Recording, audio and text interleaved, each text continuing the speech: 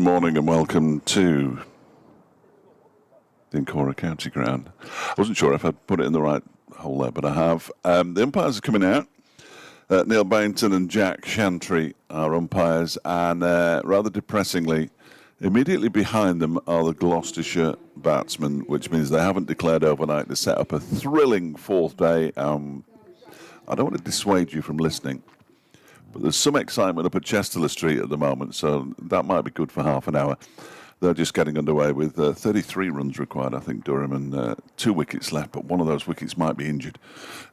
Here, well, Gloucestershire are going to start 56 behind with Ben Charlesworth on 58 from 149 balls, so unless he gets a bit of a shift on, this could be exceptionally tedious.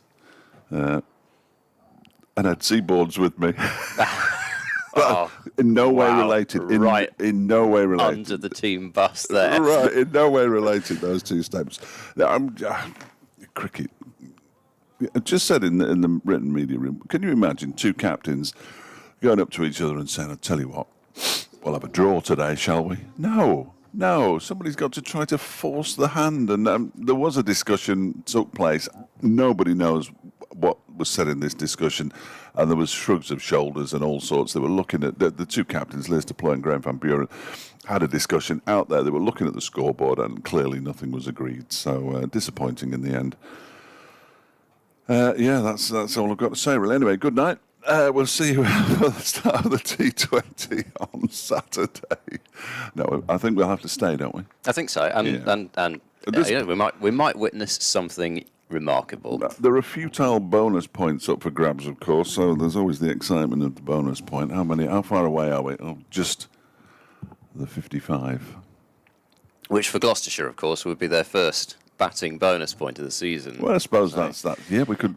There is. We got a fanfare. We must have a fanfare somewhere. There's got to be something on that. And yeah, as far as Gloucestershire are concerned, I suppose there are a few things here. Can Tom Price increase his average, which is currently at, well, it's going to gone up from 104.5 since the start of the match. It's now at 107.5. So can Tom Price get his season average over 150 or something? Ben Charlesworth, career best potentially on the line. That's something to aim for. Sam Connors to bowl the first ball of the morning to Tom Price, who on drives, and there's going to be a tumbling effort to his right hand side by Saranga Lakmal, gazelle-like to his right, leaping to stop the ball, and Tom Price gets a single first ball, 196 for 5, slightly uppish the on drive, wasn't anywhere near anybody. Certainly a shot of some force, and he did play a few shots last night. He just found the fielder with quite a lot of them, 6 from 19, and then shut up shop in the last couple of overs for the close. What I'd do is, if I was Liz to play, I'd just put everybody around the boundary and say, yeah, you can bowl and you can have a single every ball.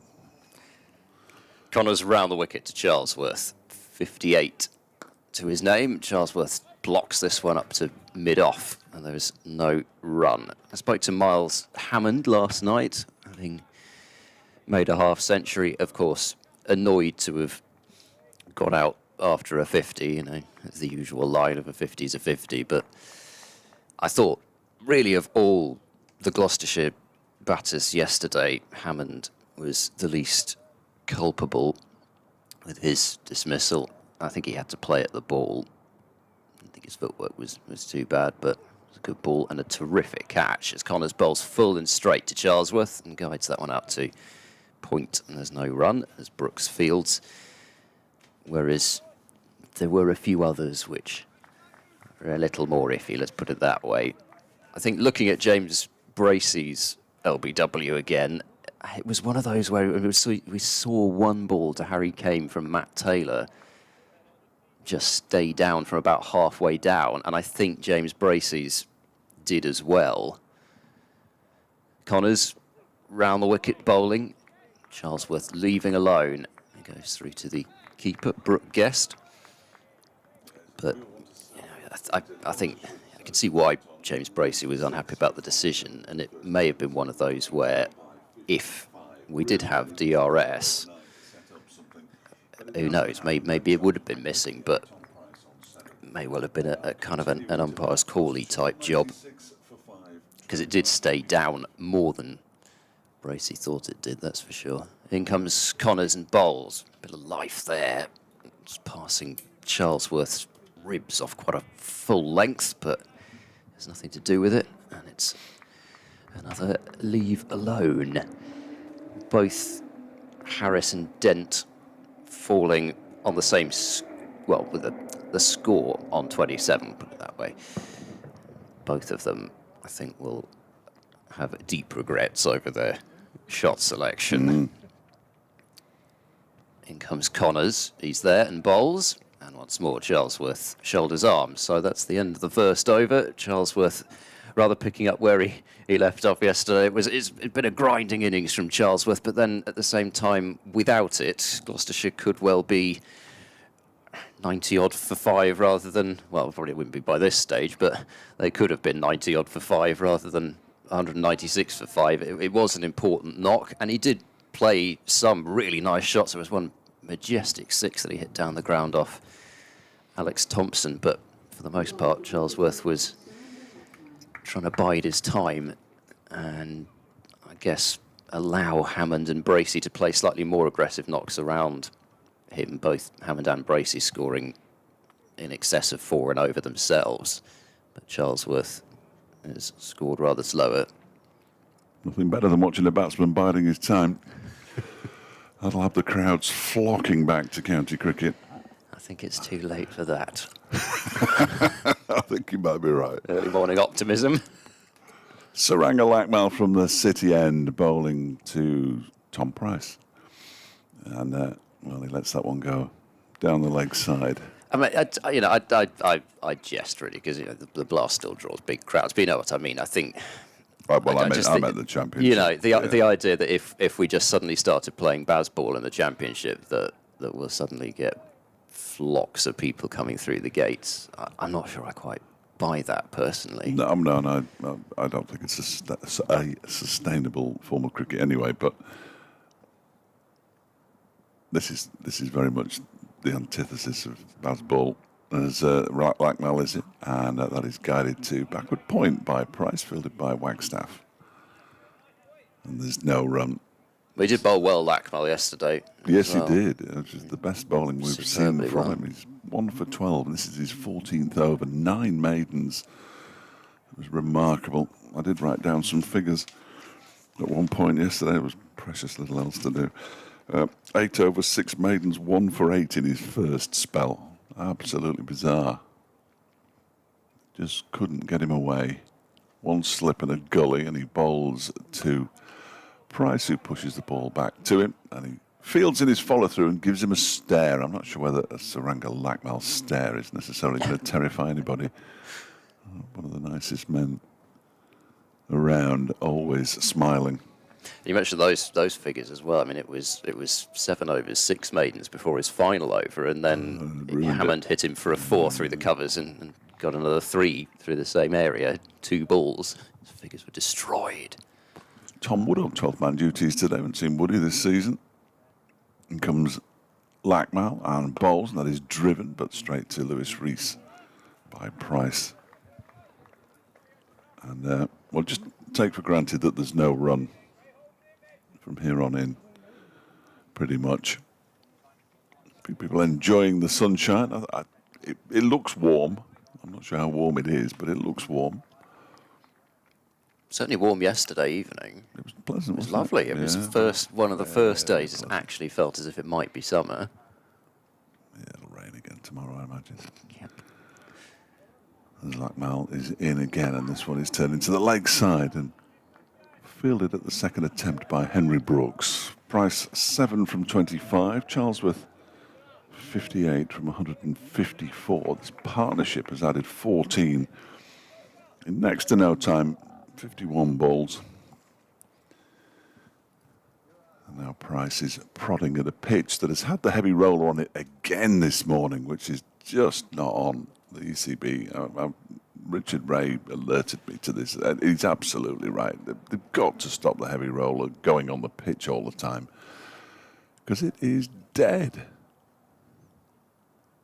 Talk about, it's all right putting a heavy roller on a T20 pitch if you want batsmen to biff the ball to all parts, but these are proper bowlers. Blackmore bowls a full toss, as I call him, a proper bowler. And Price pushes it out towards a wide, long off boundary. Leicester Ploy goes to fetch, hurls it back in, and then Saranga Blackwell catches it one-handed, standing next to the stumps. Good effort. Price has moved on to 9. Gloucestershire 198 for 5 now, 53 behind. But the heavy roller is just, it's ridiculous. Yeah, no, and I think that point is one that I hadn't necessarily thought about until you said it. Until last week when Richard mentioned it. You just suddenly realise, actually, hang on, if we have these change of innings as well, it'll be on again. The pitch could be rolled for how long it is. It was 7 minutes or something at the start, isn't it? Like that. Anyway, wait till we play with the Kookaburras. Oh, that'd be exciting. Which we are for 2 rounds. It's Connors starting a new over to Charlesworth and no stroke. It's like the Football League saying, well, we're going to play with the normal balls for most games, but for 4 or 5 matches in the middle, those little black and white ones you get at the petrol station, we're going to play with them. See if it makes a difference. What the ECB doing? Yeah. This could be a very long rant. It's only 11:10. I've got to calm down. We've destroyed several things so far. I have got to calm down. I'll get myself into trouble. Here comes Connors. He moves into bowl. Little over pitched, and it's punched on the bounce back to Connors, and no ball will add 2 runs onto the Gloucestershire score.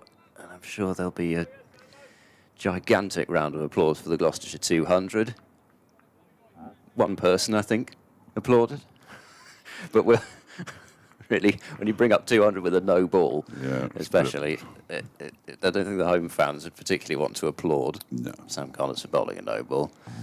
Short mid-wicket in place, just the one slip in the gully as Connors bowls to Charlesworth, tight-ish to off stump, and it's left alone. So Gloucestershire will play their 2 rounds with a Kookaburra ball at Headingley and at Chestley Street. Well, that's useful. The two of the pitches were, Headingley seems to be flattening out more and more these days as you get towards day 4. And Durham, I think, are just preparing, Actually, to be honest, the pitch at Durham this time is bizarre, wasn't it? I had to look at it on the picture feed from there. Full delivery is defended up to mid-off. Yeah, they've shaved the middle but left grass on at either end. Yeah. They certainly did that against Derbyshire. If you watched any of their videos or any of their pictures, incidentally, they only need 24 now, and they've still got 2 wickets left, Durham, if they want to beat Yorkshire. But I think what dates are those ridiculous games so I can check who Derbyshire are playing? I think they're the 2 rounds from the 25th to the 28th, and from July, so it's June, that is. Yeah. Connors bowls a full ball outside off stump, which Guest does well to take on the half volley. And then the one from the 10th leaves. of July. Yeah, that's right. I think that's right. So Derbyshire have got to play at New Road and at Hove in those 2 games, which is a bit of a shame because they're both pitches on which we've seen results either way. I mean, Sussex beat Derbyshire at Hove last year. Derbyshire beat Worcestershire, but playing with the Kookaburra, 2 draws. Thanks for coming. Connors wide of the crease, bowls to Charlesworth, who drives, doesn't time it, and it's stopped in diving fashion. To his right-hand side by, I think that's Wagstaff at cover. And there's no run. Yeah, I think Durham have obviously managed to get results at Chestley Street this season, but they've done it more through the kind of more modern approach to 5-day cricket by scoring runs quite quickly, and they've been one of the only sides that's really managed to threaten that 450 in 110 overs on quite a regular basis. Connors into Charlesworth on punch up to mid-on. Lackmell fields it. I don't know what he was trying to do there. It was almost as if he was trying to tip it back towards Connors, but anyway, no, I don't want what's on there. No run, and the over's completed. Gloucestershire 200 for 5, trailing by 51. They've added 5 runs in 3 overs so far this morning. Yeah, and Headingley, of course, last year, Gloucestershire had that thriller of a game that went right down to the wire with Stephen Patterson at the crease in his last Yorkshire game.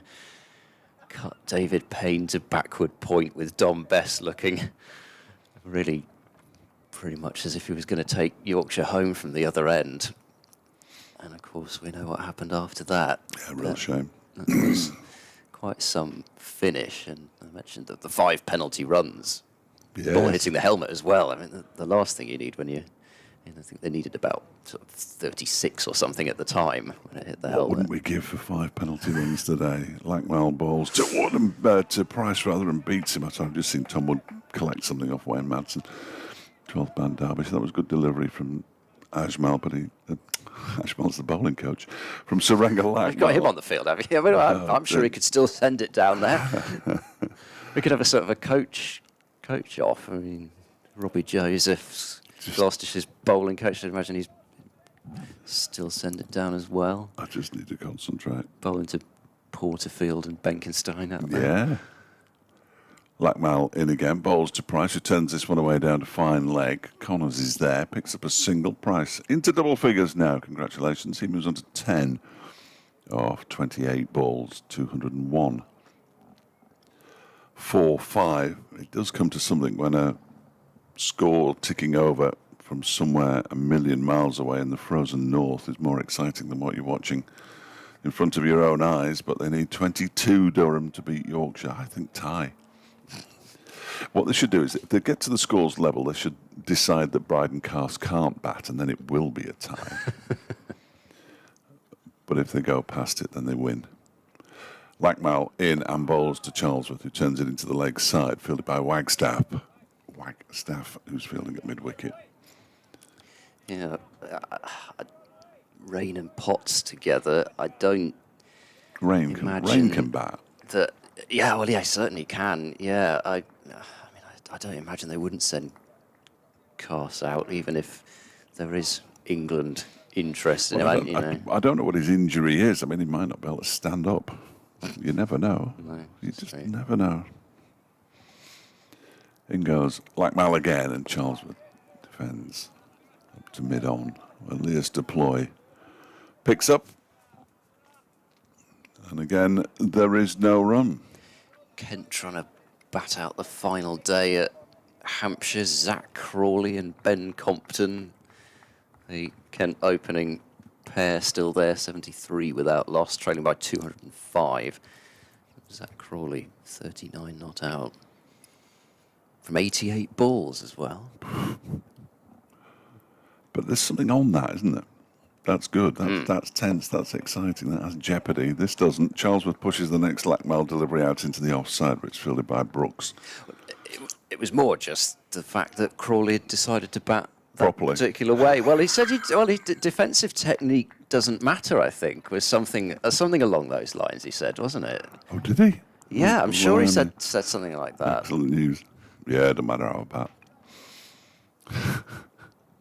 Well, I think just, the whole thing about this is the way that I bat, so defensive technique is it's overrated. Horrible cricketing phrase. Around the wicket comes Lackmell, bowls to Charlesworth, who off the back foot plays a very nice shot up towards the cover boundary. Alex Thompson chases. Charlesworth comes back for a second and moves up to 60, 203 for 5. The deficit is 48 now. That was the last ball of the over as well. Tom Price has 10. Oh, they're off. Yeah. They're not off because they've declared, of course. They're off because we've been playing for 17 minutes and they need to dry their hands, and of course they do. Has he got the towel down the back? Moisturiser or something almost look like. I think He was rubbing his hands together. Sticky stuff, isn't it? They put sticky stuff on. See, now, does Price have the towel sticking out the back of his pants? He did yesterday, but he hasn't today. He's removed the towel from the back of his trousers overnight. I assume he did it at the close of play last night, and now he's drying his hands on the towel brought on unnecessarily by the 12th man, just to slow things down a bit. Excellent work. Over rates +2 for Derbyshire, so we need to do something about this.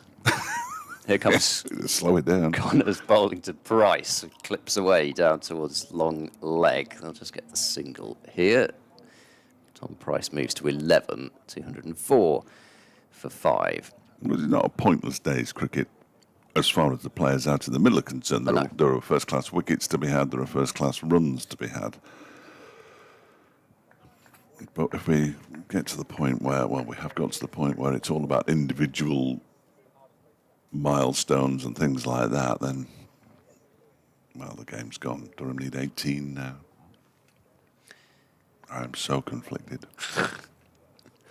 There's Connors moving in over the wicket to Charlesworth, who drives up towards wide mid-off. There'll be a run here, wide of Deploy, who doesn't go for that sort of almost submarine-style throw into the keeper this time. And wouldn't you know it, the throw was right to Brooke Guest this time. 205 for 5 with Charlesworth onto 61. It's a more accurate method he used. just threw it normally. Yeah. It was quite fun to watch, though. Burgers for lunch now today. Oh, yes, I heard about this. Yes, you'll enjoy them. They were very good last week. Okay. Well, I hope they're better than Hampshire's. Connors bowls to they will be. Price, who drives up to mid-off, bounds up there for Lackmal to field. Because the other problem with the Aegeus Bowl when it comes to lunches is you have to go halfway across the entire ground to get them. Because you've got to get down from that gantry, which is in the hotel anyway. So you've got to get out of the hotel, round the actual bowl, and to, I think it's the Colin Ingleby Mackenzie stand on the far side. I've never been, so... No. Yeah. But you can imagine, you've seen pictures of the Aegeus Bowl. It's not a small bowl. If we had to go to the permanent temporary stand, it's too far. Yeah. And the concourse is well set back from all the seating there. Here's Connors to bowl to Price. He plays a whippy-looking clip off the back foot up towards mid-on, but doesn't get a run. Deploys quite deep there. Straight over take the shortest route and walk straight over the pitch. But even then, it's a long way. Yeah. You don't cut too much down, actually, by doing that from, sort of 2/3 of the way across the bowl. So when you get there are these kind of hot plates to try and keep the stuff warm, because obviously it's been sitting there for a while by the time you actually get down. As there's a short ball from Connors, which has, in the end, gone on the bounce through to Brooke Guest. Price wound up for a big heave and then decided to pull out of it. Not sure whether... Did that strike him on the body? I thought it must have hit his shoulder the way that it died. If it didn't, oh dear. I mean, it doesn't make Sam Connors feel good if it did just die. He sort of pulled out of the hook, didn't he? And I think it must have hit. I hope it hit something. We're going leg side here. There's 2 men on the boundary and a man quite far back at mid-wicket. Halfway back. This is another short ball which scuttles down the leg side for Guest to take. Price ducks underneath it at the end of another over. 205 for 5, 2 runs from that one. But yeah, so the burger, by the time it gets there, because it's been kind of still heated on the bottom, so you get this sort of, the bottom bun has been kind of crusted. Nice, yeah. Bottom of it. And there's not much in it to start with anyway. So I'd safe to say I've had better. Well, these burgers are about 1 inch thick. Okay. Beautiful. Bit of salad, bit of coleslaw. They've got some potato wedges, although I think that's quite lazy. They really do need to peel those potatoes. Here's Lackmal in and bowls to Ben Charlesworth, who defends up towards the bowler, who just lets it go through to Lewis Reese's fielding at mid-off. It's 20 past 11 and we're talking about food. I think that should tell everyone what you need to know. That was at the top of my list of conversations. Wait till you get to the bottom. We're in all sorts of trouble. I did watch some Eurovision last night, so I thought Germany were great, but they finished last. I didn't think Great Britain or UK were very good, and she finished second from last. But Lackmell bowls. It's turned into the leg side towards Harry Kane by Ben Charlesworth. He fumbles it a little bit, Kane, but no damage done. Not a fan of the song that was written then. Well, very good. I just think she's got quite a weak voice. Oh. Yeah, quite a weak voice. If I was a music critic, which clearly I'm not, I wouldn't listen to her again. But the Germans, which was a proper glam heavy metal thing, it was terrific. They've had a #1 album in German. I couldn't tell you what they were called. In comes Lackmell and bowls to Charlesworth. That one is turned into the leg side. It's Wagstaff who does the fielding. They're racing along now. Durham, they've just hit 10 off 4 balls. They need 12 to win. Who's bowling that over? That was Matt Fisher. He's now bowled 19 overs, 4 for 62. At the other end, Jordan Thompson has bowled 13 overs, 3 for 50. Actually, no, that was Thompson. He'd just come back into the attack and conceded 10 runs in an over. Oh, dear. But he's been the hero so many times in white ball cricket, hasn't he? I mean, he's a very, very fine white ball cricketer. This one is driven by Charlesworth into the leg side, straight to Wagstaff. Yes, it was Thompson, wasn't it, who defended about 5 off the last over in the T20 quarter-final last year. Yeah, absolutely. No, he's hit a few runs, I know, at Chesterfield. Derbyshire always play the home game with Yorkshire at Chesterfield, and I always worry when he's either bowling or batting. He's a very good cricketer. Yeah, and also last week when they were saving that game against Yorkshire, he saved it with basically a runner ball 50, that's the way to do it. That's the way to do it, isn't it? That is the way to do it.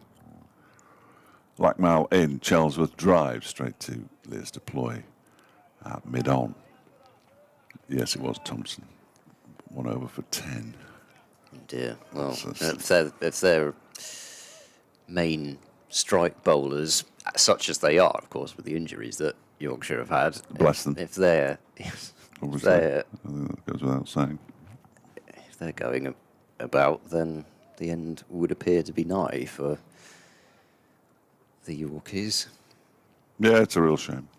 A real shame. But then, of course, it's also a real shame that Durham are going to win again. So I don't know. I've no idea what's going on. Here's Lackmell, final ball of his over. Bowls to Charlesworth, who gets an edge. He gets squared up by that one. He's going to get runs, though, down to the vacant third-man area. He's going to get 2 of them and move to 63. Ball is fielded initially by Wayne Madsen, then thrown in by Alex Thompson.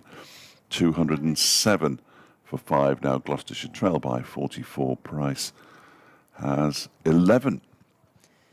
In the London Derby, Ryan Higgins is now batting with John Simpson. With Middlesex 142 for 4, trailing Surrey by 29 runs. There was the Gloucestershire reunion of Dan Worrell facing Ryan Higgins. Apparently Worrell smacked Higgins for a 6, which I didn't see, but... Developments. What? Hello? Lears deploy has shown the ball to Jack Shantry, and Jack Shantry is taking it across to Neil Bainton. This is as much excitement as we've had today so far. Well, wait till you hear this, though, because the other thing I was going to say about this... You've got more? The other thing I was going to say about this Middlesex-Surrey game is that there have been 4 wickets so far, and Ben Folkes has caught all 4. Oh, no, we like that. Yep, we like that. No, the ball's all right. So, no excitement, nothing to see here. Well, that's the second time they've tried to get it changed, isn't it? There was one last night as well. Is that not it? You're only allowed 2 goes per ball? I don't think so, but I thought we were... Yeah. I think it's more just the fact that so often the third time they toss it to the umpires just have had enough of getting the ball and think, well, we might as well just change it now. Change it. Get it changed. There's only, 13, well, I'd say only 13 overs. It's quite a long time, I suppose, but there are 13 overs to go until a new ball At the rate this due. game is moving, about an hour and a half. Yes, it's been roughly IPL pace so far. Here comes Connors to bowl to Price, who's in behind that one and defending it to the short, straight mid-wicket fielder. Which, if it's IPL pace, makes it all the more astonishing that the commentators can find so many things to be positive about, because I can find nothing here. And yet, if you were watching an IPL game, and I don't watch the IPL at all, apart from the odd occasion, obviously, otherwise I wouldn't know this, but they are unmitigatingly optimistic and upbeat no matter what's happening, and that is just awful. I'm off. Connors is in and bowls. Price works it into the leg side, past umpire Bainton, out towards deep square, and a single is taken. Tom Price moves to 12, 208 for 5. Well, it's one of the many reasons why when I do get the opportunity to watch it, I will sync up the excellent Sports Extra commentary along with it, and hearing some of the dry remarks that are made about the length of time that things are going is one of my favourite parts of it, actually. So it turned what should have been the worst part of it into one of the best. Connors is in over the wicket to bowl to Charlesworth. He bowls him a bumper, which Charlesworth doesn't really have to incline too far away from him. It wasn't the worst directed delivery from Connors, but there's not masses of pace out there for him. I mean, he's trying to bend his back, but it does seem as if this surface has just died even more thanks to that heavy rolling. The grass on the pitch is looking much deader than it did yesterday after having a pretty much full day of sun. As Charlesworth plays a really loose shot there. He tried to drive the ball through the covers without moving his feet at all. You could almost, you could certainly see it, at least a couple of stumps, I would imagine, from straight on, and we could see all three from basically long off. So he didn't really move his feet much, and wafty looking drive from Charlesworth, which he's fortunate not to have edged. It's just the one slip in the gully, and actually Gully, Haider Ali has just taken a couple of steps closer to Charlesworth now. Connors moves into bowl, and Charlesworth just dabs that one out into the covers. And there's no run. Lancashire taking on Somerset at Old Trafford. Somerset 136 for 3, with Tom Lammonby 52 not out. He scored 38 from 184 balls in the first innings. James Rue with another century.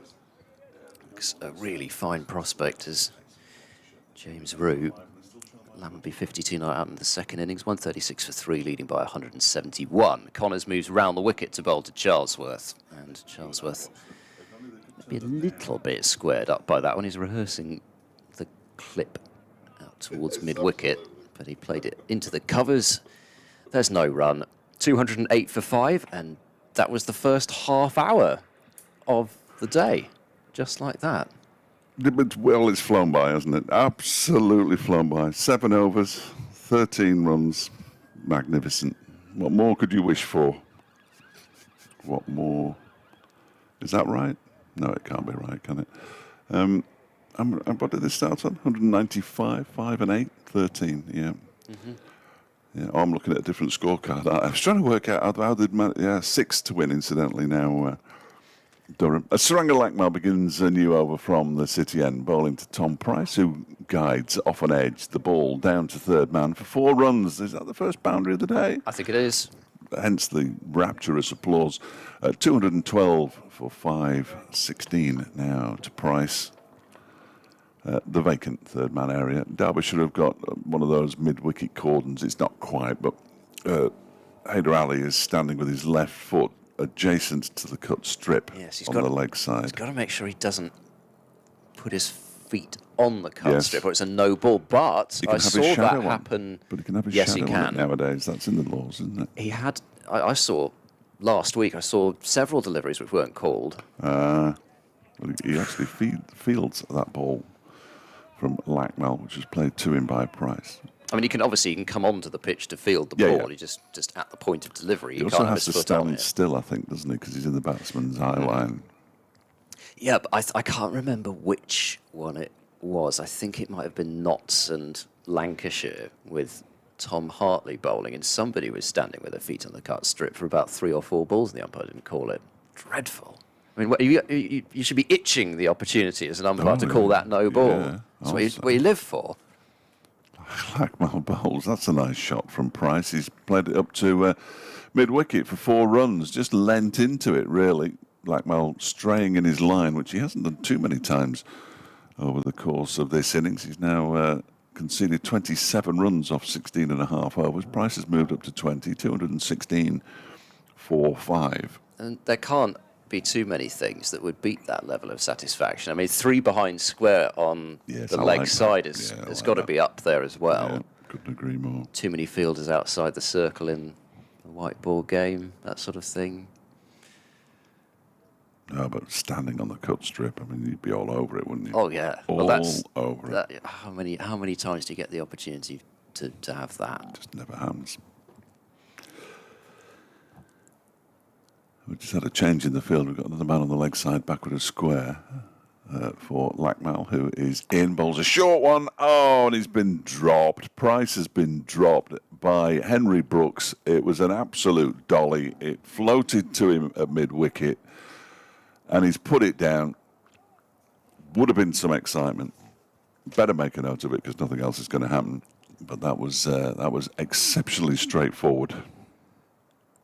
Yes, that will have you putting your arms by your sides and, well, the double teapot as he's got out now, trying to work out just exactly how that catch wasn't taken.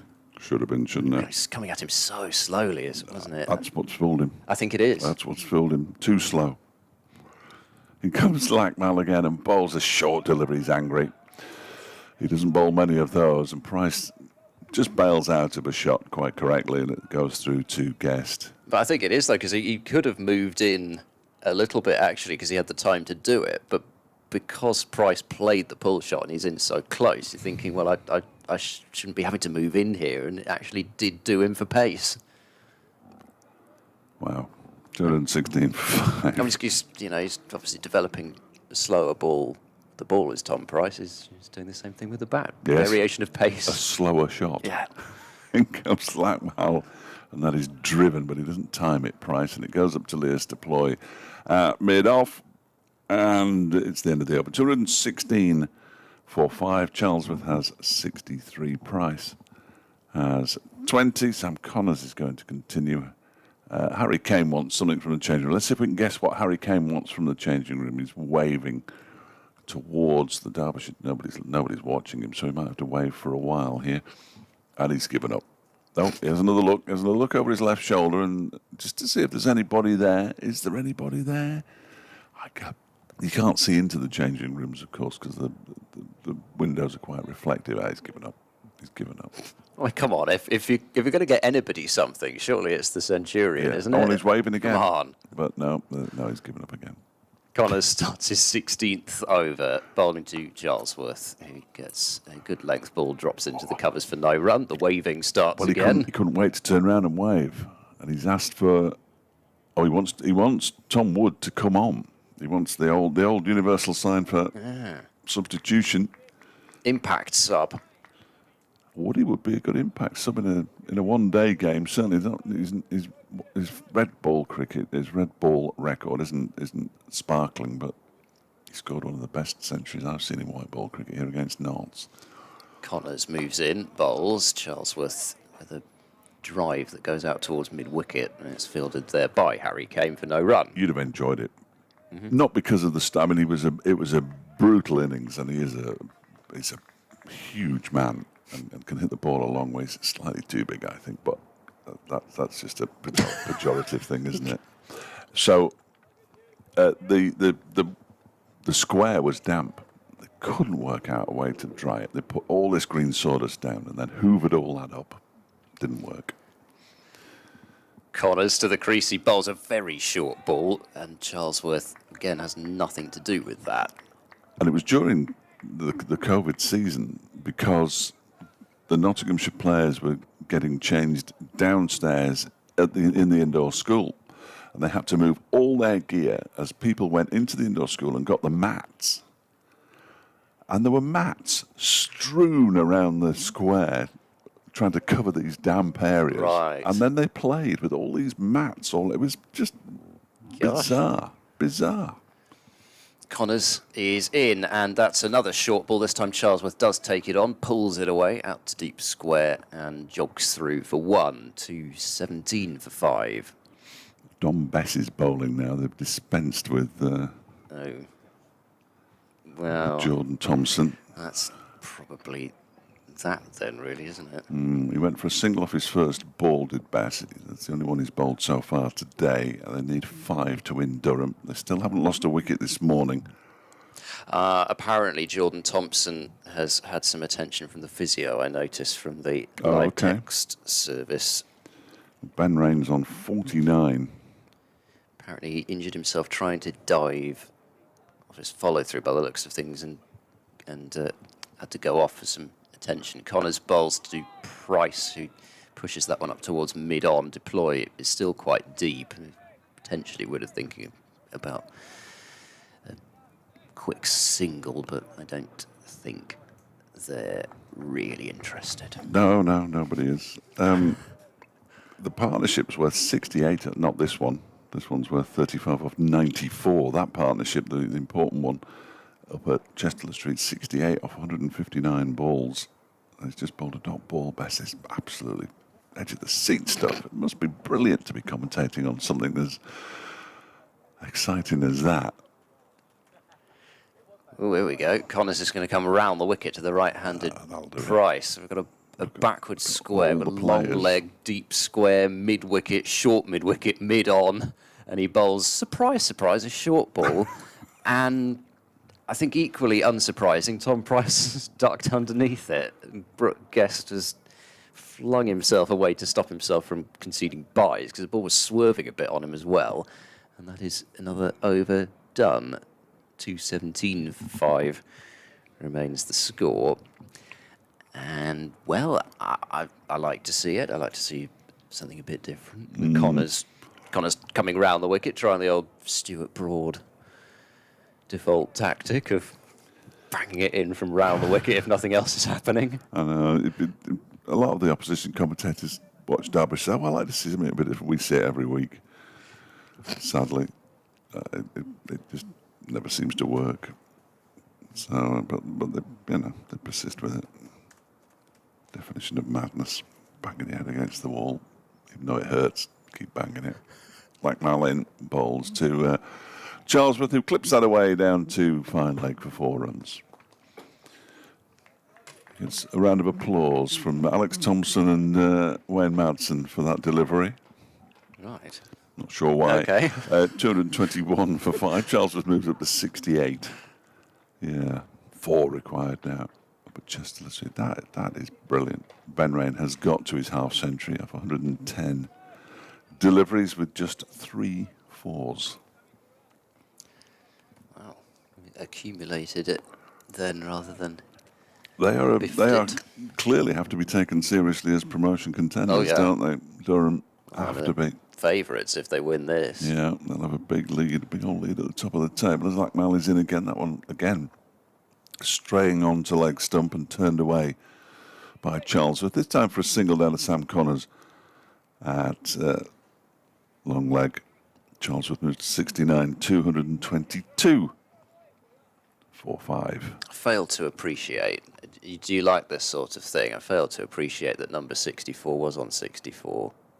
Briefly there. It never even crossed my mind. No, and I had actually several deliveries to make notice of it, and I thought I might notice it before it happened, and then it did, and I didn't. There we go. Got to get the excitement where you can get it. Lackmal in and bowls to Price, who does take on the short ball, but it hits the ground very quickly on its way down to long leg. Sam Connors again. He'll have to move from one side of the ground to the other. Price moves on to 21, 223. Although it's gone up to 226 for some reason. There, it's gone back to 223 for 5. Phew. I thought I'd missed a 4 there. I was fairly sure. Glowering into the scorer's box, demanding an explanation. I was fairly sure it hadn't gone for 4, but it hadn't. And here was Lackmal around the wicket to Charlesworth, who's just sort of edging that into the ground to backward point, where Thompson fields. and there's no run. Almost 45 minutes gone now. I mean, the 6 hours of the day's play will absolutely fly by. Surely it won't be 6. Well, 5, yeah, that's a good shout. It won't be now, will it? And I think, if there's a change of innings, they can make it 10-5 as well. Yes. Yeah, you're right. Lackmal in and bowls to Charlesworth, who's edged that one where second slip would be, down to third man for 4 runs. He moves into the 70s, 73 off 184, 227 for 5. That would have been straight to Hayder Alley had he not been standing at leg slip. If it had been at second slip instead. Why they've got a leg slip, I've no idea. Well, I mean, I suppose that was why he was being applauded for bowling the ball on the pads for Charlesworth to clip for 4. I suppose they decided that was how we were going to get him out. But they didn't have a leg slip there at the time. Oh, was it? I was more like gully, wasn't it? Yeah, so he's moved to where the ball was. True. But will he be moved now to where that ball went? Probably not. 3 to win, incidentally. They've just got a leg by of Durham. I like a good leg by. Yeah. Leg by. Essex had a leg by last year to beat Somerset at Taunton. I remember that. Shane Snater leg by. Got them home. Lackmal ball. Short delivery. It's in the air down to long leg, but it bounces about 5 yards in front of Sam Connors. They go through for another single. Charlesworth moves to 74 at the end of the over. Price has 21. Partnership 46 off 101 deliveries. 228 for 5. Gloucestershire trailing now by just 23. Let's hope parity is what they do want. And then we can all, it would be pointless by then. There are 86 overs. I suppose Derbyshire could bat for 35 and thrash it around and set something up, but I can't imagine that's going to happen for a minute. I'm hoping that now that it looks as though Durham are going to win, although I haven't ruled the tie out, that if they do win, it's a no ball. And a Dom best no ball at that. Here comes Connors once more. Bowls to Charlesworth, tucks it into the onside, fielded by Lackmal at mid-on. There's no run. You just want it to be achieved in the least exciting way possible. Yes, I mean, I've got nothing. Dom's a really nice lad. He came up when he was at Warwickshire and did some commentary with us in a game there, and he's a thoroughly nice lad. And I'm only wishing it on him because he's a spinner, and that would be more hilarious than if it was one of the quicks and he's back on to bowl now. Here is Sam Connors. He bowls to Charlesworth, who clips away out towards deep square. That will be a simple single. Charlesworth 75, 229 for 8. There were 2 runs away from victory, Durham. So I got excited because I've got the BBC's live text service in front of me, and I saw the wicket alert. And you just never know where that wicket alert's going to be. It could be anywhere. It could be absolutely anywhere, couldn't it? As it turns out, it's Simpson out in the London Derby and caught, folks. Ooh, 5 in a row. We're still on. That wicket alert could be anywhere apart from here, really, couldn't it? Well, I suppose I would take my lack of attention to a new load. Price drives to mid-on, and this time does take on Deploy with a single and gets there quite easily. 230 for 5 with Price up to 22. Yes, I think if you were to find out that a wicket had fallen from the live text service for the game that you're actually commentating on, that might be completely missed it. Might be a first. Maybe by the end of the day we might get there, but oh dear. Connors round the wicket to Ben Charlesworth. He's there now and bowls. That's a very short delivery, I suspect, especially given that Charlesworth is a tall man, yet one for the over rather than anything more than that. I think also, rightly, umpires tend to be quite lenient when the batter has actually ducked, because if you felt as if the ball might hit your head, for me that's pretty much good enough to say that it wasn't particularly far off. So I don't think that's one particular no ball where I don't think the umpires are out to try and get the bowler. Connors bowls to Charlesworth, who just plops that one out into the covers, and there's no run there either. We're now getting updates on dot balls from the Durham-Yorkshire really? game. That's how tense it is. Yeah, first ball of the 81st over, ball by George Hill. Right. Well, his golden arm is George Hill. He needs to be. They need 2 wickets, and they need them quickly. Slightly odd squat from Harry Kane at mid-wicket. Connors bowls a leg stump full delivery to Charlesworth, who tries to whip it away but finds Lackmal at mid-on. And there's no run, 230 for 5. It was a slightly disturbing looking squat from Harry Kane as he held the pose for a few moments. Anyway, less said about that the better. I think 230 for 5.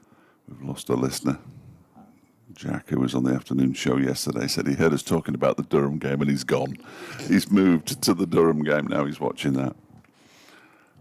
Although I'm not sure his latest message, which I can't read out, is necessarily true. But he said he apologises for calling cricket boring last year. Oh, wicket. I was going to say, I saw a red blob over there. Oh, my word. Bryden Cast has come out to join Ben Rain with 2 runs required for victory. The tie is on. The tie is on. Wow. Let's be having you. Here's, it's Henry Brooks bowling down the leg side to Tom Price, and well taken by Brooke Guest behind the stumps. I missed the wicket because I was looking at my messages. So Potts was leg before wicket. Hill. Yeah, golden arm. Yeah, and apparently he's just taken the new ball as well. Oh, yes, 81st over, of course. Wow. The required run rate is 0.03. No, it isn't. No, it isn't. That's what they're... Yes, it is. 0.03. There's a pull attempted from a ball that wasn't really there to be pulled. The ball goes up to Saranga Lackmal, who has a shy at the stumps. I say at the stumps. What I mean is sort of towards the pitch.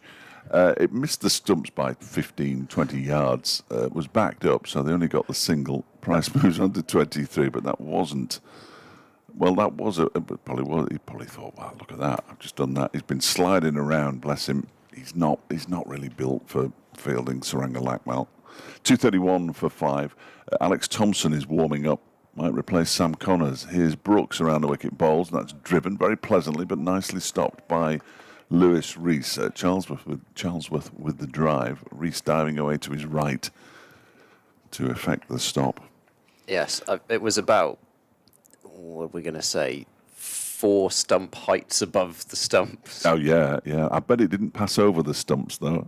Yeah, no. I think if you'd have carried on drawing the stumps upwards, miles away. I think that rivals Marchand de Lange's throw, even though it went for 4 overthrows, that one. Brooks bowls, defended out into the offside this time by Charlesworth, straight to Lewis Rees. De Lange's throw, which overshot Bracey and went for 4 overthrows, just a simple throw-in off a regulation turned down to long leg, which both of us ended up not even watching as the ball sailed over the keeper's head. There just didn't seem to be anything that could possibly go wrong with it, and all of a sudden Van Buren was fishing the ball. They're shaking hands. The boundary. They're shaking hands. Oh, are they? Yes. Durham have won by 1 wicket. Next delivery is short from Brooks and pulled around the corner. Nicely stopped by Wagstaff on the boundary, tumbling. Got both hands to it. Durham have won by 1 wicket up at Chester Street. So welcome back to all the listeners who left us to go and join that one. Winning runs scored by Bryden Cast, the injured Bryden Cast. He got a couple in the end. And Durham win. So there we are. We can stop watching that now. So they didn't get a batting point, did they? No, nobody got above 250. This one's clipped into the leg side by Price. Out towards the mid-wicket boundary where Alex Thompson is fielding. Price moves on to 24. 233 for 5. Gloucestershire trailing by 18. So they'll just have then the 23-point lead over Glamorgan as it stands, though Sussex could get a bit closer with a win against Leicestershire. However, well, it's actually saying, however, Leicestershire have lost their first wicket of the day. That'd have Sol Budinger for 17. Another wicket for Finn Hudson-Prentice, who took 4 in the first innings, and he's got another one in the second. Leicestershire trailing by 103. So they don't have to bat the entire day, but they've certainly got to bat for quite a while. And if Sussex can win, then they will open up a bit of a gap potentially in second place, because they started proceedings level on points with Leicestershire, 52 points apiece. And in fact, both 1 win, 3 draws. So I suppose it was batting points, or does it go to batting points or bowling points first? I think it's batting points first. Alphabetical order, surely. Well, they put Sussex above Leicestershire, though. Reverse alphabetical order. No, I like alphabetical order, because if anything is decided on alphabetical order involving Derbyshire, they would always have the advantage. Well, I mean, Gloucestershire They're do going to call okay with that as well. Durham might change their name to Cricket Club Durham, like AFC Bournemouth have done in the football, to try and beat the alphabetical order nonsense. So, yeah, Cricket Club Durham, I'm sure. They've always been called that. Always been called that. What are you talking about? Spin. Yeah, at least it'll move a bit quicker. Potentially. Alex Thompson for the first time today. 12 overs, 2 maidens, 0 for 52. His figures so far. Both Charlesworth and Hammond took him downtown. Thompson into Tom Price, who works into the onside. It'll be a single out towards Ford square leg, fielded by Haider Ali. 234 for 5. Speaking of cricket club, I should mention that today is a landmark day for women's cricket in the southwest, because it's the start of the new West of England Premier League women's competition, just the second region in the country to have one of those. And I believe it's Dumbleton versus Taunton Dean. So a Gloucestershire-Somerset rivalry, I suppose, in that later today. And of course, also Gloucestershire, their county women's team, is taking part in their T20 finals day at Seat Unique Stadium, Bristol today. As down the pitch comes Charlesworth and drives it away out towards deep cover, picks up a single and moves on to 77, 236 for 5. So Gloucestershire's team taking on Dorset at the moment, and I've clicked on the scorecard and I can't see a score, so there we go. Anyway, it is happening, I promise you. Thompson bowls to Tom Price, who sweeps it round the corner. He'll pick up 1. They might think about pushing for 2 here. Tom Price wants to come back. The throw comes in, and Guest tries to tip it onto the stumps and misses, Dhoni style. Well, actually not Dhoni style, because I meant in terms of trying to tip it onto the stumps rather than, yes, because Dhoni tended to hit when he did that. Or still does, of course, because he's still playing. Tom Price gets 2 and moves to 27, and it's 237 for 5. Thompson into Price, who plays the big shot over towards wide long on, and it will... Oh, that's a magnificent piece of fielding. They're going to get 3 for it, but I thought that was 4 for all money. But Rees, to his right-hand side, has gone into the tumble turn and stopped the ball only millimetres from the boundary rope and denies Tom Price a 4th run. He's on to 30, is Tom Price. Gloucestershire 240 for 5. That is the Tom Price preferred option. He's going to try and take the spinner down. As Charlesworth drives hard, but straight to short extra cover, and there's no run. It does like that wide long on region, does Tom Price.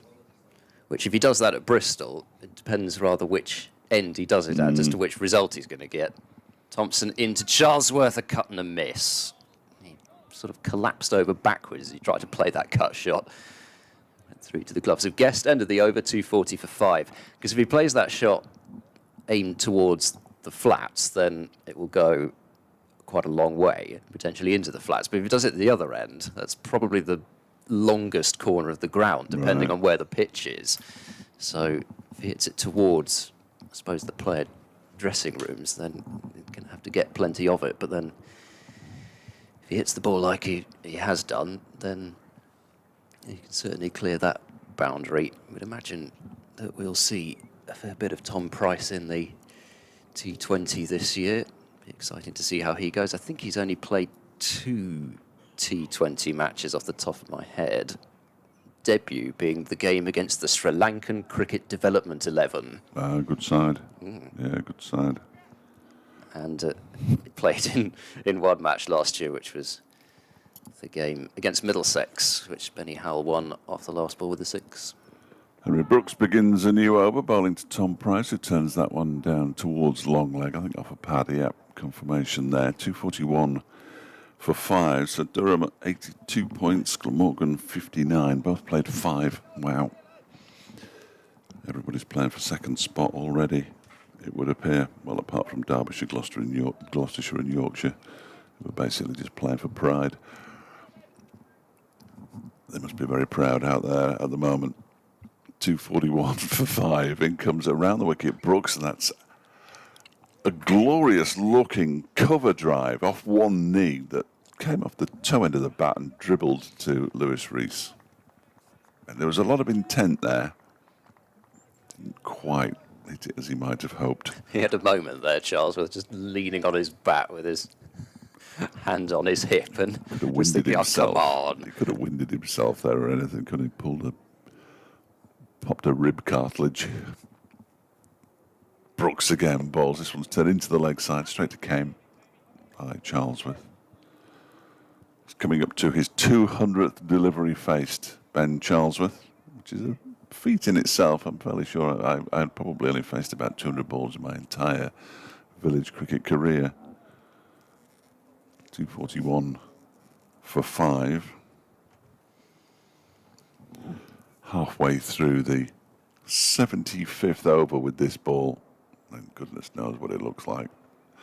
He's in again. Bosch bowls short, lifted into the leg side, but again dropping short of the fielder. This time it's Wagstaff out on the backward square leg boundary, and he picks up another single. And that is Ben Charlesworth's first-class career best. Excellent. Oh, well, we can declare now, can we? Trailing by 9.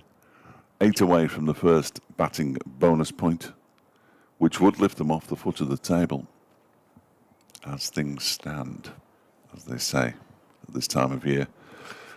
In comes Brooks again. That's pulled into the leg side rather agriculturally by Price for a single. Now then, the ball has overshot from Thompson. The throw overshot Brook Guest. It couldn't be stopped by Wayne Madsen and was further backed up, fortunately, by Mitch Wagstaff. So just a single, Price to 31, 243 for 7. News on already. 1 ball to go in the over, we're laughing. Unless he bowls a no ball. Brooks is in, and that one is turned into the leg side. Harry Kame allows it to go through to Leas to Ploy, end of the over. 31 to Price, 78 to Charlesworth. Partnership 61. 243 for 5, trailing by 8. Got another one of these ODIs between Ireland and Bangladesh going on today at Chelmsford. Where else would Ireland play Bangladesh but Chelmsford? Apparently the thought was that they would be more likely to get the games in because it always rains in Ireland. I mean, it says something, doesn't it, when the country's got to move its home games to another one because they think it's going to rain. And lo and behold, of course, the first game of the series was rained off. And so Ireland, who could have qualified directly for the World Cup by winning all 3 matches, ended up frustrated. Price is slapping this one back to the bowler, and he's dropped him. So it is another dropped catch off Tom Price's bat. He was put down on 20 by Brooks at mid-wicket, and Alex Thompson got Tom Price to play the aggressive shot. It was just a sort of a straight slap off a full delivery back to him. Hit fairly hard, but Thompson would have expected to take the catch.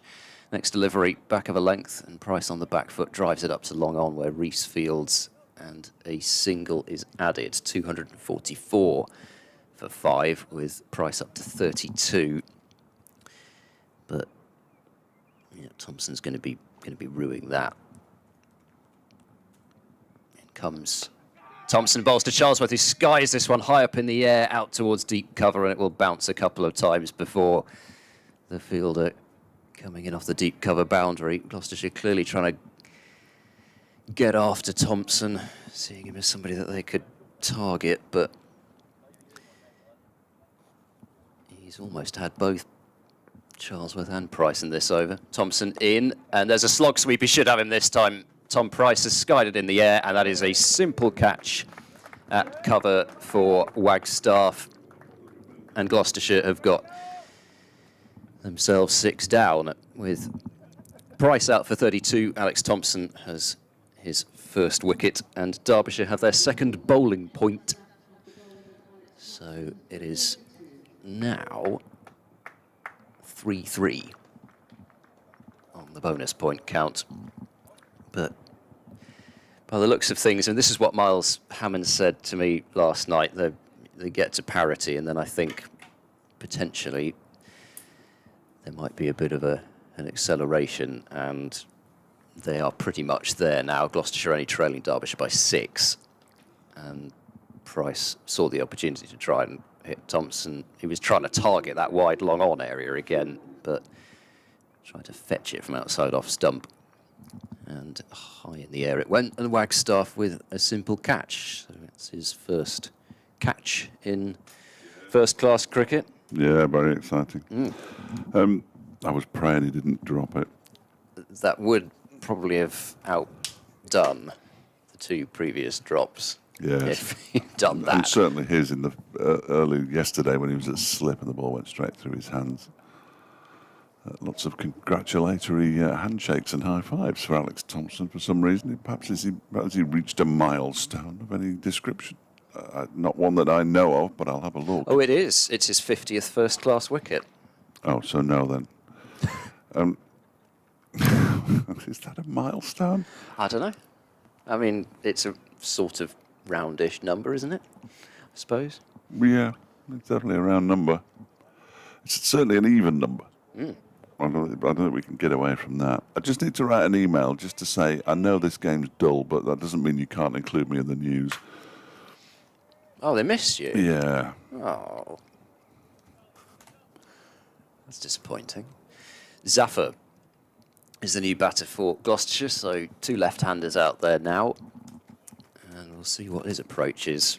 The field's mostly up for him, apart from a deep backward square and a cover.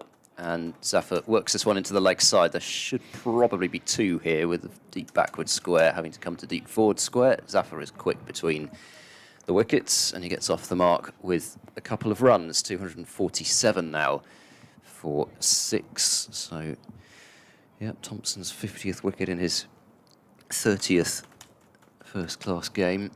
He moves into bowl to Zafar, who tries to drive up towards mid-on and skews it to deploy at mid-wicket. 247 for 6. It's difficult to send this kind of email. I'm going to discard that because that sounds like I'm having a go, and I'm not. I don't want to have a go at Peter. So I'll send him a WhatsApp instead. Is that better? A strongly worded WhatsApp rather than a strongly worded email. The thing is, with WhatsApp, I can put some laughing emojis on and sort of make it feel better. Okay. Does that make sense? Yeah, I suppose so, yeah. I think the emojis always lighten things a bit, especially, you know, you can get the emojis on email, but it doesn't quite have the same, you know. Yeah. Oh, no. Relaxed feel to it. He's Did already... you get the wrong emoji? Peter's actually sent me a message. I'm not having a go, Peter. In comes Henry Brooks, bowls to Charlesworth, and the ball is stuck in his pad. Excellent. He can't get it out either. There we go. Handled ball. Is that not out? I think we'll have him for that. It used to be, I suppose. Still should be. You know, the fielder used to be able to reach in and get it out, and that was a wicket. But no. Now, as soon as it's lodged, the ball is dead. Is it? Yep. Oh, is that in... Oh, I'm afraid that is in that nasty old book of laws. Yeah. I'll reply. Oh, Brooks bowls, and it's carved over the slips heads down the third man by Charlesworth for 4 more. There was a sort of leap by Leas deploy. but unfortunately couldn't get anywhere near it. And the numbers don't lie. Gloucestershire have reached 250 and have a batting bonus point. This is not a practice.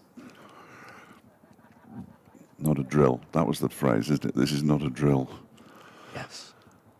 Yeah, so they've got parity, but no sign of a declaration. In comes Brooks again and bowls. That one's turned down. They're in front now. Now they can declare.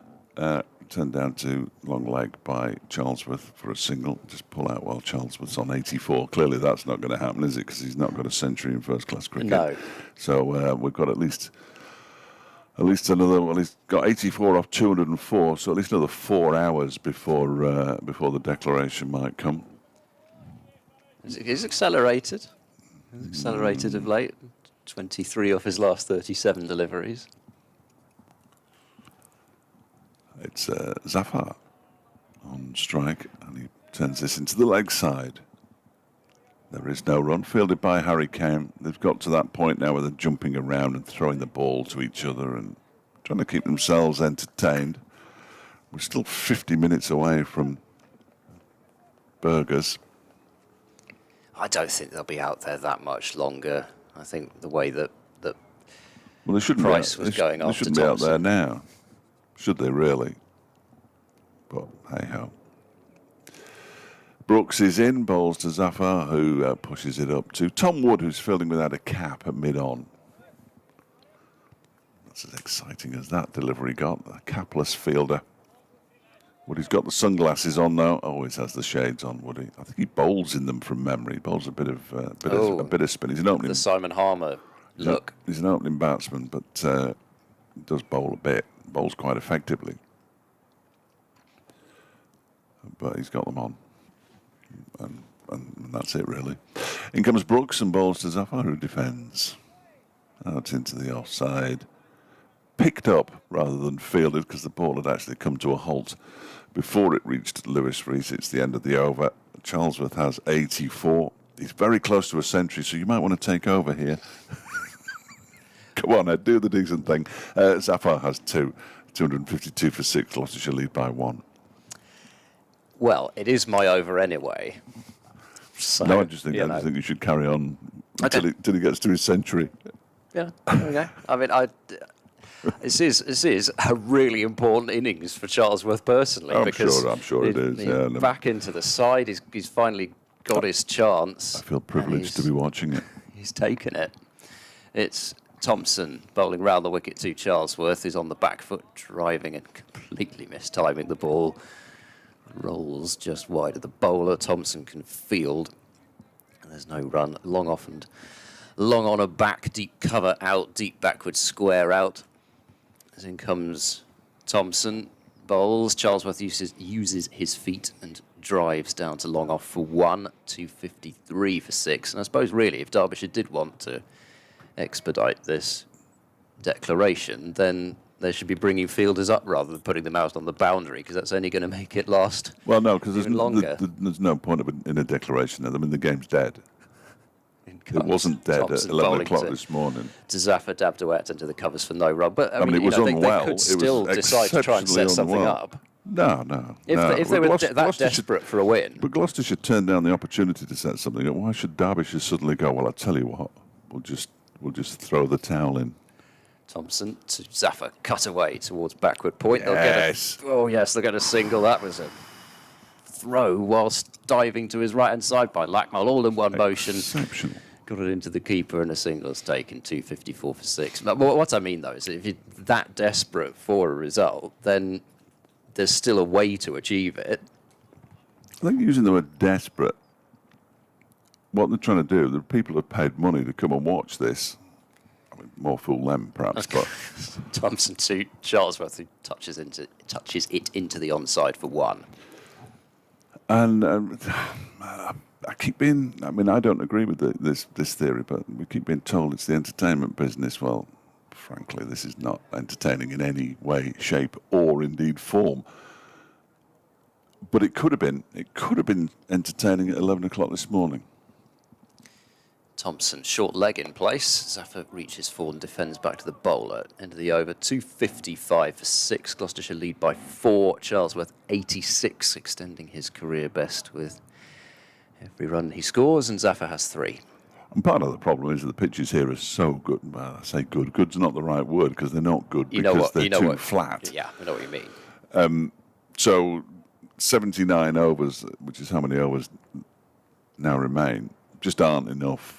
And I'm not sure that 96 were enough, in all honesty. Yeah. We were certainly never going to get 25 wickets today. So would we have got 15? Probably not. And I think on that logic, pretty much any target that Derbyshire set, Gloucestershire would either have the opportunity to have a go at. New over, pushed out into the offside. Single taken by Charlesworth, moves to 87, yeah. You know, they'd either have the opportunity to have a thrash at it on a pitch which was not going to offer them too many demons, or you just get to the stage where they were able to shut up shop and we end up with the draw anyway. Well, the number 8 batsman, and I know he can bat, but Zaffa hasn't looked in any trouble whatsoever, has he? And I know the ball is old and all the rest of it, but yeah, pitch is just too flat. Short delivery from Brooks, no ball. 258 for 6, lead up to 7. And it was a similar situation in Gloucestershire's first game of the season against Glamorgan, where, needless to say, the Glamorgan commentators desperately wanted Gloucestershire to declare and set Glamorgan some sort of a total that they would no doubt have been quite likely to chase down. Or again, they get to 5 down or something like that and think, well, that's enough. We shut up shop and block things out. And the cricket that we saw towards the end of the day just bore that out. If they wanted to block, they did. Brooks bowls, clipped down to long leg, fine leg by Charlesworth for Zaffa for a single. He moves on to 4, 259 for 6. Yes, absolutely. But the problem here was that we were still in the first innings, and it needed something setting up. Well, if Gloucestershire had been batting second time around and now had a lead of 8. I wouldn't have expected them to have declared, clearly. Well, mainly because they'd have lost, but Charlesworth pushes that next delivery out to the offside. But, I wouldn't have expected them to go out this morning and hammer the ball to all parts and risk getting out, because that would have been a proper game of cricket. But this is just dull. The sun's disappeared. Well, it hasn't, but the cloud has arrived to block it out. And the other thing is, along with similar discussion to before, so many pitches are like that in this country, and nearly all of them are, which is why it's the whole thing of Stokes wins the toss and elects to chase. Yeah, absolutely. Driven by Charlesworth. Up to Lackmount, routine stop, 259 for 6.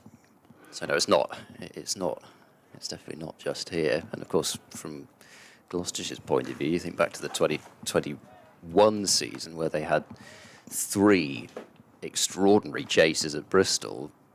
One against Surrey to start the season. They chased 348 inside 82 overs against Leicestershire, chased 266 against Northants. Next delivery, well, he's edged it through to the keeper. Oh, Charlesworth, what are you doing? Ben Charlesworth is out for 87, trying to manufacture a shot from a short ball and misses out on what would have been his maiden first-class century, albeit at the moment by 13 runs, but he was under absolutely no pressure out there, and he's feathered it through. Henry Brooks takes the wicket, and Gloucestershire are 259 for 7 now. They lead by 8, which is immaterial, but Ben Charlesworth, what have you done? Yeah, and it's not a shot that he's played once in his innings yet, trying to play a uppercut over the top of the slips, and like you say, there was 100 there for the taking, and that will be so irritating for him on the Aussies' bogey number of 87. He's just tried something that he didn't have to. There was, you say, it's not as though they're trying desperately to accelerate or anything like that. There was no pressure on him to do anything other than keep going the way that he was going, and he's tried the uppercut and feathered it through to the keeper. Disappointment for Charlesworth, because it would have been really, there is It's the school of thought that 87 is only 13 short of 100. What does the actual three figures matter? But when it's your first, Yeah, absolutely. it matters a huge amount, and it should matter a huge amount. Yeah, it also takes pressure off you in future innings when people say, well, of course, Yes. he hasn't got a century yet. If he gets into the 80s again, then that will still be a concern to him. When you've got one, yes, you want more, but you've got one, and therefore you know how to think your way to three figures. That's just Marchant de Lange's the new bouncer. Yes, now this will not be dull. Well, good. Perhaps he should have come in before. Yes, he's already wheeling his arms around in windmill fashion. So Henry Brooks to Marchant de Lange, who's already looking around and working out where the gaps are. He's not interested in the game. He's looking at the size of the boundaries. Yeah. He's taken. Brooks is in, and a short delivery. He ducks underneath it, and it's the last ball of the over. So that's the end of the fun for now. But it will continue as he continues to windmill his arms around. He was walking down the steps last night. I've never spoken to Marchant de Lange, and he looked up. He was messaging somebody or something. And he just smiled at me and said, "Have a good evening." And I'm thinking, yeah, you are a nice man. Yep. And I'd like to have a conversation with him at some point, but it seems unlikely. But yeah, he's a big man as well. Jack Chantry was one of the tallest cricketers you're ever likely to see. One more over to the new ball, into the second new ball. And he's dwarfing Jack Chantry, mainly because he's probably about an inch or two shorter, but he's about 1.5 feet wider. That's it, isn't it? He's just so strongly built. Chantry's quite tall and thin, but yes. Lean. That's yes. I was going to say beanpole, but that's exactly what he is. Zaffer facing up to Thompson. Zaffer drives it out into the covers for no run. I mean, de Lange might block a few deliveries, but it's only a matter of time before he does swing for the hills. Thompson to Zaffer, who goes for a sweep and sends it away fine. He'll get at least a couple of runs here. The ball's going out towards the boundary and will go over it for 4 runs. He got enough on it. Zaffer gets his first boundary. Gloucestershire up to 263 for 7. So it wasn't the best directed delivery, I'm afraid, from Thompson. It was well down the leg side. And ripe for the sweeping, which is what Zaffer did. So now there's a fielder going on to the 45. Thompson in and bowls. Zaffer drives firmly out into the covers. They'll just get the single, though. Harry Kame is quick across the ground from deep cover. And we'll get de Lange versus Thompson, which this is good, isn't it? Quite excited to see what de Lange's got planned here. He'll probably defend the first ball, but like I said, he might block, but it's just, he just decides whether he's going to block the ball or whether he's going to try and hit it out the ground, probably before the bowler's even rounded at the end of their run. It's got quite a long square boundary. Here's Thompson then to de Lange, and there we go, he blocks it. Blocks it right up the pitch. Couldn't have played it any softer if he tried. He knows he's playing first-class cricket. Right, I've done that. Surely, that's my block. Here comes Thompson to de Lange, and he blocks it again. Studied forward defence, head over the ball, plays it out into the covers. But you see, this is a great thing. Even when de Lange defends, it's still an event just because he hasn't tried to smash it into Chesterfield.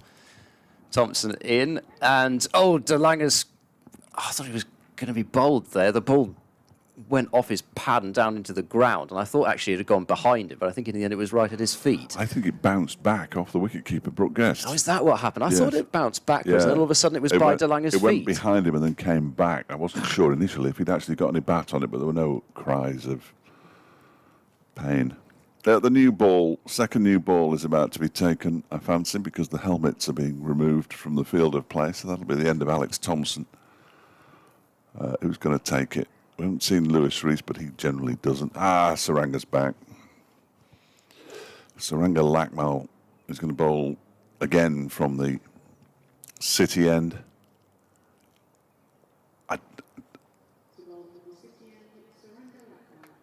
Did they take? Have you seen have they taken the new ball? Oh, they have taken the new ball. I don't know why I whispered it then, because I've got glass here. I whispered it into a microphone, which everybody could hear.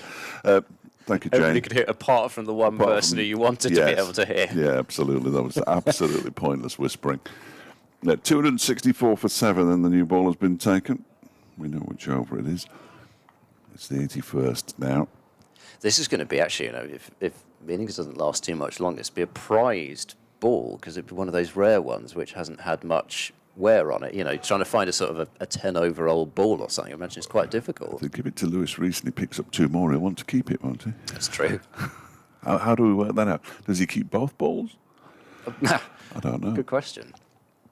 Lackmal then around the wicket to bowl to Zafar, who guides this out to backward point, where it's fielded by Haider Ali. Yeah, I don't know. No, surely, sure. The old ball would make more sense in terms of wouldn't be required, but then surely you want the one that you actually took the fifth with. Yeah. I don't think that Lewis Rees is going to even get a sniff of it, so Stephen promised to tell me who the 12th man was, but I've forgotten already. Was he called Price? No.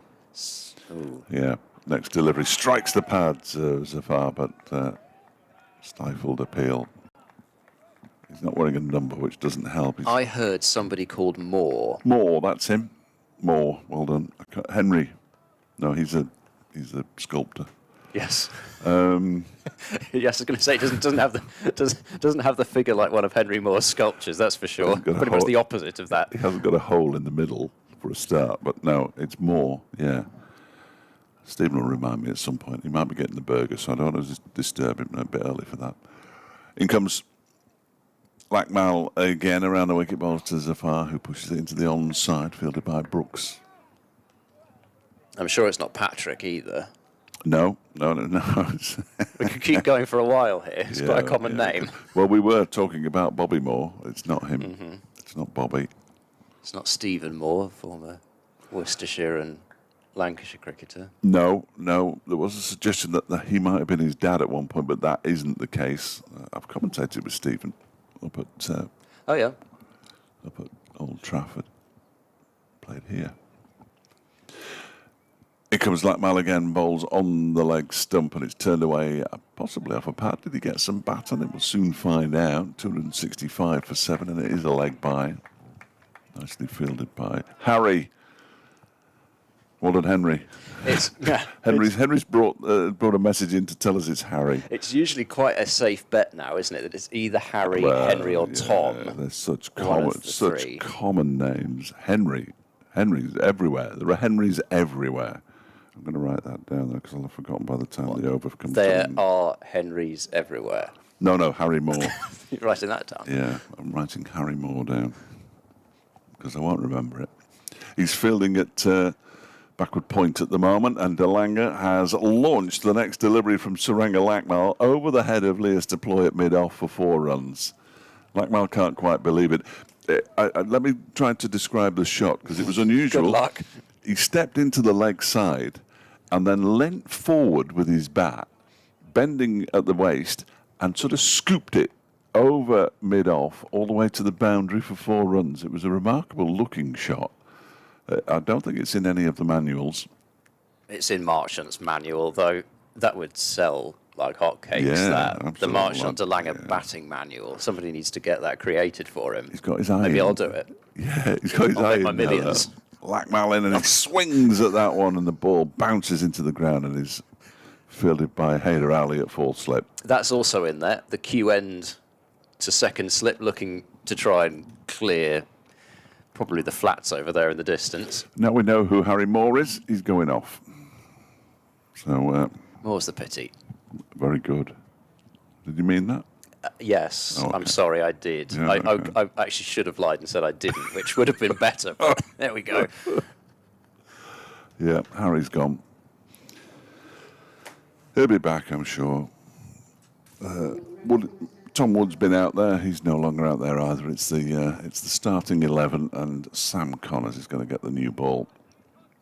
I love that. Leas Deploy's talking to them as though it matters where he puts the field. It doesn't, because nothing's happening in this game. Gloucestershire lead by 18.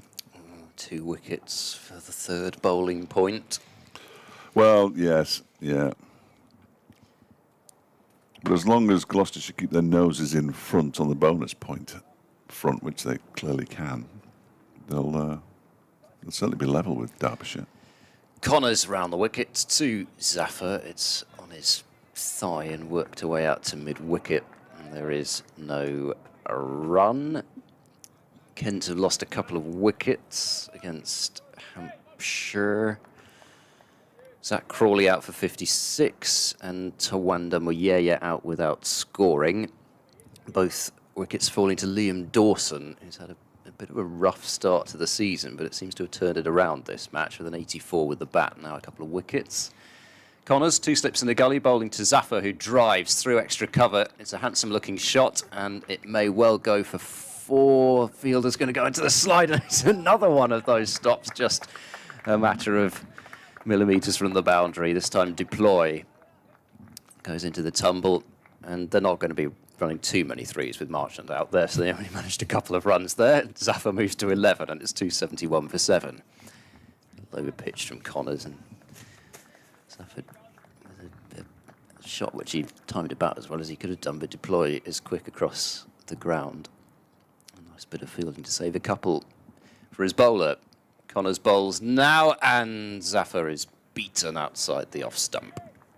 For a moment, I thought Connors had his first victim, but Zaffer didn't, I don't think, go chasing too far for that one.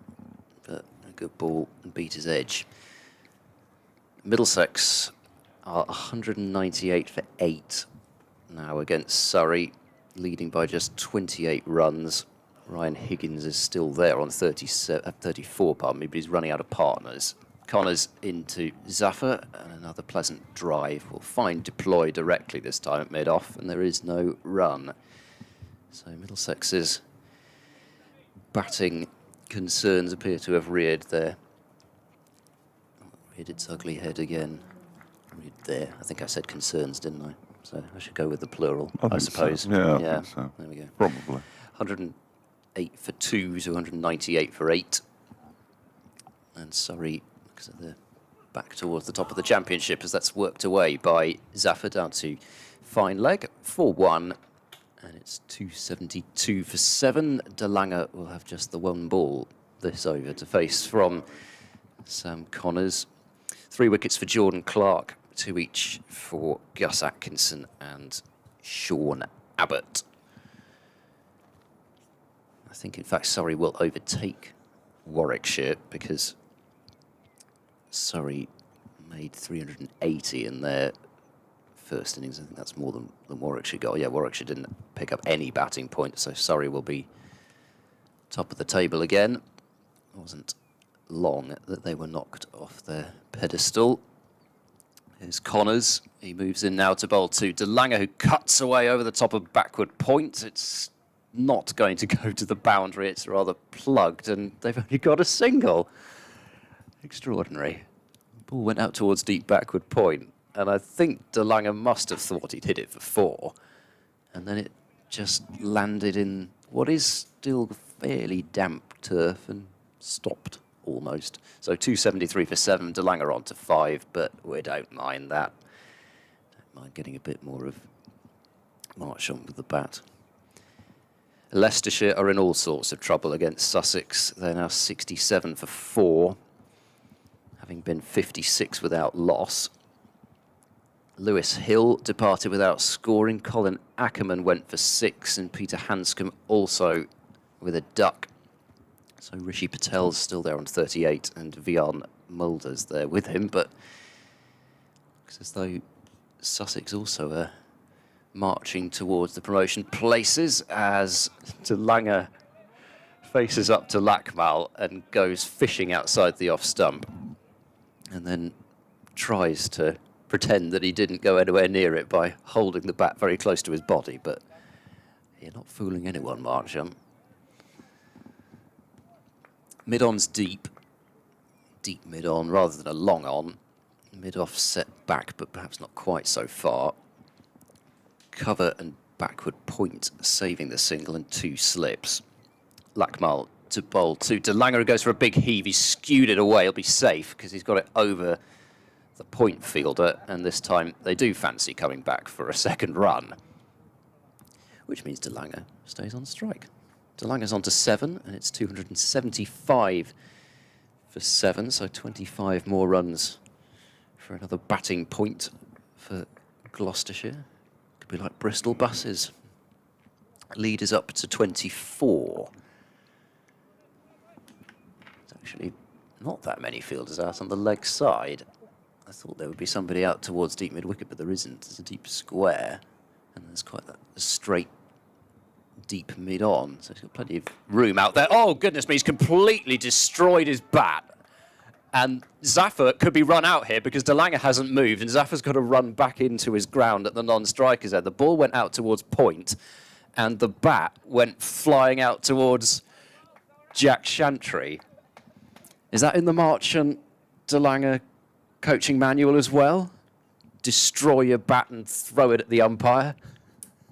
Wow. You don't see that too much. How good was that? I haven't done my update yet, but how good was that? That was amazing. That was This brilliant. is what I mean. We might see something amazing today. I've never seen a bat break quite like that before.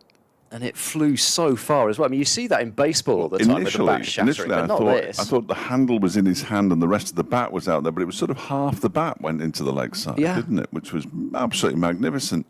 I particularly liked the way he sent Zafar back from because it was a comfortable single there. Now he's got a completely new bat, which is completely devoid of any kind of sticker or anything. He just wants to strike, Brilliant. I think, by the looks of things. Lackmal bowls to DeLanger, and DeLanger edges and is caught at second slip. That is the second wicket for Saranga Lackmal. Gloucestershire lose their 8th. DeLanger departs for 7. Clearly the new bat's fault.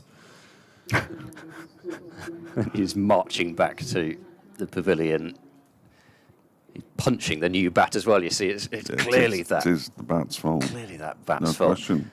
He tried to just tickle the ball, I think, and ended up losing his wicket. It's yet another catch for Wayne Madsen. Ridiculous, really.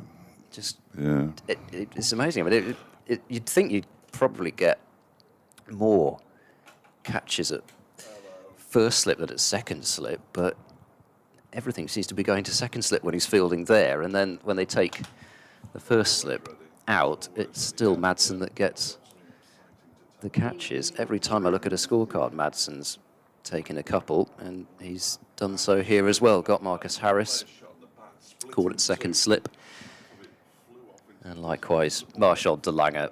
So that was an entertaining couple of deliveries. And now Matt Taylor has come out to the middle to join Zafar Gohar. The best hope, really, of Gloucestershire reaching 300 quickly has gone with DeLanger, and I suspect Matt Taylor will be rather more orthodox in his approach. Probably the pick of the Gloucestershire bowlers in Derbyshire's 251 for 9 declared, ended up with 3 for 57. Ajit Singh Dale impressed as well, 3 for 50. It's Lackmal bowling to Matt Taylor, who edges it and places it superbly between second slip and gully, and gets 4 runs off his first ball, 279 for 8. As Bill Lorry would say, it's all happening. I'm not going to do the accent, but there we go. Right between second slip and gully at a catchable height. And Lackmal, who has been probably the pick of Derbyshire's bowlers, really, like Rees, 3 for 37, would have a case as well. But in terms of how tight Lackmal's kept it, deserved that third wicket but didn't get it. And now, of course, there are 4 slips with no gaps. Pointless. Down the leg side goes the ball, and Matt Taylor can't get anything on it. Overs completed, 279 for 8, and Dave Fletcher's taken his lead out, put it back in about 4 or 5 times there. I don't know what's going on. It's a little complicated. They finished with one item, then went to a song, and so I'm listening to the song. Unfortunately, it's Queen, who I absolutely detest. But I'm going to do my update after the song. then another one in the 1 o'clock. We've sorted that little difficulty out as well. I'm sorry for leaving you for so long. No, I hate doing that. I hate doing that. And I would like to have seen more of Marchant de Lange. So I'll start this. Do you want to start this over? Yeah, Sam Connors is bowling to Zafar, who whips this one away out towards the mid-wicket boundary for a single. He moves on to 13, 280 for 8. The lead is 29. And in addition to being immaterial, it is 29. I suppose the big thing here, the jeopardy that's left in this match now is whether Derbyshire can get these last 2 wickets and pick up their 4th bonus point of the match before Gloucestershire or pick up 1 more wicket. Well, they'd have to get both, wouldn't they, because they're not going to declare. Get these last 2 wickets before Gloucestershire get to 300 and pick up another batting point, which again would put them in front. It's 4-3 to Gloucestershire on the bonus points front as we speak. The excitement is terrific as Connors bowls, and they might well do that because Taylor has just played and missed at one. His first delivery was straight between 2nd and 4th, slip down to the boundary. I'm also slightly distracted by a game of handball that's currently taking place in Oldham. It's the National Cup semi-final. I might have to wait until after the update to fill you in completely. Okay. I will do that. I'll bore the listeners with it on a regular. No, I wouldn't do. Connors bowls. Taylor pushes it out into the offside. And there's no runs. It's fielded there by Henry Brooks. There's a team called North East Manchester Hawks who are playing a team called London GD, which stands for Great Dane. Could they not say Great Dane in one go, or is it just a sort of a... I think it's just branding, it's is just, it? It's just okay. Well, branding might be over-egging it. I think, Right. I'm going to have to go again now. I'll be back. Okay. Connors with 4 slips, hoping for another catch. Bowls well down the leg side, and Matt Taylor once more doesn't get too close to it with the attempted leg glance. Taylor, whose maiden first-class 50 came in the 2nd match of 2021, where he made 56 against Somerset at Taunton, and he also scored his maiden List A 50 that year against Lancashire Bristol. Connors in to bowl to Matt Taylor, who plays correctly out into the covers, and it's fielded by Henry Brooks. And there is no run. First class average of 13 1/4 for Matt Taylor. Around about 800 runs in his 73 matches, but his batting certainly seemed to be something he's worked quite hard at in the last couple of years, but of course that was all put on hold when he had the stress fracture to his foot last year as he drives away out towards deep backward point, and that will be 4 runs. A flourishing drive from Matt Taylor, and even though there was a fielder out on that point boundary, he got it backward of him and picks up his 2nd boundary. So Gloucestershire up to 284 for 8. The lead, for what it's worth, is 33. Another over is completed. Haven't seen Rees yet today.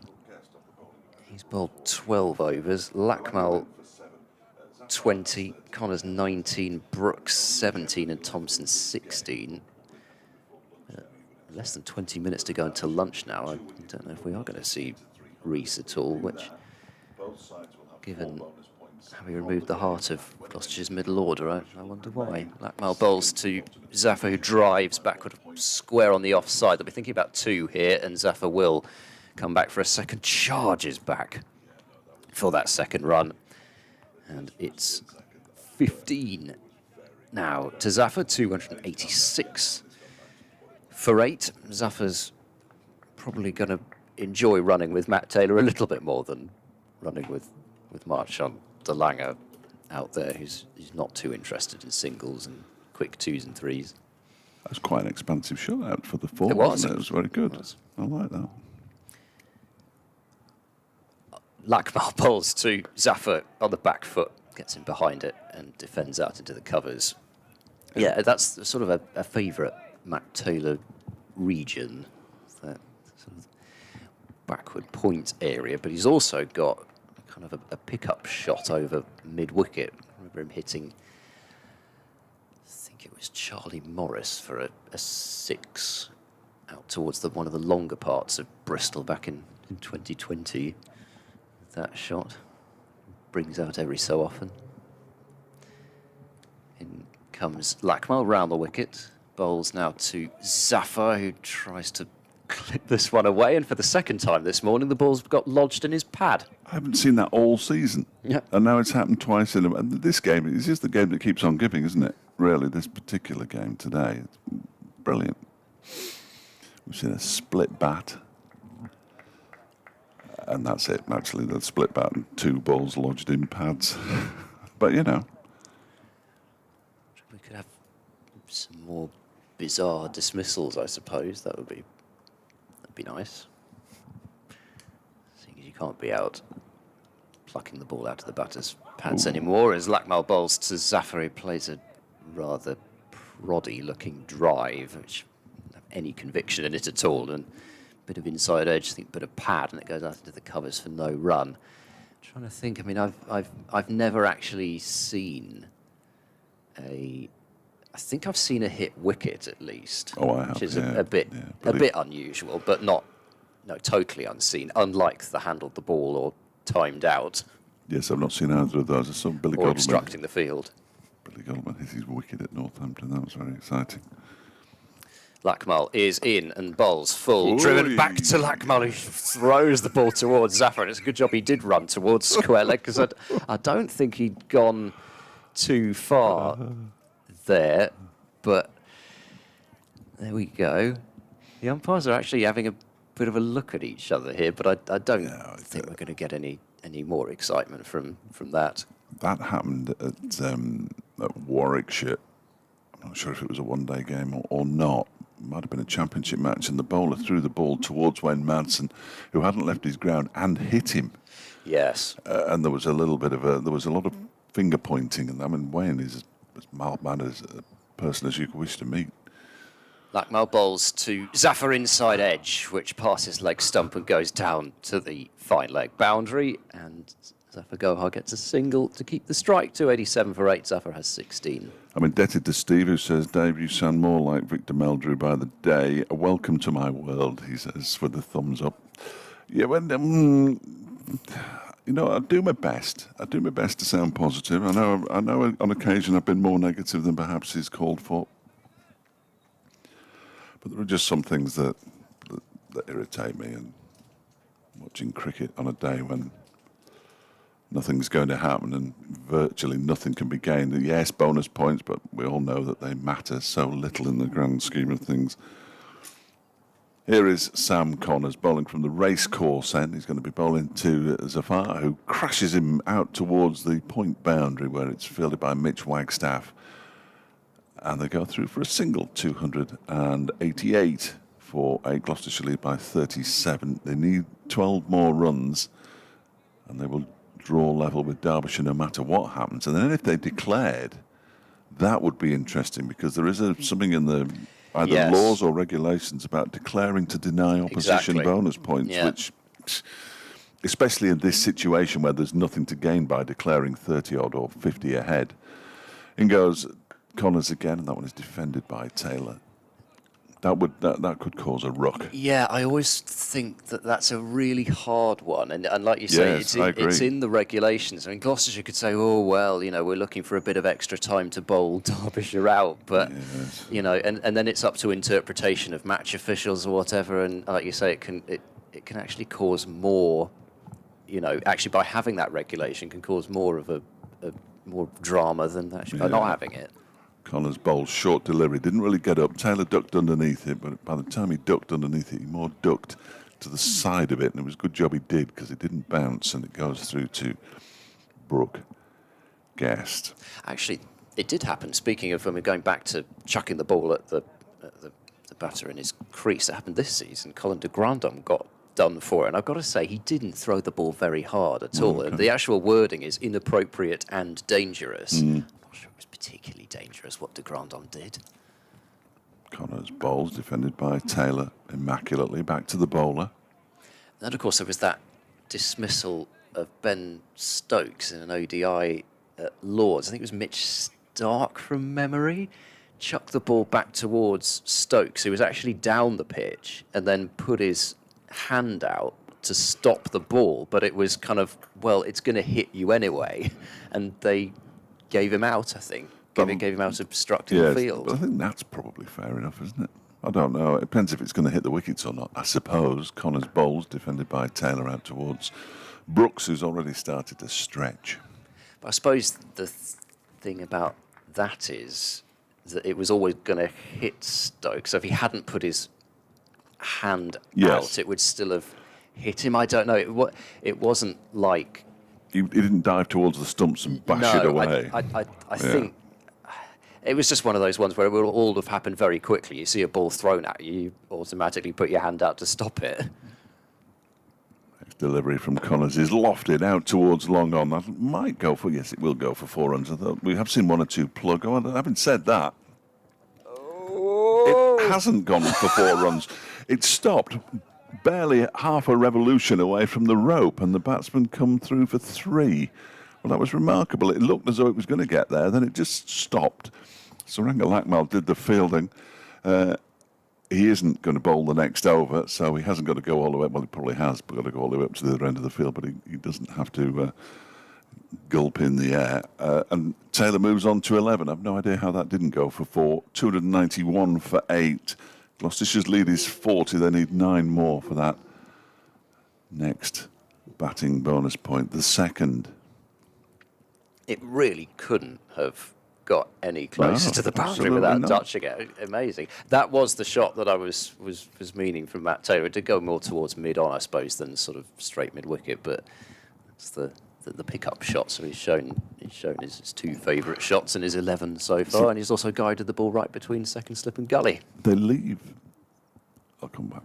Here's Brooks bowling to Matt Taylor, who defends up the pitch, fielded by the bowler, and there's no run. They leave the rope, as you have to do, because that shows you where the boundary is. They don't move the rope when they're cutting the outfield.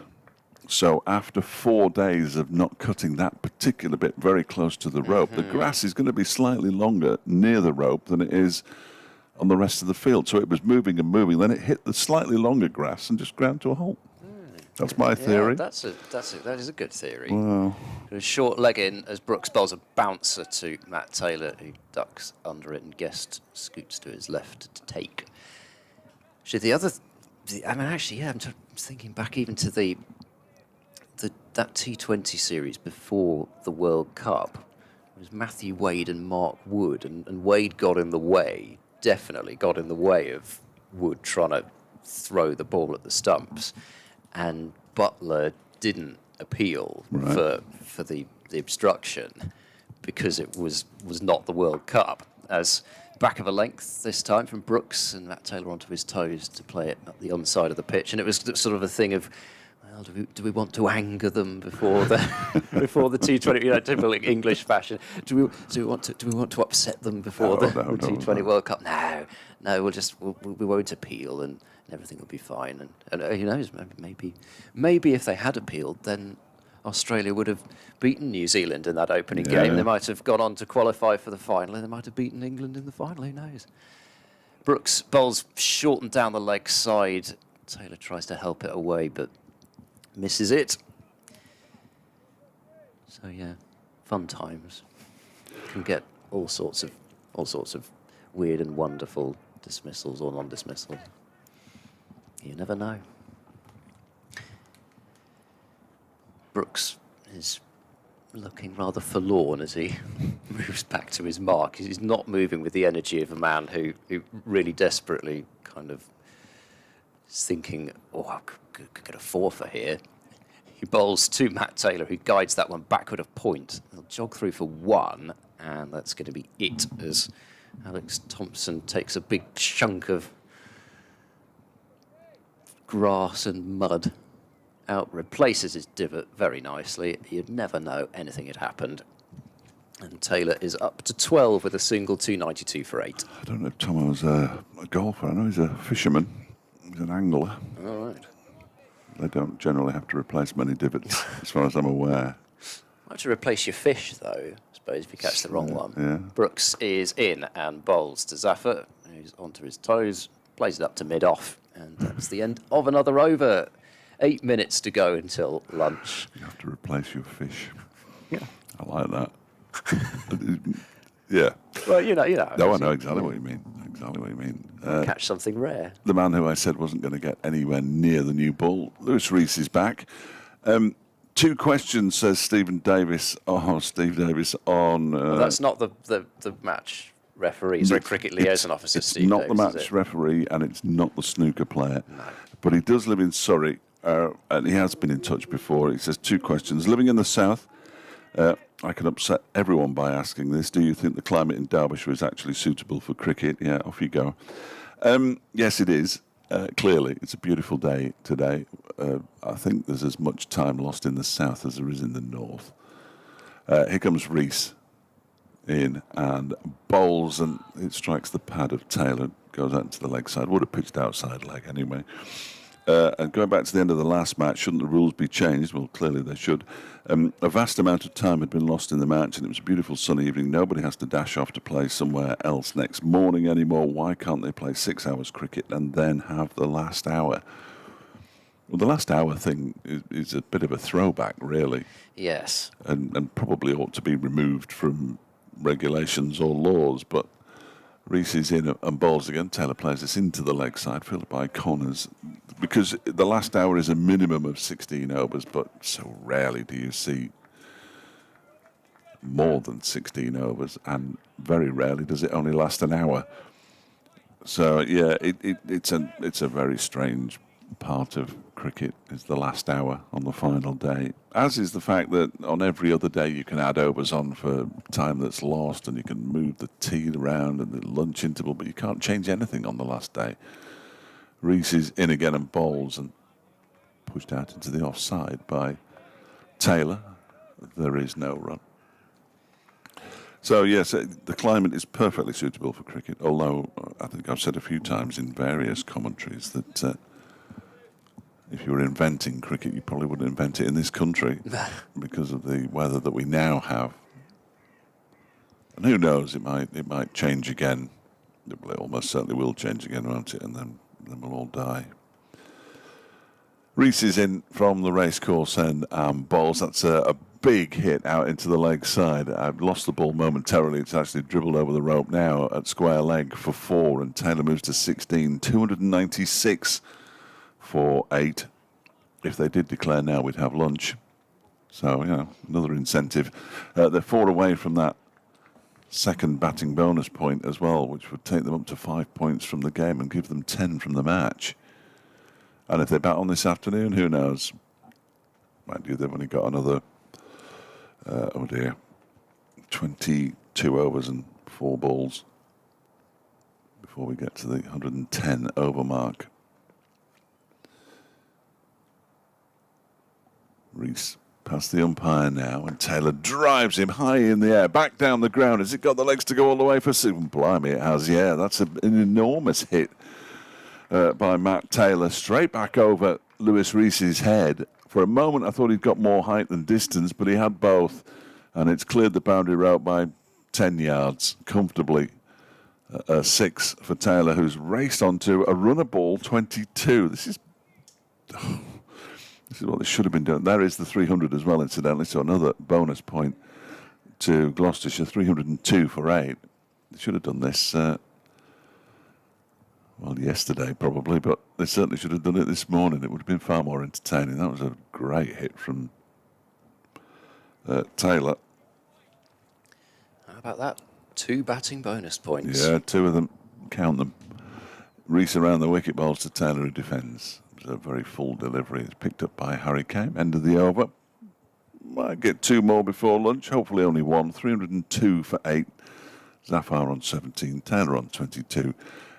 And a moment ago, I turned to my left and saw Ed Seaborn attempting to punch his computer screen, which I always think it's great to see, but it won't do the computer or you any good at all, Ed. No, that's what all right. was happening? What on I earth was was happening? making sure that I missed the computer screen. Yes, So, you were sort of joshing. Well, yeah. it annoys me when it doesn't work properly. But I always think punching it makes it work properly, of course. So that's something. Brooks bowls to Zaffa, who plays a soft defensive shot out into the covers for no run. No, I was trying to find the exact bit of the regulations that talked about the thing about denying side bonus points, and I can't find it, which is annoying me. I found the part of the regulations talking about declaration and forfeiture, but it doesn't actually directly mention bonus points in that particular section, which I thought it did. Brooks is in, and Zaffa will play softly into the leg side. There's nobody saving the single on that leg side apart from mid-on, so Brooks himself has to charge off after it. And Zaffa gets another run. Gloucestershire 303 for 8. Zaffa is up to 18. Yeah, I can't find. All I can find is where it says that a captain who is contemplating a declaration of forfeiture which has potential to be deemed an extraordinary declaration or extraordinary forfeiture may, if he wishes, first approach the umpires, providing due notice of his intention in order to request an indicative ruling as to whether or not such a declaration of forfeiture is likely to be deemed as blah, blah, blah, blah, blah. Yeah, that's all one sentence. Anyway, I think you get the picture. Down the leg side from Brooks, and Guest manages to knock it down. Athletic work to his left. Would have been more buys if he not managed to stop it. Well, I say more buys, and what I mean is, because I don't think we've had very many. We've only had 4 in this innings. He's saved himself quite a lot of buys with his work behind the stumps. It is law 14, though. That's the first thing that I've been... It doesn't mention bonus points specifically. You're absolutely right. No, I mean, this is the actual regulations for the county championship I'm looking at as well. That's a short ball from Brooks, and Taylor ducks under it. Here we go. An extraordinary declaration for the purposes of this rule. Is usually a declaration aimed primarily at denying the bowling side the opportunity to acquire further bonus points in that innings, but without enhancing the batting side's prospects of winning or saving the match. Such a declaration may, depending on the particular circumstances, be deemed as bringing the game into disrepute, penalties for which may include the deduction of points from the offending team. Brooks bowls another short ball, and Taylor does the same thing, inclines head and body out of the way. That covers it. Right, yeah. Well, it does. If it's still in law 14.1.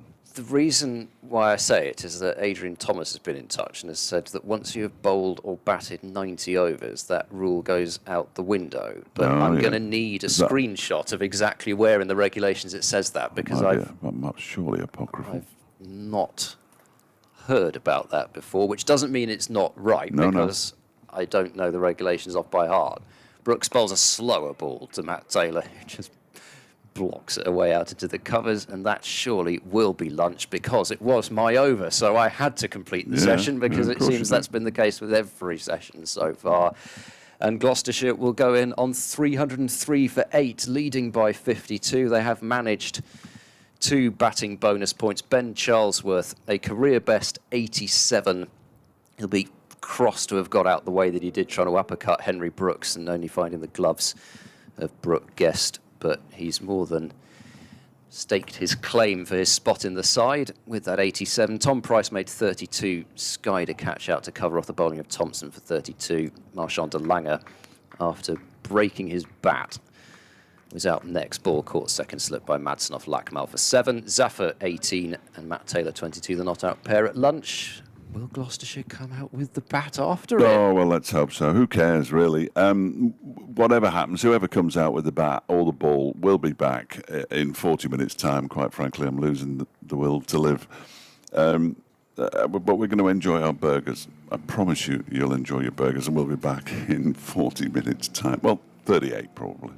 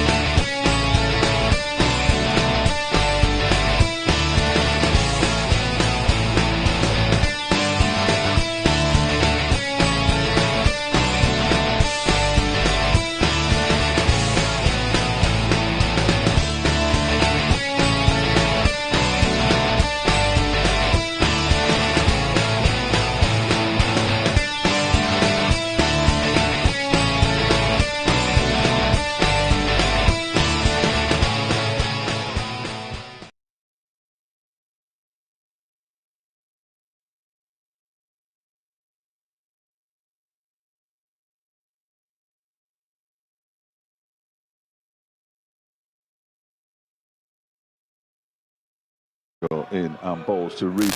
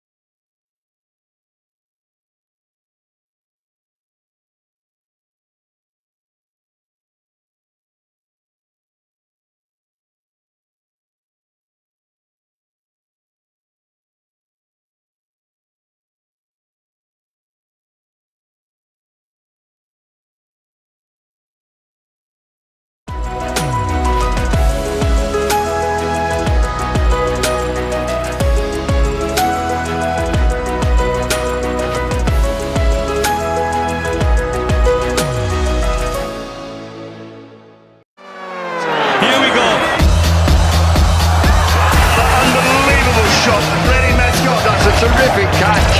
They'll take one. Two straight. 2-6-3. Record broken.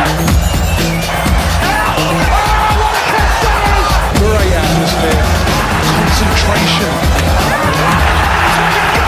And they are champions once again.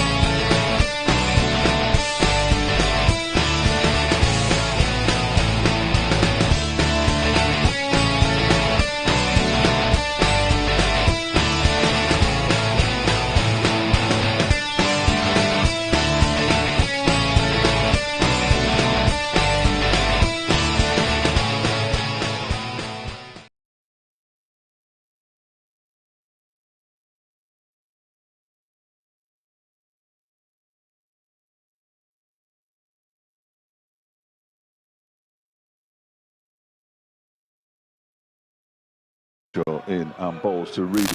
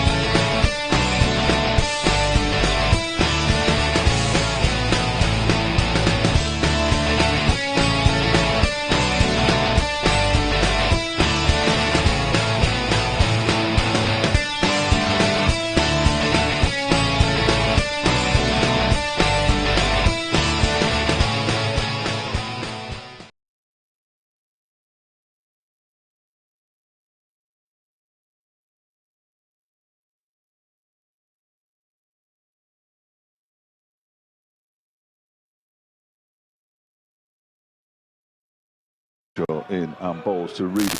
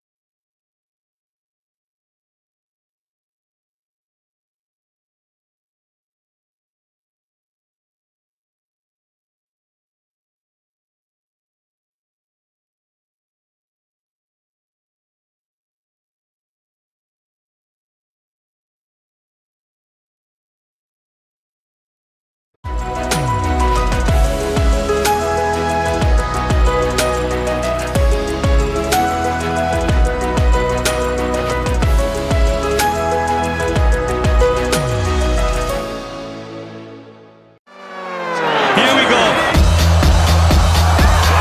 Unbelievable shot. Ready, Matt Scott. That's a terrific catch. They'll take one. Too straight. Too good. 2-6-3, record broken. Great atmosphere. Concentration. And they are champions once again.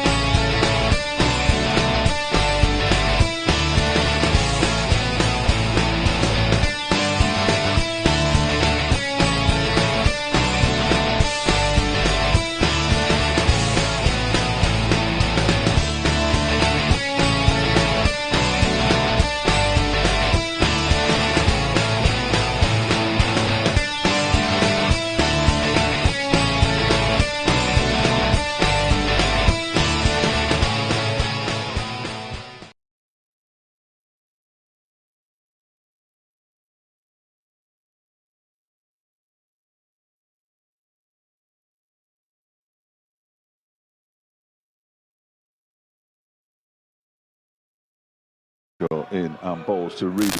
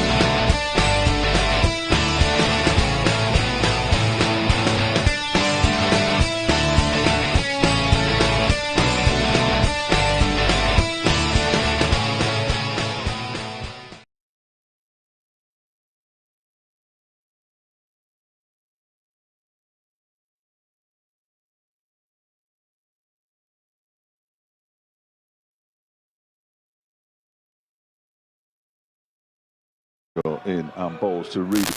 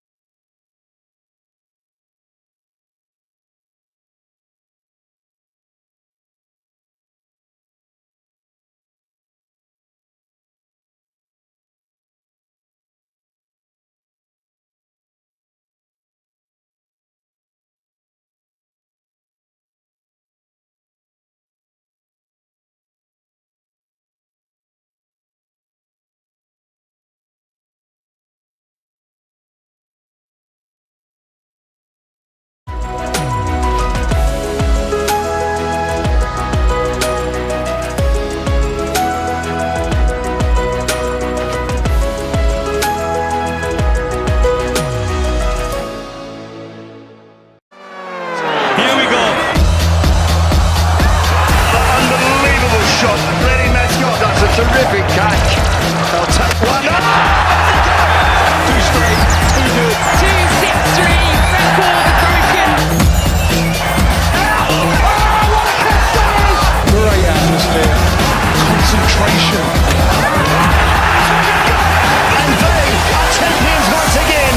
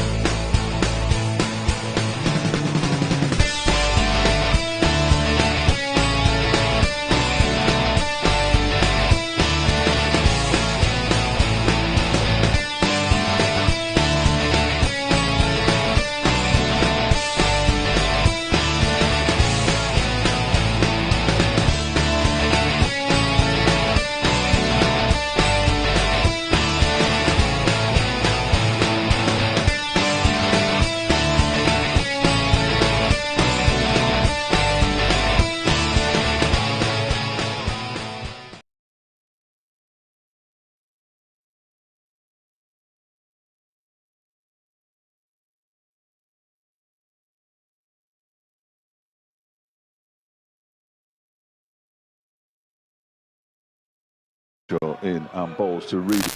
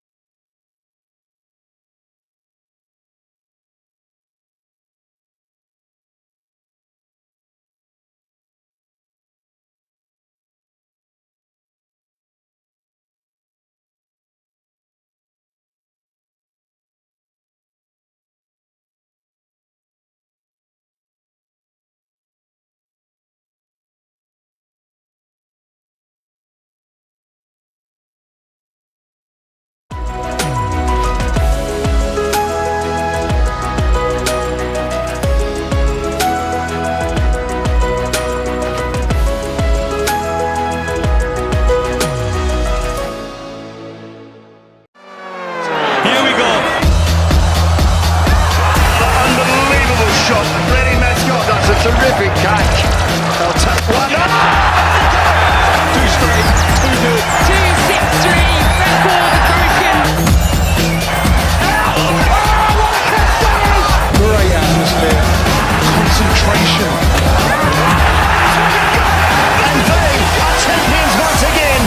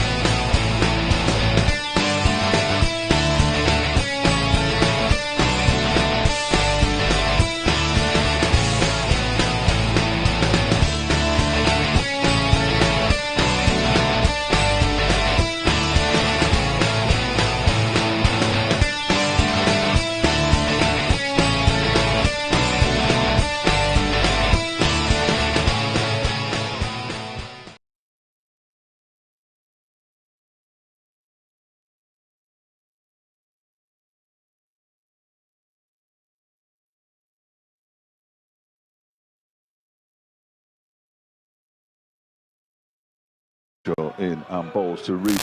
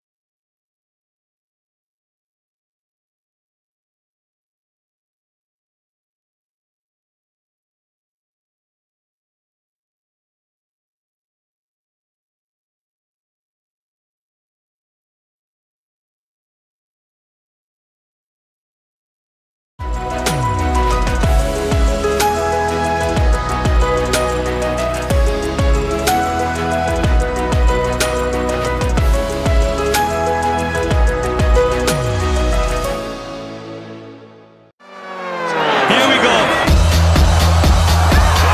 Unbelievable shot. Ready, Mascot. That's a terrific catch. They'll take one. Two straight.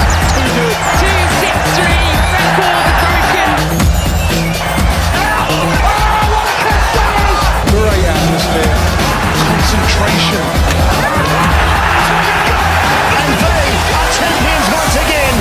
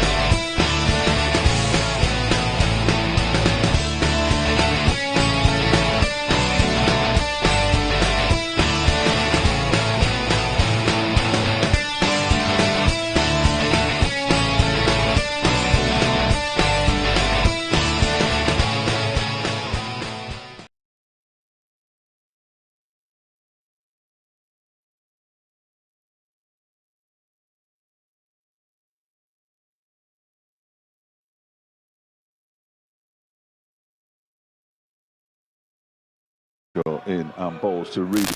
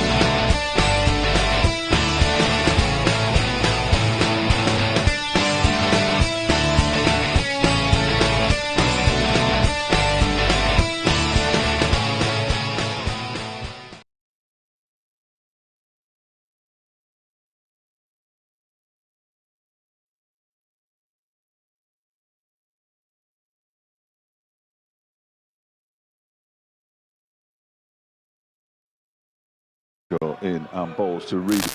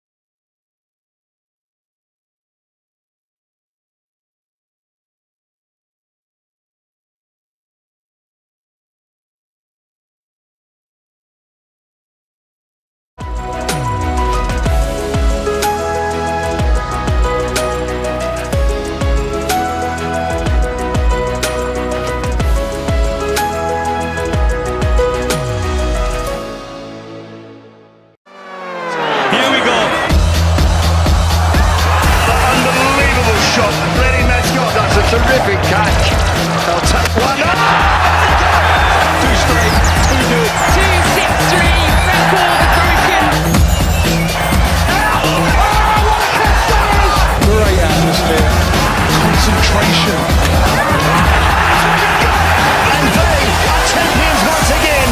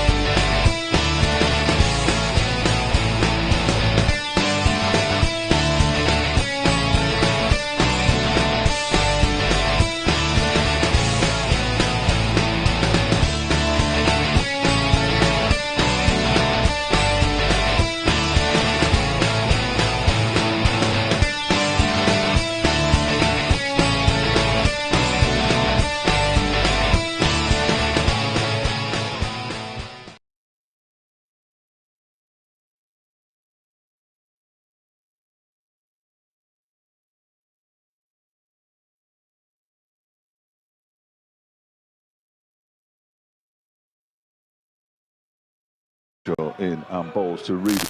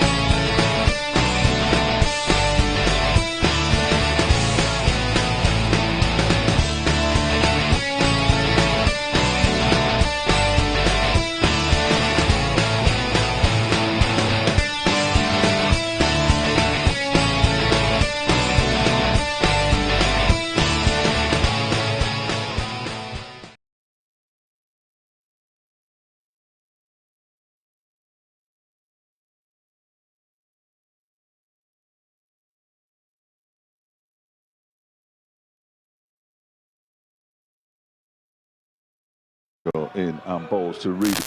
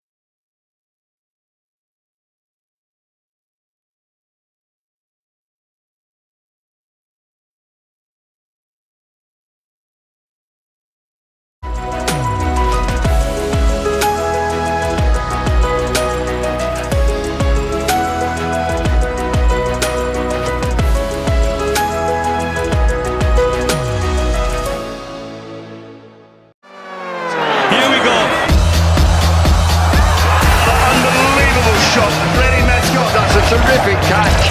They'll take one. Two straight. 2-6-3, record broken. Great atmosphere. Concentration. And they are champions once again.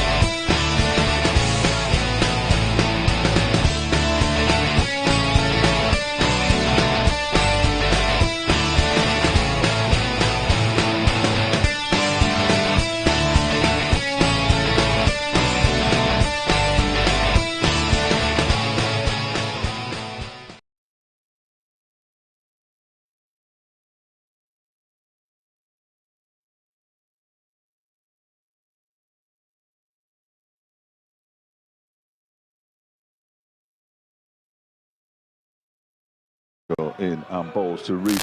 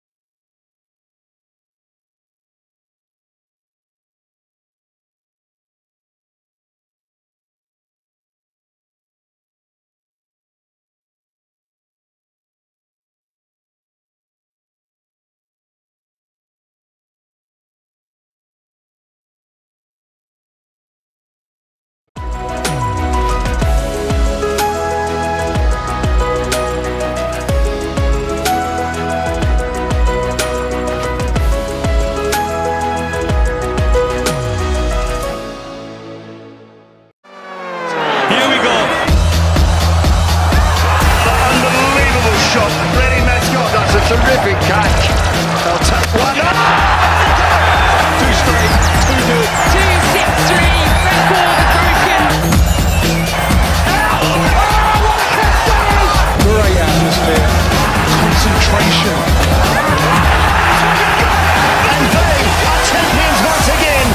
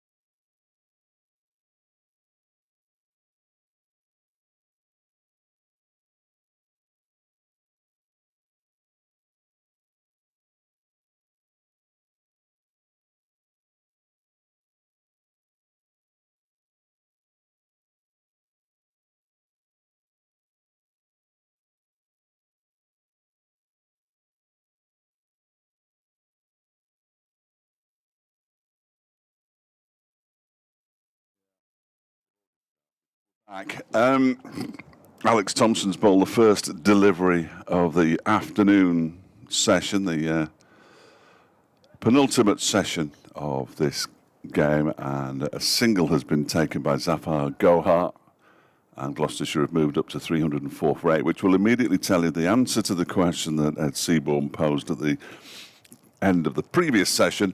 I wonder who'll be batting this afternoon. The answer is Gloucestershire, for no apparent reason.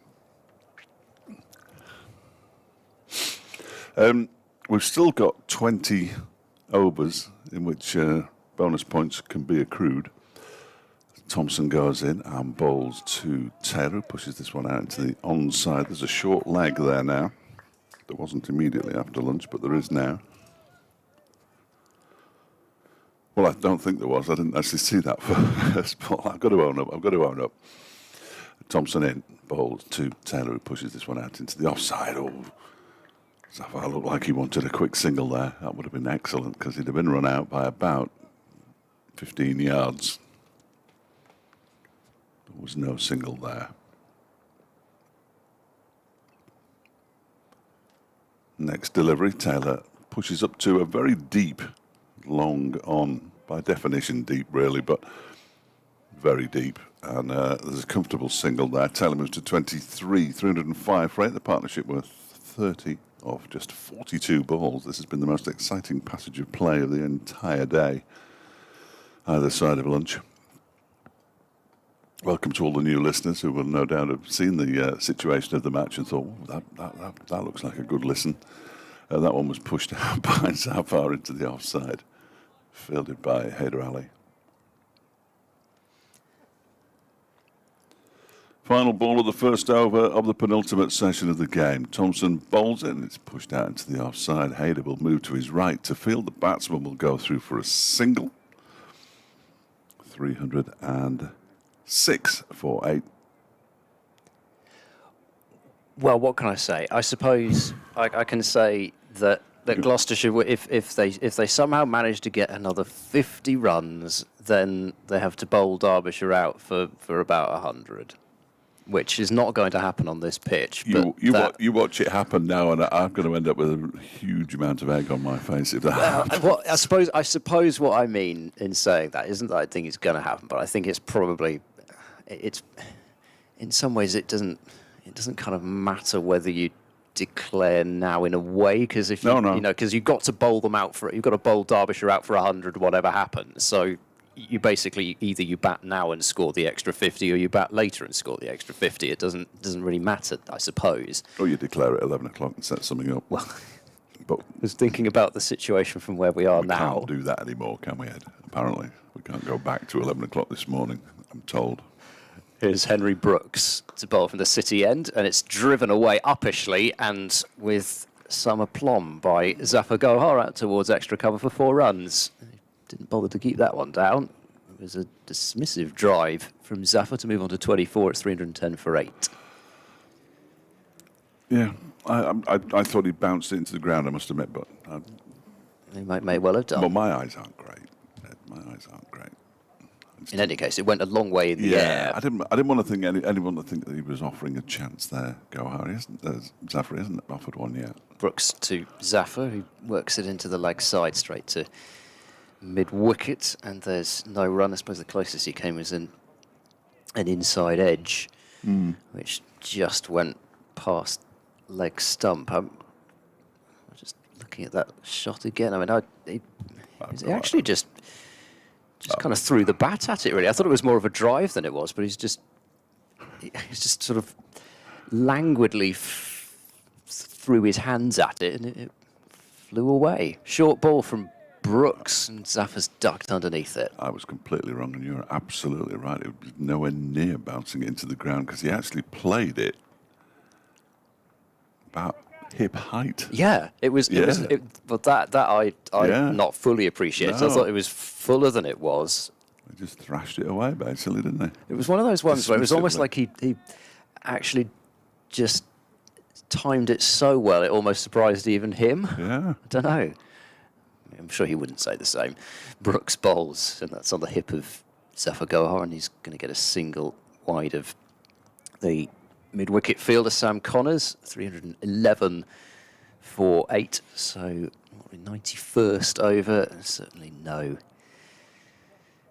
issue as far as if Gloucestershire were to get the runs to get them up to 350 as far as run rate and time is concerned to get that extra bonus point. It feels like quite a tall order, as well as Zafar and Matt Taylor have batted, but we've seen Ajit Singh Dale do stuff with the bat this season. Short ball from Brooks, ducked underneath by Matt Taylor. Ajit Singh Dale was Tom Price's partner for a lot of that amazing partnership on day one at New Road. Dale finished 22 not out in the end, and then claimed a 6-foot in Worcestershire's first innings, but it was terrific to watch how they managed that situation as Taylor plays and misses to Brooks, looking to fiddle with a ball just outside off stump. Goes through to Guest, end of the over, 311 for 8. Brooks 20 overs, 2 for 63. But the way that they managed the strike, Dale took a fair amount of leech, but not so much of the quicker bowlers, the likes of Tongue and Tongue in particular, actually, because Tongue was the one who was more digging it in at that point. They just managed the strike really well. It was an amazing partnership. So he can bat, can Sing Dale, but he's got his own way of doing it. Excellent. No, there's nothing wrong with that.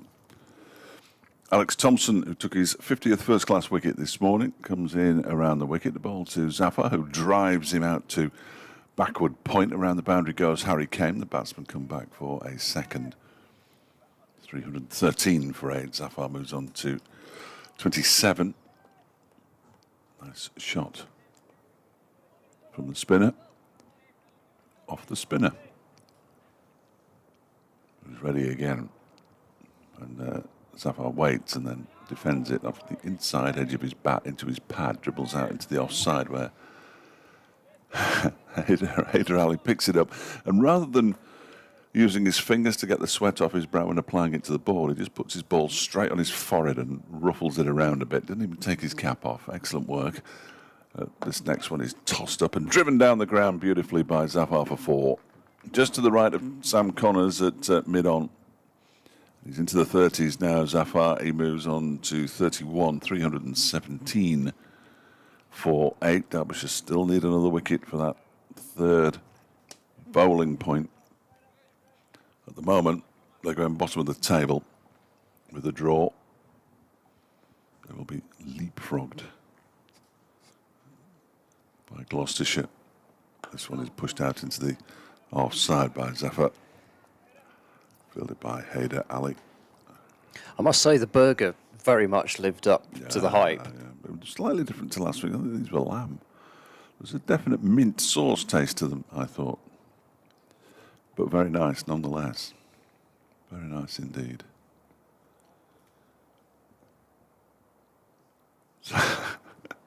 Zafar is in, arm bowls. That one is driven out into the offside. Straight to Harry Kane on this occasion. And he picks up another single to move to 32, 318 for 8. There might have been a little dusting of paprika on those potato wedges. Yes, which I thought worked quite nicely. I basically eat those as quickly as I can. I'm not a big fan of them, so they're they're the bulk that should fill me up. Taylor pushes it down the ground off the back foot, picks up another single. Lewis Rees comes in off the long on boundary to do the fielding. Final ball of the over, 7 from it. Taylor 24, Zafar 32. Partnership 44 off just 56. And Gloucestershire are 319 for 8, leading by 68. Spent a very nice evening with a couple of Gloucestershire supporters yesterday at a Excellent. Real Ale pub. And I had a pint of a hazy mosaic session IPA. Yeah. And that was just, I mean, that's just the style of beer, Yeah, not not even just the actual name of the beer, which I probably probably can't say, can I, I really? think you should. Legitimately. You think I should? think you should, Right, well, yeah. it was from the Little Critters Brewing Company. Okay. Brooks to Taylor, flicked down towards fine leg, I think just off pad. And Neil Bainton has already got the leg by signal out the way. Do you want to give your address so they can fire you off a couple of crates? 320 for 8. Which pub was it? I might not know it, but I see. I can't remember its name. It had a sort of a real ale type name, but I can't remember what it was. It was just over the other side of the river from here. Brooks round the wicket, bowls a bouncer, and Zaffer ducks underneath it and stays down as though he thinks Brooks might have a second ball that he might want to hurl at him. just over the river you make it sound like there's people punting and stuff like that. There's none of that. Do you know, it's quite nice. It's sort of, is it Pride Park down that stretch? of the Yeah, well, river, Pride or- Park's sort of straight ahead from here. Yeah. Anyway, it's quite nice along the river there. I'll have to zoom in on maps to get the exact name. Brooks bowls to Zaffaru again, plays uppishly, but there's nobody out there apart from a deep point who manages to dive and stop it. It's good work out in the distance, and 2 runs have been taken. You don't often see Lewis Rees chucking himself about like that, but excellent piece of work. Yeah, I didn't think he was going to get there. No, And I again, didn't. Zaffa saw that there was a huge gap because there's a slip in a gully and there's an extra cover and there's nobody else saving the single, not saving the signal. In comes Brooks, bowls to Zaffa, who finds that gap again, but we'll just get the 1 this time because Gully can scuttle across Haider Ali, and Zaffa moves on to 35. It's 323 for 8. Just about getting my bearings with this map. It was the Derby Brewing Tap House. Oh, okay, never been. They serve toasties as well. Was that good? It was actually, yeah. It was very nice. Very nice. Get a receipt? Of course. Excellent. Brooks bowls a bouncer this time, and Matt Taylor ducks underneath it. I think Neil Bainton has 2 fingers up there. The right way around, obviously. Well, if he has, we're going to have an extra delivery. Well, I think he was signalling second for the over. Oh, that signal, sorry. That one. That one, okay. Yes, not the other one with the 2 fingers. Yes, how do they differentiate between those 2? It's a confusing world, modern umpiring. Brooks bowls to Matt Taylor, who goes big down the ground. It's gone high in the air. It's only a question of how many it's going to be. I think that it may just have fallen short of the rope. Neil Bader. No, it hasn't. It's gone all the way. It's gone for another 6. It's a long old way down there. I saw it land in the shadows, but I couldn't tell which side of the rope it was. But it's gone for 6. Second for Matt Taylor, who moves to 30 from just 36. And Gloucestershire are 329 for 8 at the end of that over. That won't improve Henry Brooks' mood. No. It'll be the last time we see, for the time being, certainly, but the last time we see Henry Brooks, he was here on a 2-game loan from Warwickshire, this being the second of those. Do they think they might be able to pry him away sometime in the future? I don't know. I mean, it used to be the case if you got somebody on loan, you'd have quite a chance of signing them. But nowadays, with the bigger counties just hoarding players as they do, that's really not the case. I've never suggested such a thing, as this one is turned into the leg side by Zaffa, the start of a new over from Alex Thompson. You know, well, Derbyshire did have Callum Parkinson on loan from Lancashire. Thought they'd signed him when he went to Leicestershire instead. Thompson in again. Zaffa just pushes this one out into the offside backward of square, and there's no run. I'd sign him in a heartbeat, Callum. Really rate him.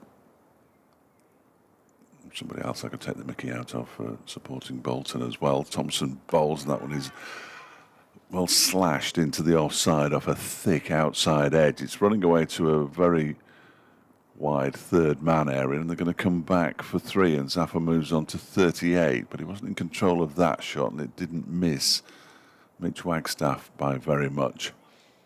It's 332 4-8. The lead is 81. There's a very brazen crow out there.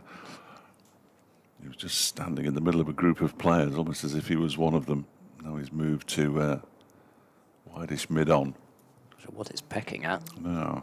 He's enjoying himself, though. The ball is defended by Taylor out into the offside. Deploy fields.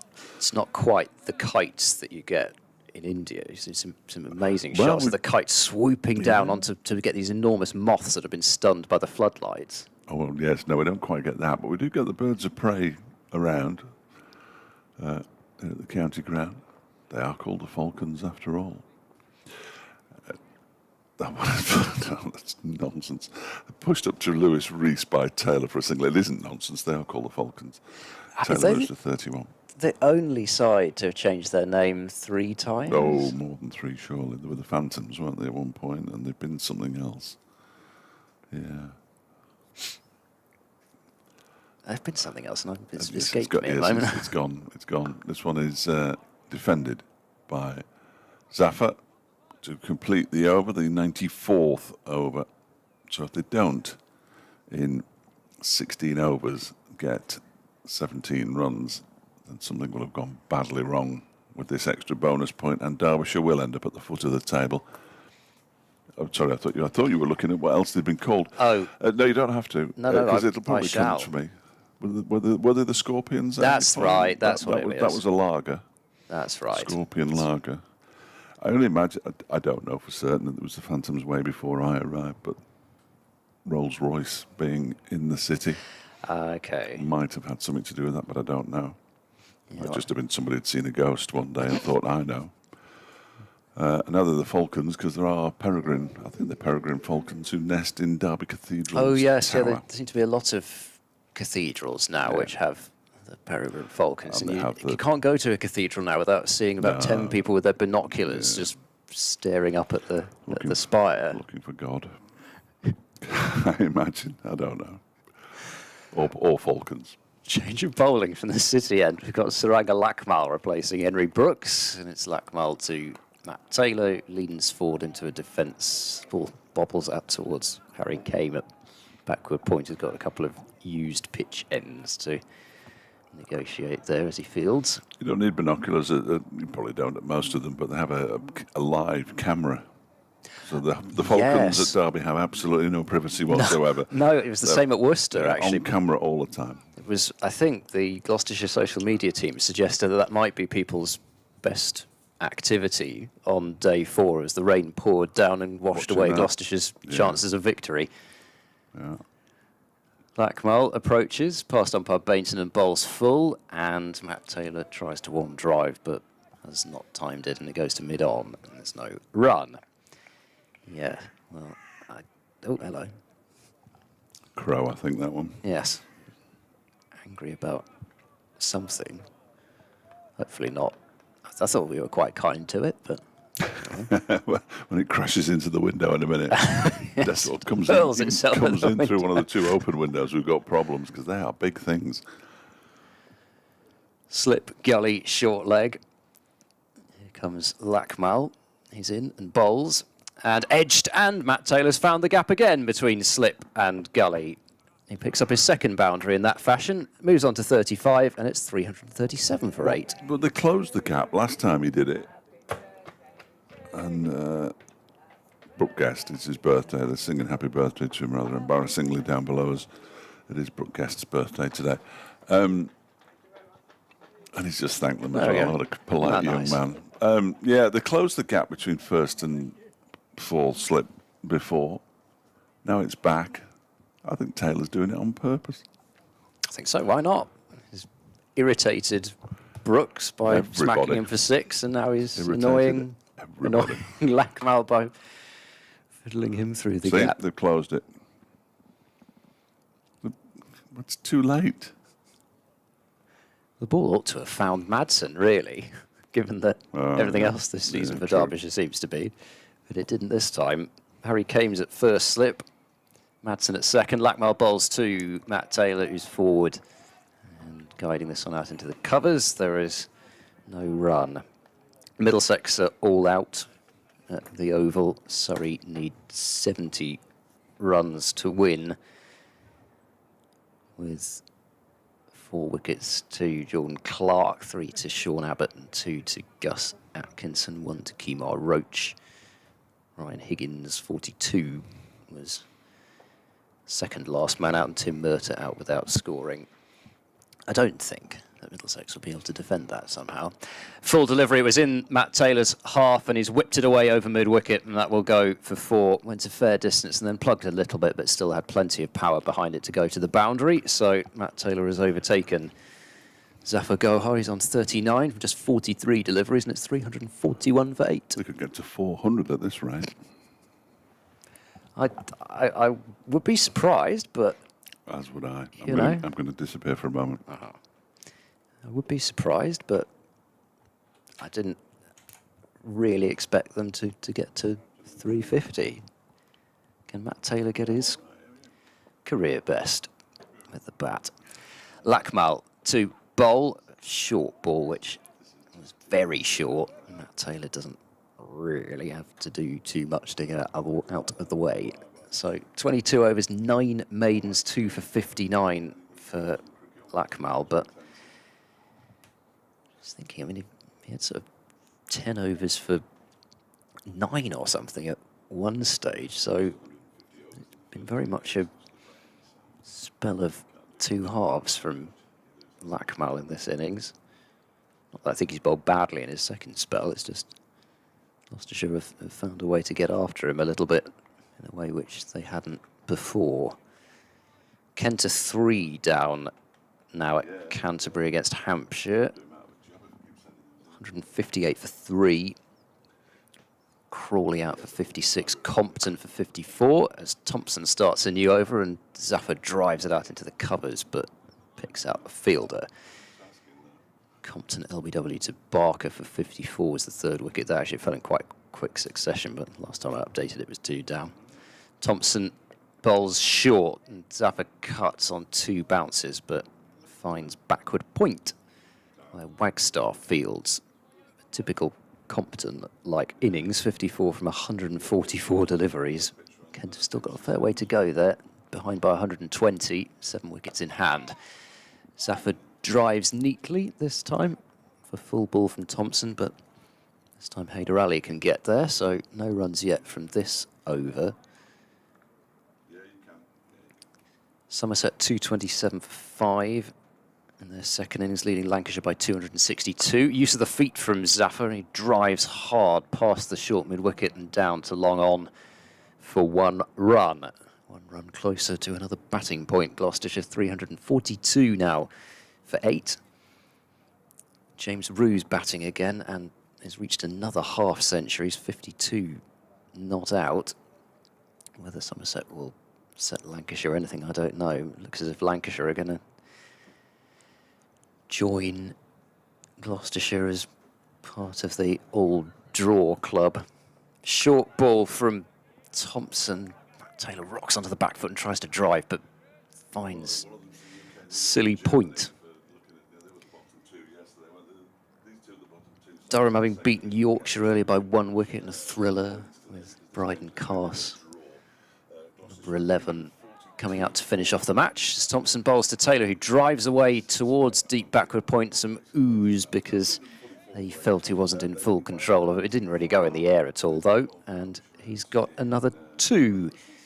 Rehearses a more forceful swatting drive through the covers, but he's still got 2 for that one, and it's 344 for 8. So Matt Taylor moves into the 40s onto 41. Oh dear. Get the IPL. Rajasthan Royals, 59 all out in 10.3 overs. Royal Challengers Bangalore win by 112 runs.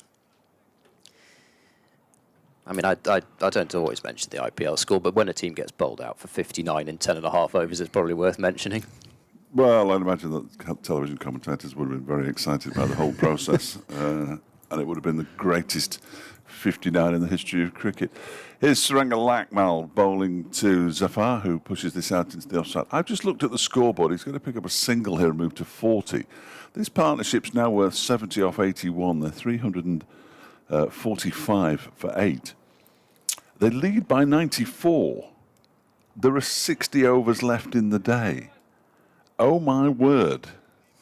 There is still, I mean, Derbyshire can't win this game now, but Gloucestershire could. Well, Gloucestershire and I could. think this is why they've batted on after lunch.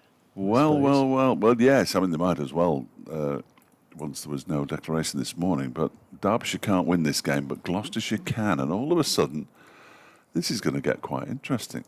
Matt Lamb's walking around the boundary's edge with the Derbyshire physio, who apparently isn't Scottish. He came from Aston Villa, I'm told. But yeah, he's walking around the boundaries. It's good to see Matt Lamb walking, as this one is a short delivery from Saranga Lakmal, and Taylor ducks underneath it. It's not just good to see him walking, obviously.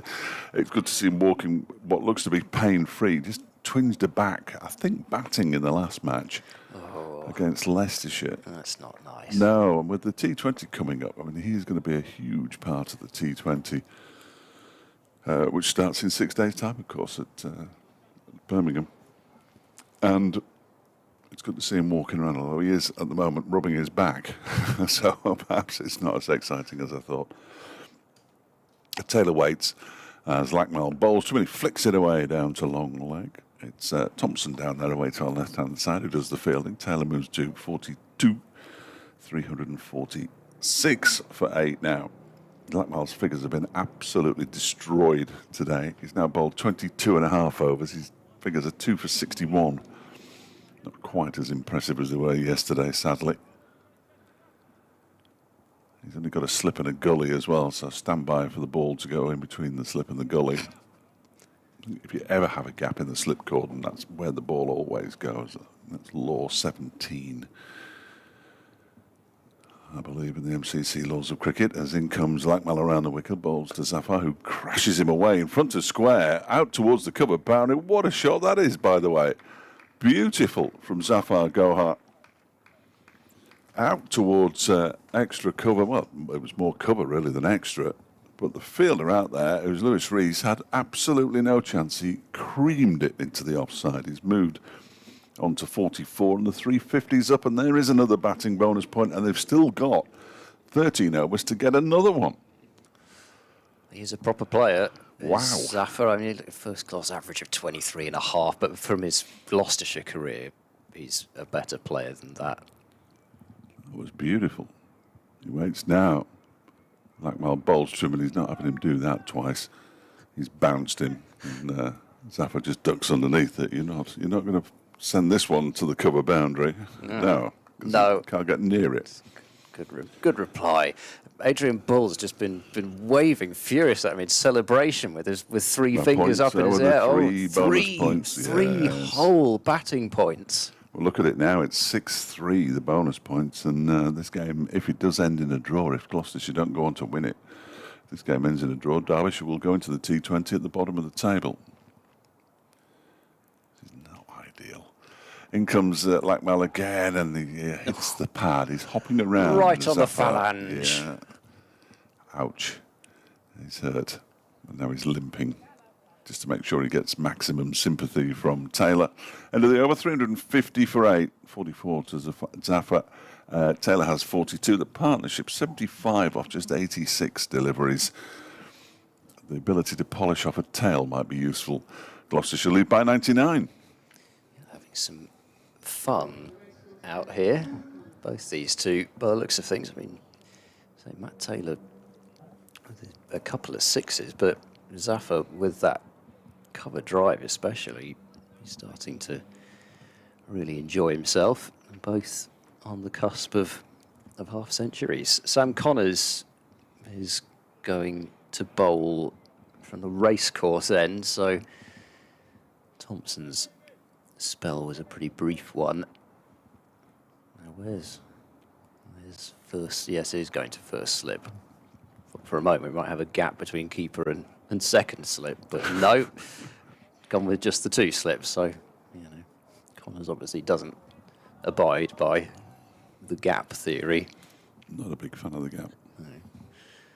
Here comes Connors, moves in and bowls, and a leave from Matt Taylor. Too many of those recently, having a sighter off Sam Connors. His partnership has rattled along. 75 from 87, but it's accelerated of late as well. Matt Taylor's, in fact, both, just looking in the last 10 overs, they've scored at basically a run a ball since the start of their partnership, pretty much. First 20 balls of it or so. Connors bowls now to Taylor, who inside edges down towards the fine leg boundary and will get 4 runs for it. He wasn't going to leave too many by the looks of things. He drove at a ball that probably in other situations he might well have left or defended, but Gloucestershire are going for some quicker runs, and he gets 4 runs to move to 46, 354 for 8. Going for victory here. Lead is up over 100. Lead to 103. It's been an extraordinary 9th wicket partnership. Here's Connors, he bowls, and Taylor drives up to mid-off, where Deploy fields. And he's gradually going back more and more towards the submarine throw. It's just getting a bit lower and lower with the arm. Eventually he'll get there, perfect it by the end of the day's play. It's only 7.5 overs old, this ball as well, so I mean it's so easy to bat out there, isn't it?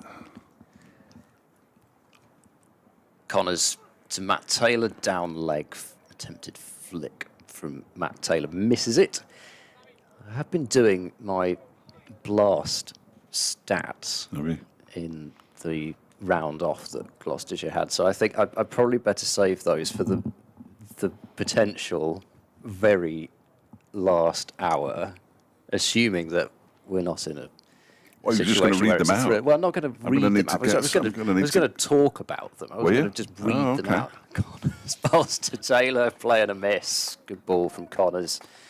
Bit of life. I must find some stats to match you then. Well, no, I don't think you have to. And I as have I say, no stats. We'd only kind of match probably the general, potentially the general boredom level at that point, which is why I'm going to save it, because at the moment it's entertaining, certainly from Gloucestershire point of view, watching these two. Thoroughly entertained. Sure.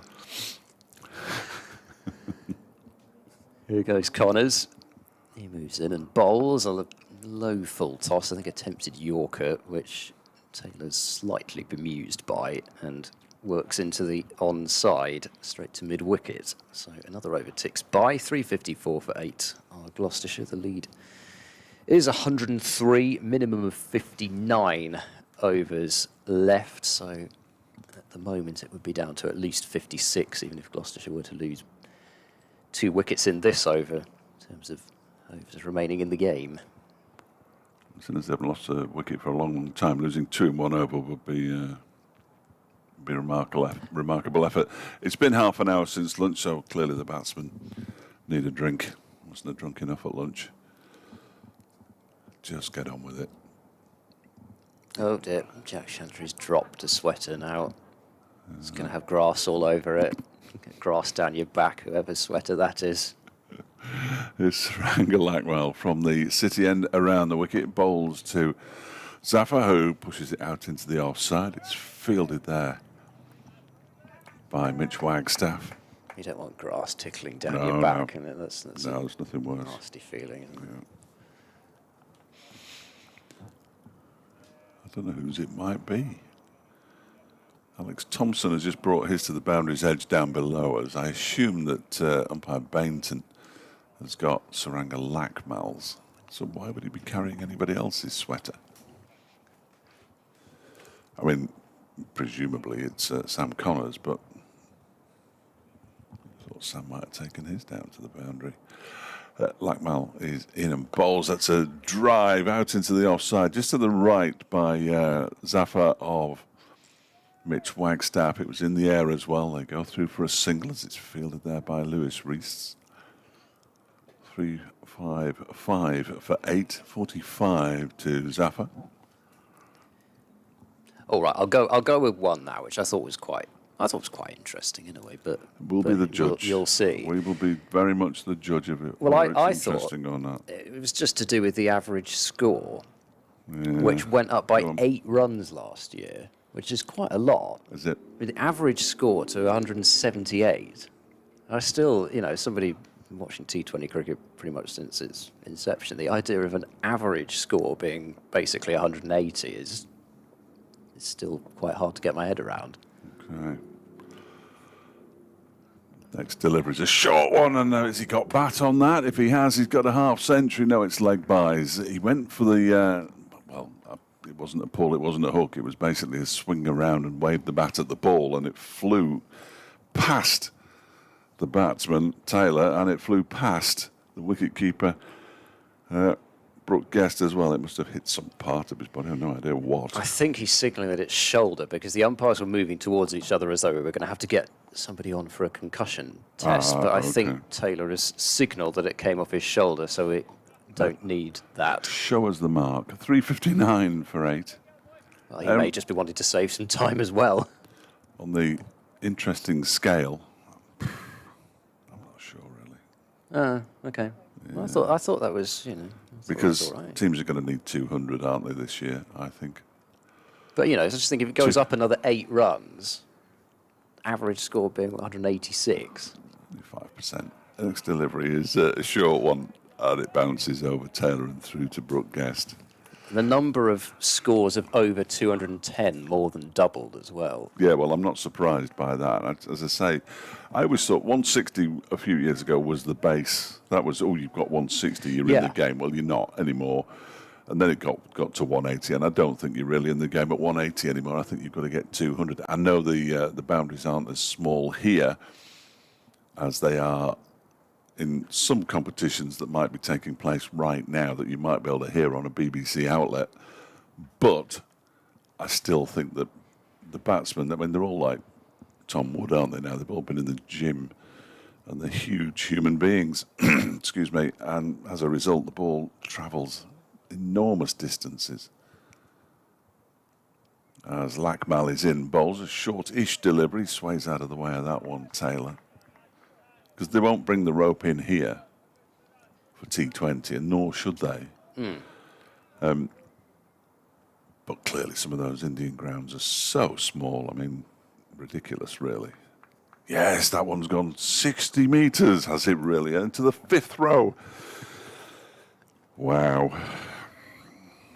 And then they do the replay, don't they? And it goes. Regardless of what is that? Do that with an outside edge. Unbelievable. Lackmal bowls to Taylor on 46, and he goes at that one as well. It was short, but he misses it, and it goes through to Brooke Guest. So Lackmal's got out of that over quite nicely in the end, really. By bowling short deliveries, he went for 5, including those 4 leg bys, which don't count against him. 3:59 for 8. Zafar has 45. Taylor has 46. The partnership is becoming exceptionally irritating from a Derbyshire perspective now. 84 off 98 deliveries. It's accounted for most of Gloucestershire's lead, which is 108. Yeah, it's done more than Gloucestershire could have hoped for, really. So it wasn't that Matt Taylor and Ajit Singh Dale couldn't bat. It's just, I don't think you would really see an 84-run 9th wicket partnership coming. Can't really bank on that happening. Connors is waving at Gully to go and stand at second slip. Quite right. Exactly. Watch this go through the gully. Here comes Connors. He's in and bowls, and it's down leg side and flicked wide of long leg. Zafar's trying to push for a second. He taps and threatens to go, but doesn't. And just gets the one. 46 to him, 360 for 8. We haven't had a run short. No? That would be another thing we could have. Yeah. Well, you don't need any more excitement now. You've got a lead of 109. Gloucestershire are going to win the game. Is that what's going to happen now? Well, there's 58 overs left. More than enough time to bowl a side out. Not on this pitch, obviously. You'd probably need about 5 weeks, but... Here is Connors. He bowls, and Taylor inside edges, but we'll get another run for it. That inside edge of his bat has been rather productive. Get a single to short. Fine moves to 47, 361 for 8. I think Marchand Delanger would be looking rather jealously at Matt Taylor's inside edge, seeing as his bat split halfway down the middle. He needs to buy a more expensive bat, doesn't he, Marchant? Actually, not sure whether it was the inside edge or the outside edge that was left. I need to go and examine it. But I have seen bats break, horizontally down the middle. I don't think I've seen one break vertically quite like that. It's ridiculous. Connors past the umpire bowl, short down the leg side, helped on its way by Zaffer, and not to the boundary. It's only going to be a single. Surprised about that, because you'd have thought with the pace of Connors that he'd be able to help it on its way with the bat, and it would probably have gone, but maybe it was only a leg by. Should be able to tell from that whether it was the inside edge or the outside edge, but I can't remember which way round he bats. Oh, there we go. Oh, that's... Yeah, so Outside edge? That is the outside edge, isn't it? I thought so, but I didn't want to say it out loud before you'd confirm that. Connors bowls the next ball. It's driven firmly by Matt Taylor through wide mid-off and has gone for 4, and that is Matt Taylor's second first-class half-century. Well batted, because he's taken Gloucestershire's lead with Zafar Gohar up to 115 now. And the innings has only occupied 60 deliveries. He's scored 7 4s and 2 6s. And this is more than a bonus for Gloucestershire. Connors looking rather rueful at the end of his mark. And he's played some really authoritative shots as Matt Taylor from very close to the start of his innings. Connors bowls a short ball. Again, it was fairly predictable after being hammered for 4 through the offside by a pesky number 10, but really didn't have that much venom off the pitch. That bouncer, Taylor had a long time to get underneath it. Partnership's worth 91. Taylor and Zaffer continue on their race upwards. Here comes Connors, he bowls a slower ball, and Taylor has heaved this one in the air over the head of mid-on. It's going to land safely. He didn't get masses of that toe end, but he'll pick up 2 with Rees running back. Was never getting there. 368 for 8, that's the end of that over. There have been 100 overs of this Gloucestershire innings, and 57 remain in the day's play. The details of Taylor's 50 being announced, and now that's a little bit concerning. Zafar Gohar is having some attention to his right arm. It's not his bowling arm, but I did wonder actually that delivery, the short ball from Connors that went down towards fine leg that I thought might have been flying away. He was actually looking at his arm after it, so wondering if that actually might have been what it came off. Anyway, it does look as if he's all right. Just got a bit of the magic spray, potentially, something like that. Haven't seen the old magic spray out for a while. No, you don't. We've got rid of it. Because everybody knew that it didn't do anything. So I suppose they've moved on to a new thing with just the placebo effect. What they do now, take this pill. Yes, that'll do the trick. Lackmal in and bowls. That one is driven straight back over his head for 6. Huge 6 from Zafar. And he moves to his half-century as well. Wow, that was some shot from Zafar Gohar. He wasn't messing around, was he there? 53 from 65 balls, so it took him 5 balls longer than Matt Taylor. But it was no less impressive, you have to say. They've moved on to 374 for 8, 4 4s and 1 6. Wow. And they're going to have a little look at the ball. And I can tell you, I can exclusively reveal, having just looked it up, that this is the record 9th wicket partnership for Gloucestershire against Derbyshire. On all grounds. Absolutely, the record, Hardings, is it Hardings with an E? Yeah. And Greenwich in 2007 put on 95 here. So this is a stand now of 99, and he's in, of course he bowls a bouncer, because they do after they've just been smashed somewhere, fast bowlers. The lead is up to 123. Dear, oh dear. Carl Greenwich. Carl Greenwich indeed. Yeah, him of the 2007 7 2020 Cup final that we were talking about the other day, coming off his short run and his long run. Unfortunately, Darren Stevens rather lined him up whichever he chose, but you know, he did help get him there, so it's just the way it goes. She had a 95 run stand. In comes Blackmal again. Oh, this has gone straight up in the air. Who wants it? It's going to be taken by Brooks, and Zaffa has gone.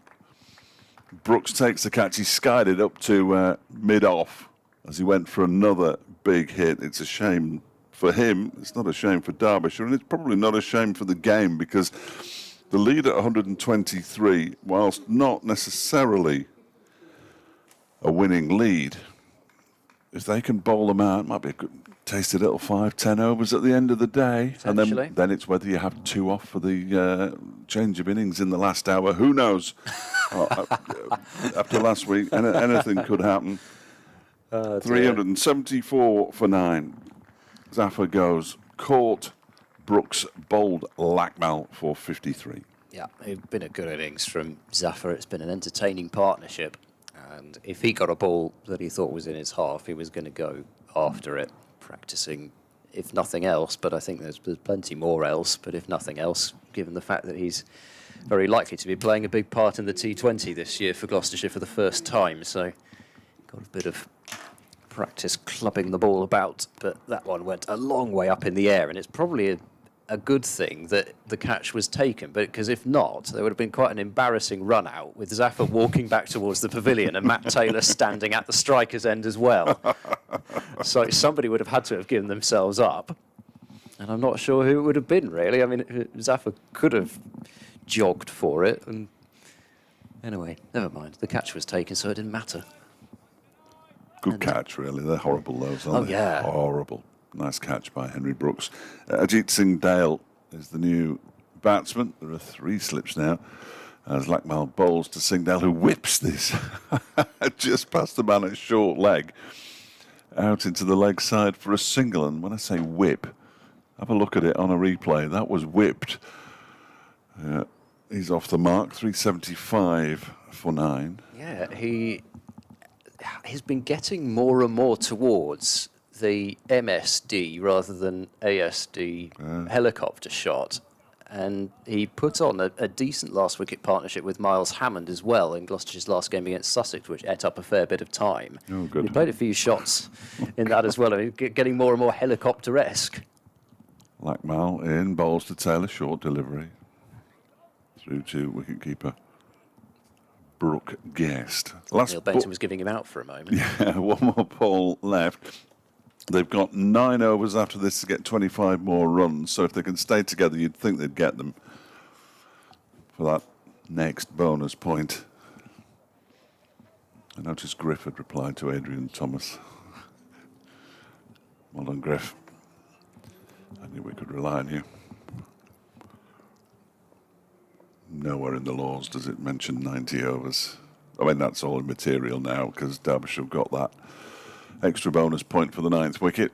In comes Lackmal again and bowls, and oh dear, Taylor gets a thick inside edge down to fine leg. I mean, he stepped into the leg side anyway, as well as taking a step towards the bowler, and it's gone down at fine leg. He moves to 57, 379 for 9. The lead is 128. Another shot you won't find anywhere in a manual. No.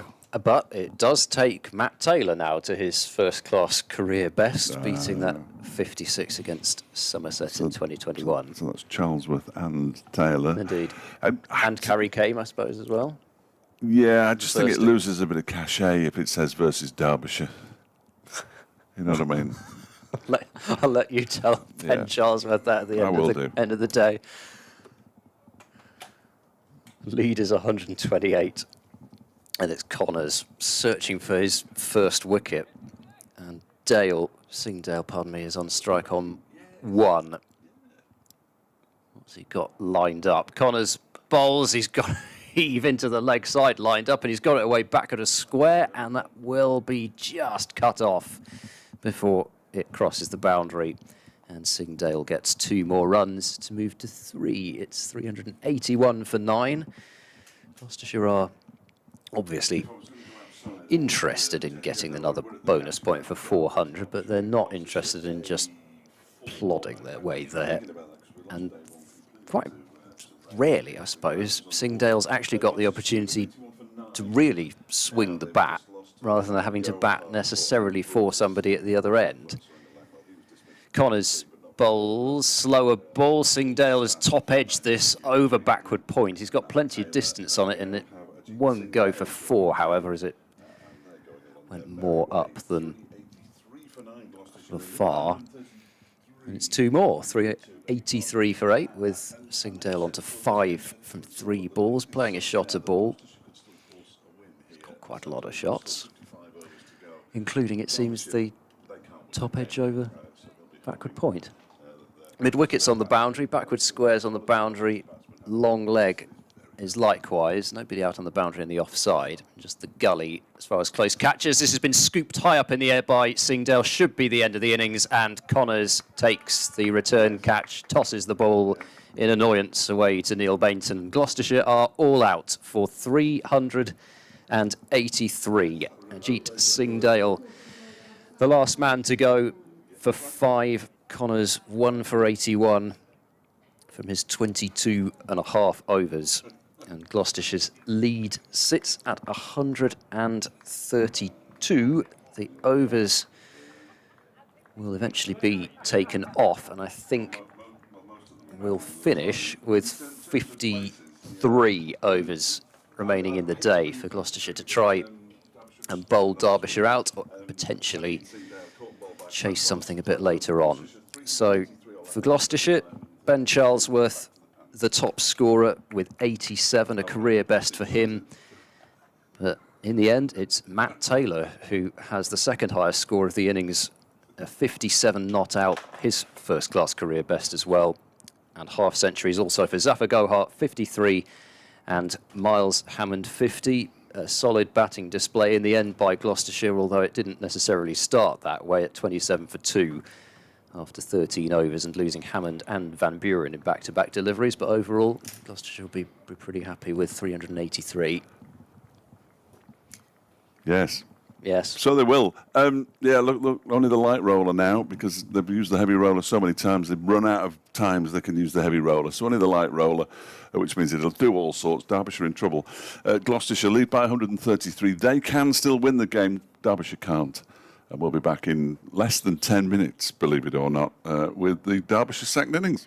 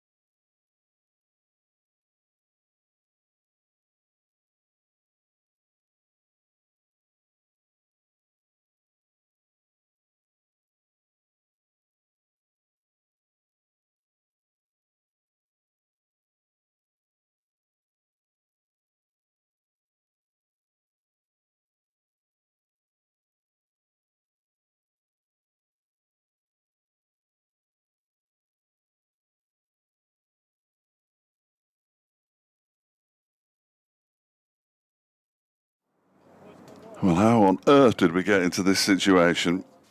That's Derbyshire, of course. Gloucestershire, well, they've been bowled out for 383. That's in reply to Derbyshire's 251 for 9 declared. It means they have a lead of 132. And Ajit Singh Dale is going to come steaming in from the city end. And he's going to bowl to Harry Kane, who's already got a century in this game, which almost certainly means that he's not going to get a century in the second innings, because that's how this game works. Oh, my word. Yeah, I suppose, statistically speaking, that's probably true. At the same time, I'm not sure that Dale can be taking that for granted. Well, let's hope he is. Go on. All right, Singh Dale coming in then from the city end, bowling a bouncer first ball to Harry Kane.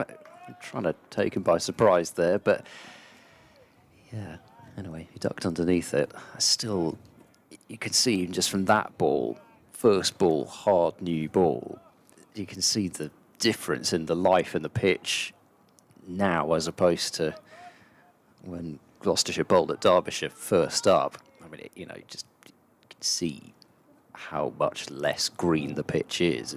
Yeah, it's a different changed pitch. so much, hasn't it? Different pitch, yeah. 3 slips in the gully. Singh Dale is in, and Kane works it away comfortably out towards deep backward square leg, and it may go for 4. In fact, it does. Beats Tom Price down there, and Derbyshire 4 for no wicket. And I already feel better. I've been here so many times, and I've only been doing it since 2016. You just get that sense of foreboding, but that was nicely played by Harry Kane. He seemed to have time as he forced the ball away into the leg side. And, yeah, that's much better. Marchand de Lange's fielding in the gully. He didn't do that the first innings, did he? I'm sure he didn't. No, I don't think he did. Singh Dale bowls to Kane and a leave outside the off stump. I think only one Gloucestershire fielder. Who was looking at their hand, their arm? Zafar Gohar was. Where's he then? He is at backward He is at point, yeah. which is where he was, wasn't he? Yeah. Yeah. Usual situation. Zafar's just telling Marchand de Lange how he got all those runs. Oh, he's showing him how to play that. Couple of nice leaves. That's all you need to do, March. All you got to do is just leave it a bit, and you'll be fine. Get a bat that doesn't snap in two. Singh Dale bowls to Kane, clipped away confidently through mid-wicket, and this will also be 4 runs. And Derbyshire are off to a flyer, 8 without loss after just 4 deliveries, trailed by 124. Well, they could set them a tricky They little... could. Yeah. They could. Wow. Good start. Really Nothing good in these start. first 4 balls to suggest that it's very likely that Derbyshire are rattled out in the time they would need to be in, but who knows? Just get the lacquer off the ball. Well, there is that. There is that, absolutely. But at the end of the first day, Harry told us that if you put them in the right place, put the balls in the right place. Singh Dale is in outside the off stump, rising delivery, and left alone through to Bracey. That it was doing plenty, but you look here with the blue sky and the sun shining and the pitch turning a nice biscuit colour. It's the chairman next door. Look, they're over the border here. They're having a look round. You can see my stuff strewn all over the table in there. Ian Morgan, the chairman. There's a Sheffield Wednesday fan in. I hope he comes to the back of the box to ask him about the first leg of the playoffs. Carry on. Lost ball of the first over. Singh Dale bowls outside off stump. A grunt of effort, but nothing doing. Kane's not interested in playing, so 8 off the first over. 52 remain in the day's play. Gloucestershire's overrated +3, so hopefully we won't have any ridiculous shenanigans with Van Buren trying to race through overs in 25 seconds. Won't be any need for that. We saw that last week from Ackerman. We don't see any more. Only reason I brought it up, really. Thank you. It's going to be Tom Price to open from the racecourse end. Tosses himself a catch or 2. Yes, he likes to do that, actually, before he runs into bowl, nearly every time. Which is unusual for a pace bowler, Exactly. isn't it? They don't normally do that. He's doing it sort of, he runs his fingers over it, almost as though he's trying to put backspin on it. I can't imagine that he wants to put backspin on a ball, but we'll see. He's on his way into bowl to Haider Ali, and he leaves that one alone outside the off stump. And it goes through to Bracey, the wicketkeeper. Seemed to be a little bit of movement on offer on that one. Yeah. Didn't seem to be anything, fortunately, for Singdale in the first over. That one seemed to have a bit of gentle shape away. I'm watching Delanga's taking Gully very seriously because he's there again. Certainly a fair target for the ball to pass. There is that, yeah. Price is in and bowls to Hayder, who defends it back to the bowler. And there's no run. Yeah, it did do a little bit that first ball. I mean, starting quite wide of off stump, but just a little bit there. I mean, it's better than nothing, I suppose. Tom Price having claimed the wicket of Hyder Ali in the first innings, got him about as plumb LBW as I think I've seen all season. I'd be surprised if I see one that's more out than that. There's Price again, past umpire Bainton. They've swapped ends, of course, the umpires, and it's turned by Hayder Oh, up to Marcus Harris, who doesn't field it cleanly. he just trod on the ball as well. As he trod on it, I think he ended up. He's looking at it now. He picked it up, And then the dropped umpires- it, and then the trod umpires on are it. looking at him. I think they might want to look at that ball at the end of the over. No, it'd be A big stud mark in it. Yeah, some teams will do anything to make it swing, won't they? But you wouldn't see that happening at Derbyshire. Now, he is an Aussie, of course. Well, yes, there we go. Price in and bowls on the leg stump, whipped away by Hayder, out towards the backward square leg boundary for 4. In front of the East Midlands demolition stand, nice shot. It was a gift, really. 12 runs have come all by way of boundaries. And immediately, Graham Van Buren is having a word with Tom Price, who slightly patronisingly puts his hand on the shoulder of his skipper as he walks back to his mark. Yeah, well, yes, I know I shouldn't have bowled there. But I assume that isn't what Graham Van Buren was saying to him, don't bowl there, because he probably knows. He's in again to Hayder, who leaves alone outside the off stump. Yes, don't bowl there either. Yes, it's one of my, I suppose, foibles. Hearing commentators say, "Well, he's probably saying to him, don't bowl there." Yeah, I think it's quite likely that that nobody needs to say that at this level, but he clearly isn't saying don't bowl there. Yes. This is a professional cricketer who knows how to bowl. Come on, son, don't bowl there. He might have had a little plan, though. He's into Hayder, and this one, well, don't bowl there. He's on his toes, and it's whipped into the leg side, but nicely fielded at mid-wicket. And there is no run. It's the end of the over, in fact. Who So I was just about to say, I think that was Jack Taylor, who was on the field for his brother, who's just jogged onto the field wearing his usual sun hat. Well, I say his usual sun hat when it's sunny. Yeah. Because I don't think he wore that in the first. I saw it fielded by a number 10. Looked down to my team sheet thinking, I don't remember a number 10. And, of course, the reason I hadn't remembered a number 10 because there wasn't one. No, that is Jack Taylor. Okay. Jack Taylor did the fielding end of the over 12 without loss. And the other person you might see on the field is Zaman Akhtar, who would be number 17. I shall write that down. Thank you. I'll have that one down as well because he is here. In comes Singdale. Starts his second over. Bowls to Kame, and there's no stroke as it goes through to the keeper. Quite a grunt when he bowled that one. Now he's walking back towards his mark with his hands on his hips for some reason, but give it a grunt. Yeah, it's an exciting opening combination for Gloucestershire, one that I'm sure they will hope to have for many years to come. And they've got both these two locked up until at least the end of 2025, so I'm going to be seeing them in Gloucestershire colours for a fair while yet. But Price, 23 years of age, Singdale, 22. He'll turn 23 in July, so still Good to see. young'uns. And comes Singdale, bowls, and no stroke once again from Kame. It was a no ball, so that will be 14 without loss. Yeah, Price, somebody who's part of the major Oxfordshire contingent for Gloucestershire. Sort of love affair with Oxfordshire brothers, but Miles Hammond, he was born in Cheltenham, but he's another one who's come really through Oxfordshire. So there's quite a lot of players in this side and in the squad. And Singdale born in Slough and started his career with Hampshire.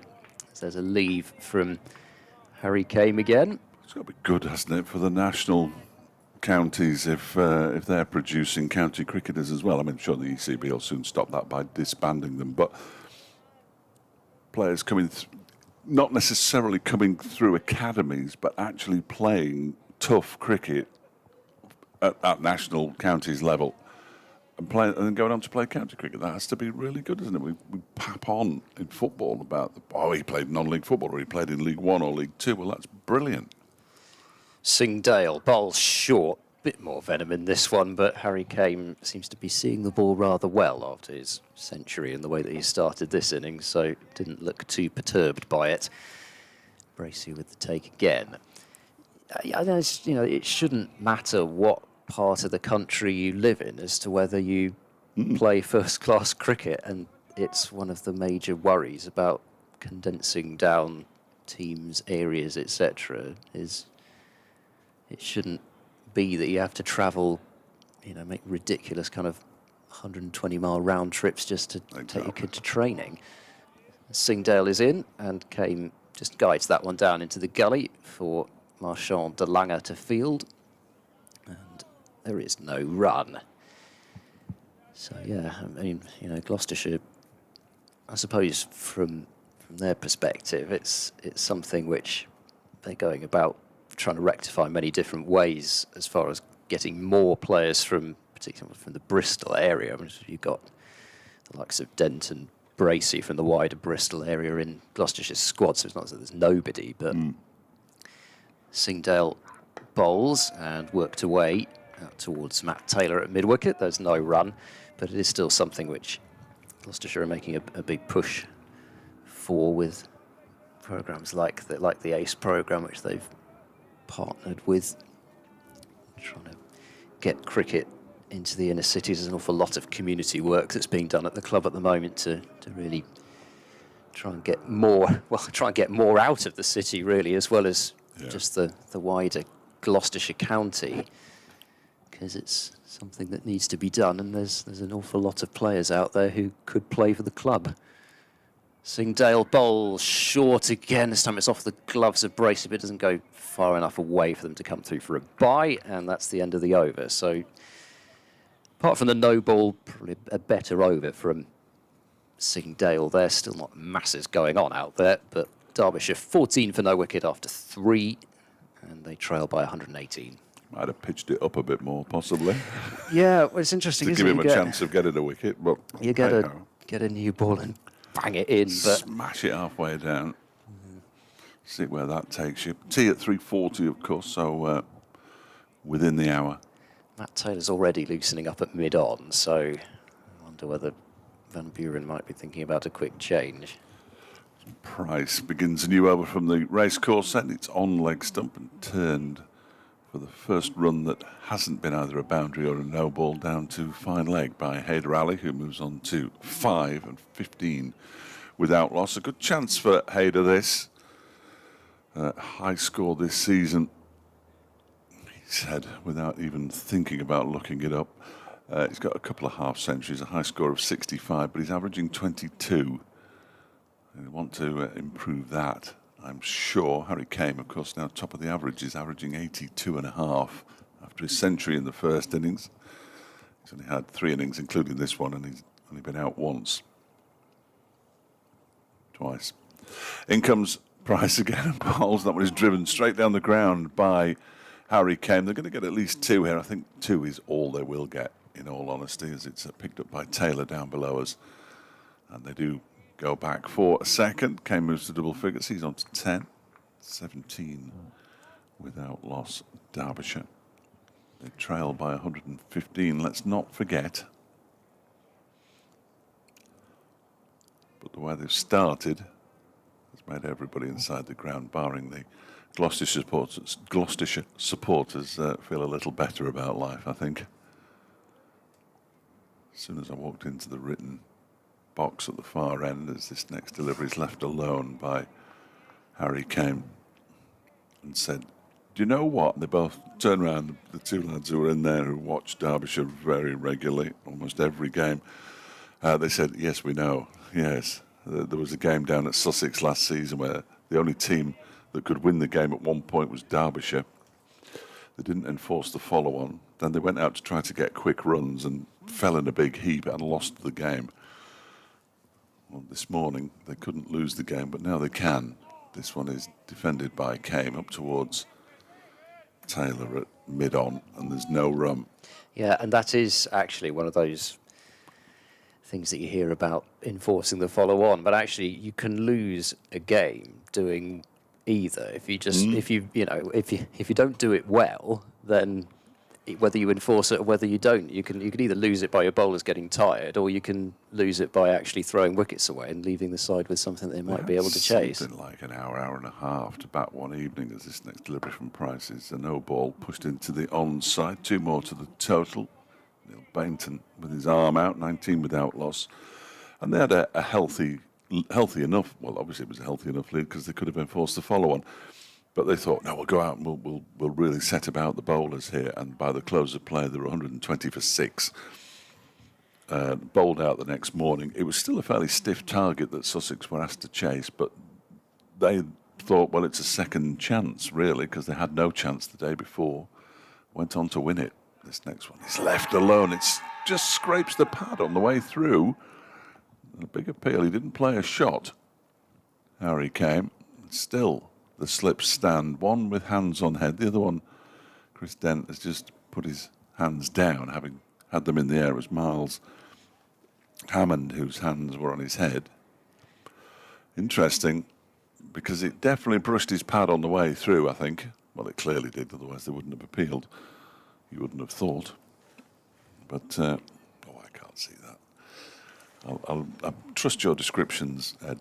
I've been trusting them the entire match. I don't see why I should not trust you anymore. 19 without loss. It remains. Price is in and balls, and he gets bat on this one. Drives it down the ground, 4 runs. How often does that happen? Harry Came picks up another boundary. His third. He moves on to 14. 23 without loss. Derbyshire at the end of the over. Hayder Ali has 5.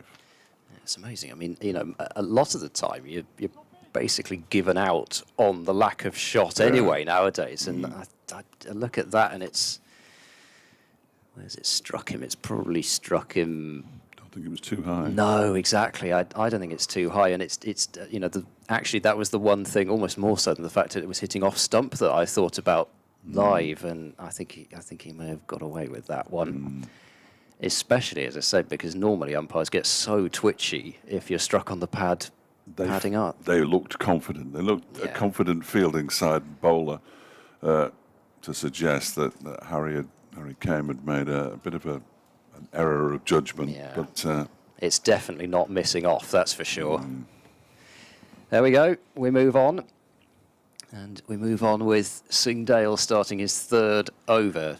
Down to 2 slips in the gully now and a leg slip, and the leg slip will dive after that ball and not stop it.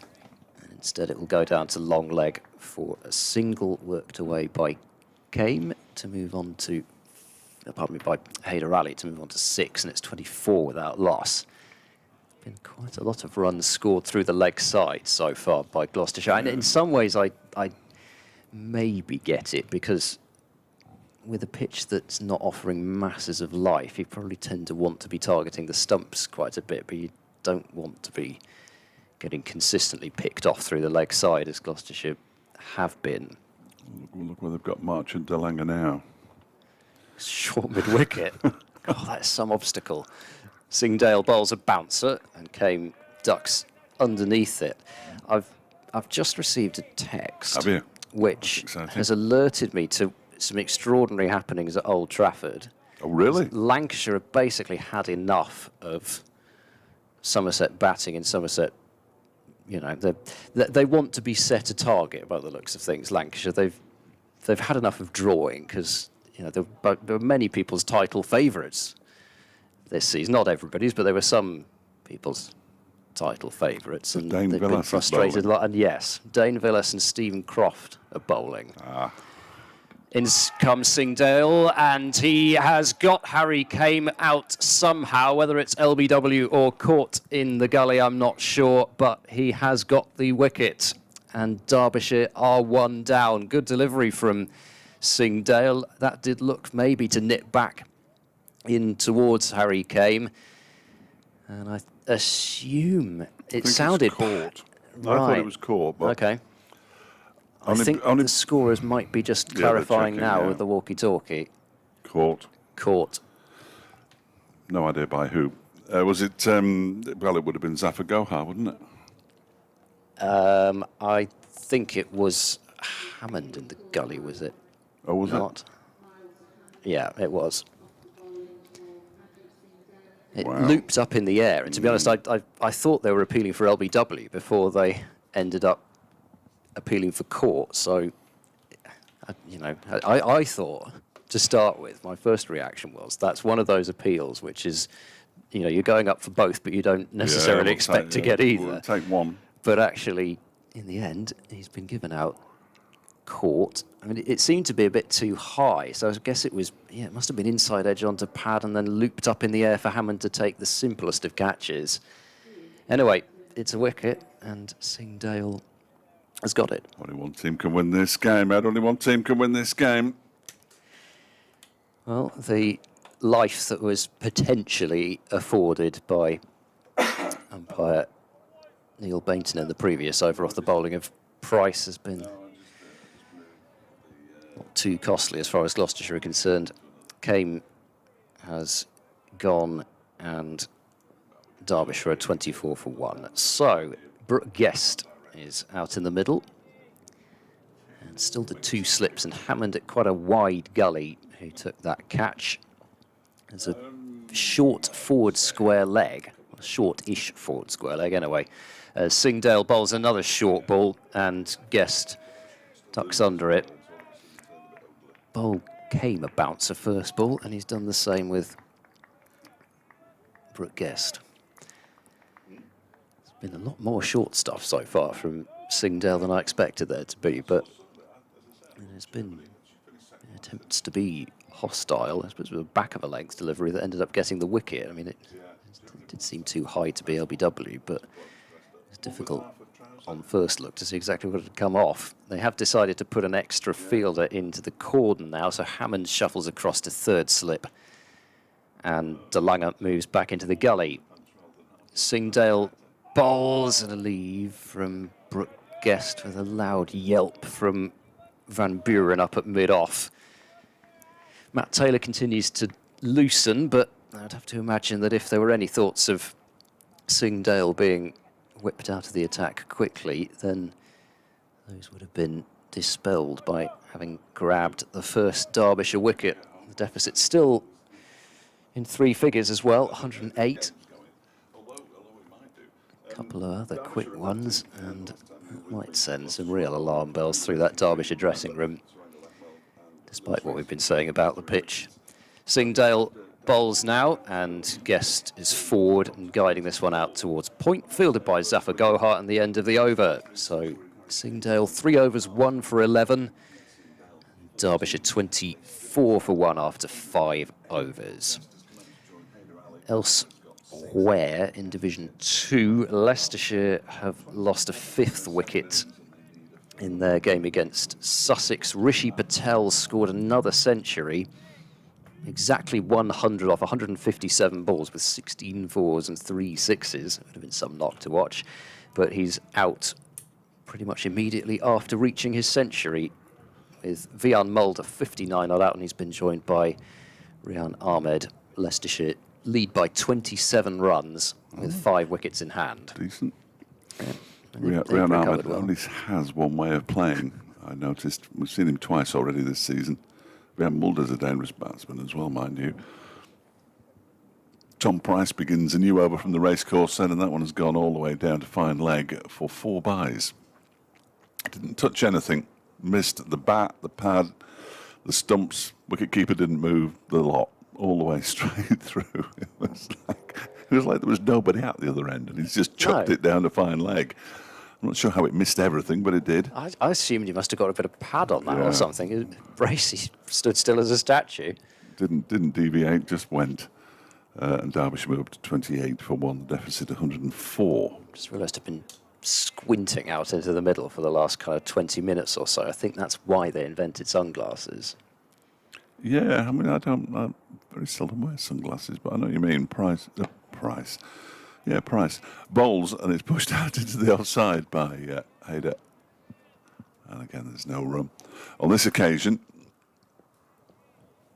just been suggesting to James Watt, who is currently doing the 60s, 70s and 80s show on BBC Radio Derby, that Derbyshire are not out of the woods here in the North, trailing by 104. Still 47 overs to go. Their main objective, once they get in front, it starts to look a lot more comfortable. But at the moment they're behind, and Price bowls, and that one is struck the pad. There's a big appeal. He's gone. Now, I didn't expect the finger to go up that time, and Hayder Ali certainly didn't expect the finger to go up either, and he looks at his bat and he walks off. It didn't look out from here, I have to say. Sometimes you get a feeling for these things, but Hayder's gone as well now. Oh dear, Derbyshire in a spot of bother. They're 28 for 2. They still trail by 104. Hayder Ali has gone leg before wicket to Price. Wow. I'm hoping that you back me up with the, but it didn't look right.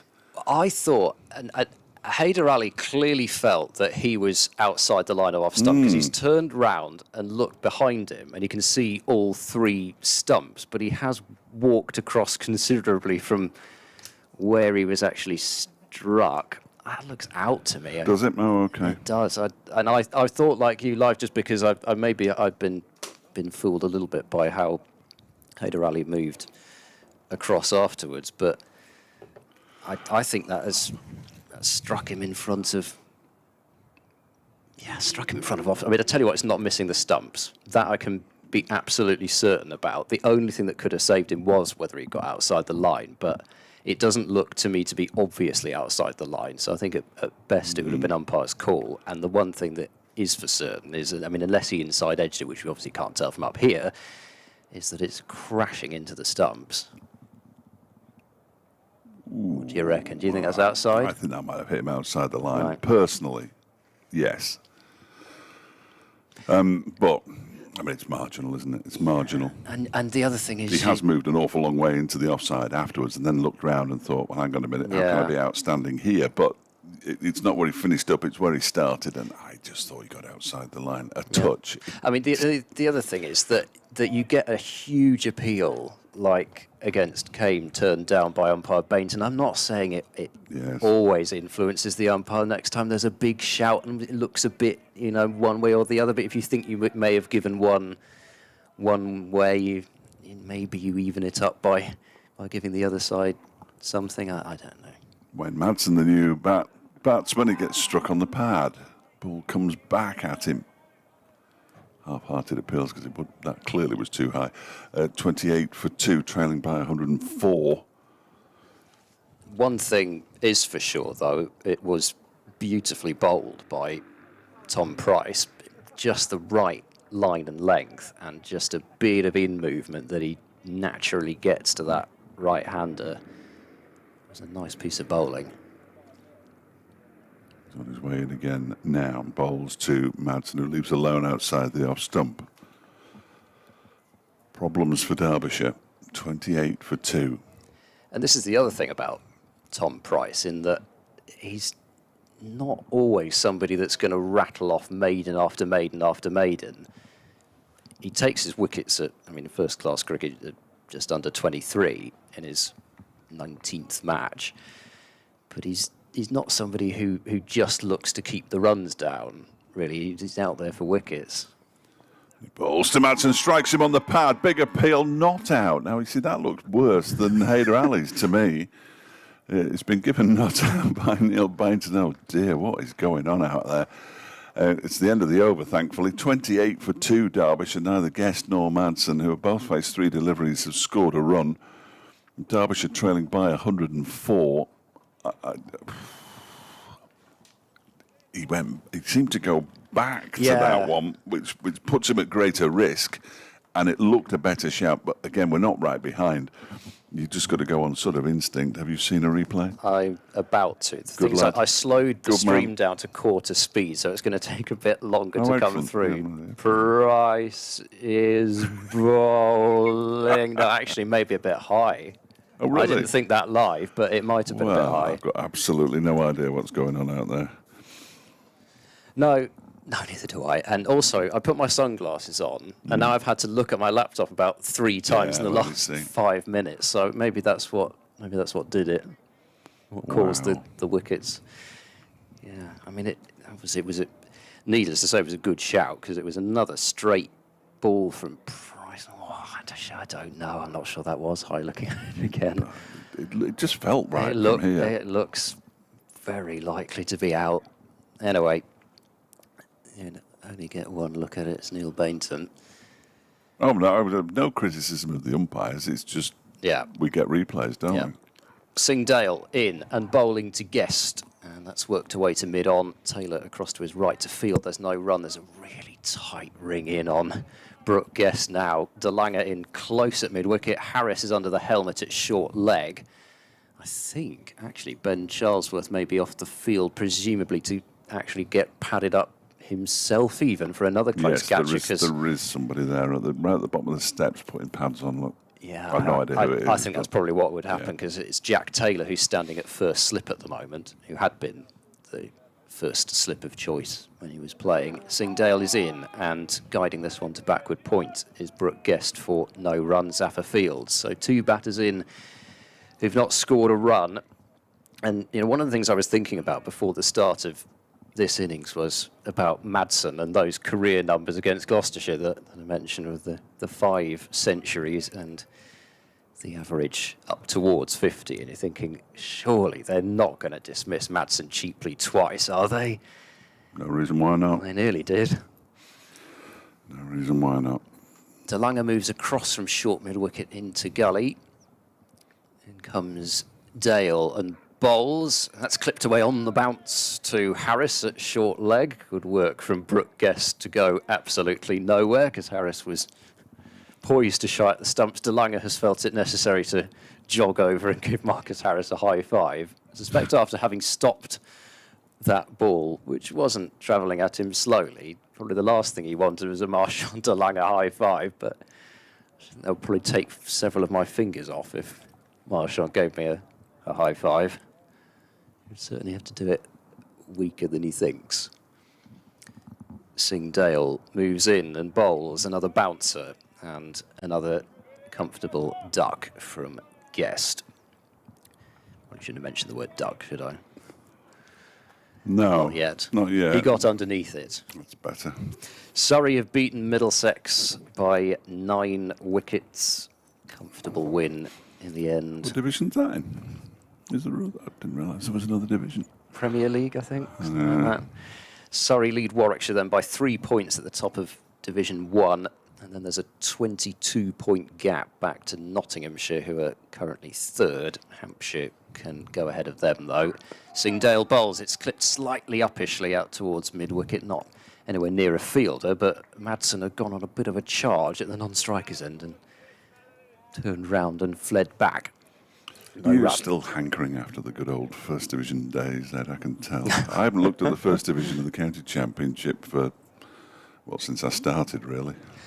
Well, I don't know. When we've got happenings like Dane Villas taking the new ball for Lancashire, which is the other part. If I'd read the full message rather than just the preview, I would have got that. 85.2 overs. Dane Villas has taken the new ball. Well, Somerset's lead is 331. You'd think that was enough not to lose the game, wouldn't you? Singdale bowls, and that's turned away again, slightly uppishly, not too far off DeLanger this time. He was in close. He would have had to have been in at a silly mid-wicket to take the catch, but Far from Harris. on either, the though. bounce, yeah, pretty close to Harris at short leg as well. That's a maiden from Singdale, back-to-back maidens for Gloucestershire and Derbyshire. 28 for 2, still 46 overs remaining in the day's play, and they trail by 104. Remarkable. Remarkable from Gloucestershire. And Derbyshire will be twitching. They're still more than 100 runs behind, and they've already lost 2 wickets. They've basically got to bat for 40 overs here. Surely they can do that. Tom Price is in and bowls to Wayne Madsen. Is bowled! Off stump leaning back. Madsen's bowled. It's 3 down, and Derbyshire, well, they're collapsing in a big heap here on the final day. 28 for 3. Madsen goes for a 4-ball duck. And, well, Gloucestershire are cock-a-hoop, and so they should be. 28 for 3. Still 104 runs away from making Gloucestershire bat for a second time. He's just bowling straight, isn't he, Tom Price? I know it sounds simple. Of course, it's not as simple as that, because if anybody just ran up and bowled straight, there's no way that they would get a player of Madsen's quality out. But he's clearly just doing enough with the ball, as he just so often seems to be able to do, does Tom Price. But Madsen's very late on that ball. Looking at it, he's played sort of defensively, but he's barely played the shot by the time the ball's hit the stumps. Strange looking dismissal. This is remarkable. It wasn't until just before lunch when I looked at the scoreboard, or just after lunch when I looked at the scoreboard and saw that the and I don't know why I hadn't realised, but you just sort of think, well, it's the 9th and 10th wickets, isn't it? They're just scoring some runs, and you look at it, and all of a sudden Derbyshire are trailing by 100, and you think, wow, they've gone from looking to push for a victory by setting something up. Gloucestershire are being proved absolutely right, and Graham Van Buren will be exceptionally happy with the way things are going at the moment, having rejected the man who's just come out to the middle's offer of a setup. There's no need for a setup, thought Graham first thing this morning. We'll just get a lead of 130 and we'll bowl you out for the second time. Well, 3 down, trailing by 104. 24 without loss to 28 for 3. And the skipper, Leas Deploy, is out to join Brooke Guest, and still Guest yet to get off the mark. Price is into the Derbyshire skipper, who gets one on leg stump and turns it away off a pad down towards fine leg. They'll add 2 because Deploy goes back for a second leg bye, and they'll move up to 30 for 3. All they have to do, as I said before, the previous delivery that saw the dismissal of Wayne Madsen, is bat for 40 overs. Yeah, it's amazing how quickly 40 overs goes from, and Gloucestershire know this from that game against Sussex last week, how much 40 overs can seem when you lose a couple of wickets. Before you've lost them, it doesn't seem like much. Price bowled, driven by Deploy gloriously out to the cover boundary for 4. Wow, that's the shot of the innings so far. There haven't been many. 34 for 3, Deploy off the mark without boundary. A little bit of a show of intent, possibly, from the Derbyshire skipper. You're not going to get past me, and I'm going to score some runs. Well, both need to be true. Yeah, and it's important for Derbyshire to get ahead as well, to take those overs out of the game. Yeah, absolutely. Absolutely. Once you get in front as well, it takes forever to knock off a deficit, no matter how small. But once you get in front, your lead suddenly starts to rocket. Price in again and bowls to Deploy. This time check drives it, and it's half stopped by Van Buren, just sticking out his left hand, but sufficient to prevent the batsman from going through for a run. It's come round the wicket immediately as Tom Price, and again, seemingly it's to target those stumps, because that's where the joy has come from. Even though we had one catch in the gully, it was a straight delivery that did it. Price in again, bowls to Deploy, who plays and misses. Just got that one either to move away a little bit, or Deploy was expecting it to come back at him. Either way, missed the ball, goes through to Bracey. Whelan's listening in South Africa, potentially watching, I think, on the club stream. So my good mate Pierre and I are watching with interest in Brooke and Wayne, we trust. And I've only read that 6 minutes later than it arrived. Good to hear from you reading that. Here goes Price to complete his over. Bowls to Deploy, who defends. And the over comes to an end, but it was an over that cost Derbyshire the wicket of Wayne Madsen for a 4-ball duck. They're 34 for 3, and they trail by 98. See how long Singdale goes. De Lange is shining the ball and marching up towards the umpire, but he's only going to fling the ball off to his captain to do a bit more shining, and it will be Singdale to continue. He just pointed at Singdale, and now I guess what he's saying is, you're the man, get a couple more wickets in this over, rather than, if you don't get one in this over, I'm going to take over from you. It's even tighter now at that short mid-wicket position where Guest has already clipped a couple uppishly. Whatever Marchant said to me, I'd agree with. Yes, I think so. Singdale bowls, inside edge onto pad. Singdale is appealing, but even I could see the inside edge from up here. Out into the offside it goes. And they'll be up for everything because they'll be feeling as if all of a sudden there's something happening nearly every other ball at the moment. Which there seems to be. And even if it's deploy creaming a drive through the covers for 4, if there are plays and misses around those, Gloucestershire will know they're in the game. Deploy will probably make them feel as though they have a chance to get him. And while Guest is on 0, the pressure will be large. Here comes Singdale off his long run in and bowls. Short and tucked again by Brooke Guest. I mean, it may be to set something up, but in and of itself, the bouncers from Singdale haven't yet proven to be too difficult to negotiate. Matt Taylor's warming up at mid-on. I mean, imagine it probably, given the way that you're not going to get the ball out of Tom Price's hands, and it'll just be a matter of how long Singdale goes. You'd guess it'd probably have to be a double change, and De Lange and Matt Taylor will get a burst. I imagine we'll see a bit of Zafar Gohar before the innings is out. Singdale is in and bowls down the leg side, whipped away down to the fine leg boundary, flashes away for 4, and Brooke Guest is off the mark with a boundary. We've seen quite a lot of that from the Derbyshire batters in this game. Good job, really, because they've not been doing any running. It is, of course, 18 minutes until tea, so you can. Yes, it will be difficult to get the ball out of their hands. This is true. But give them a burst, and everybody's fresh for the evening session, aren't they? So. Yeah.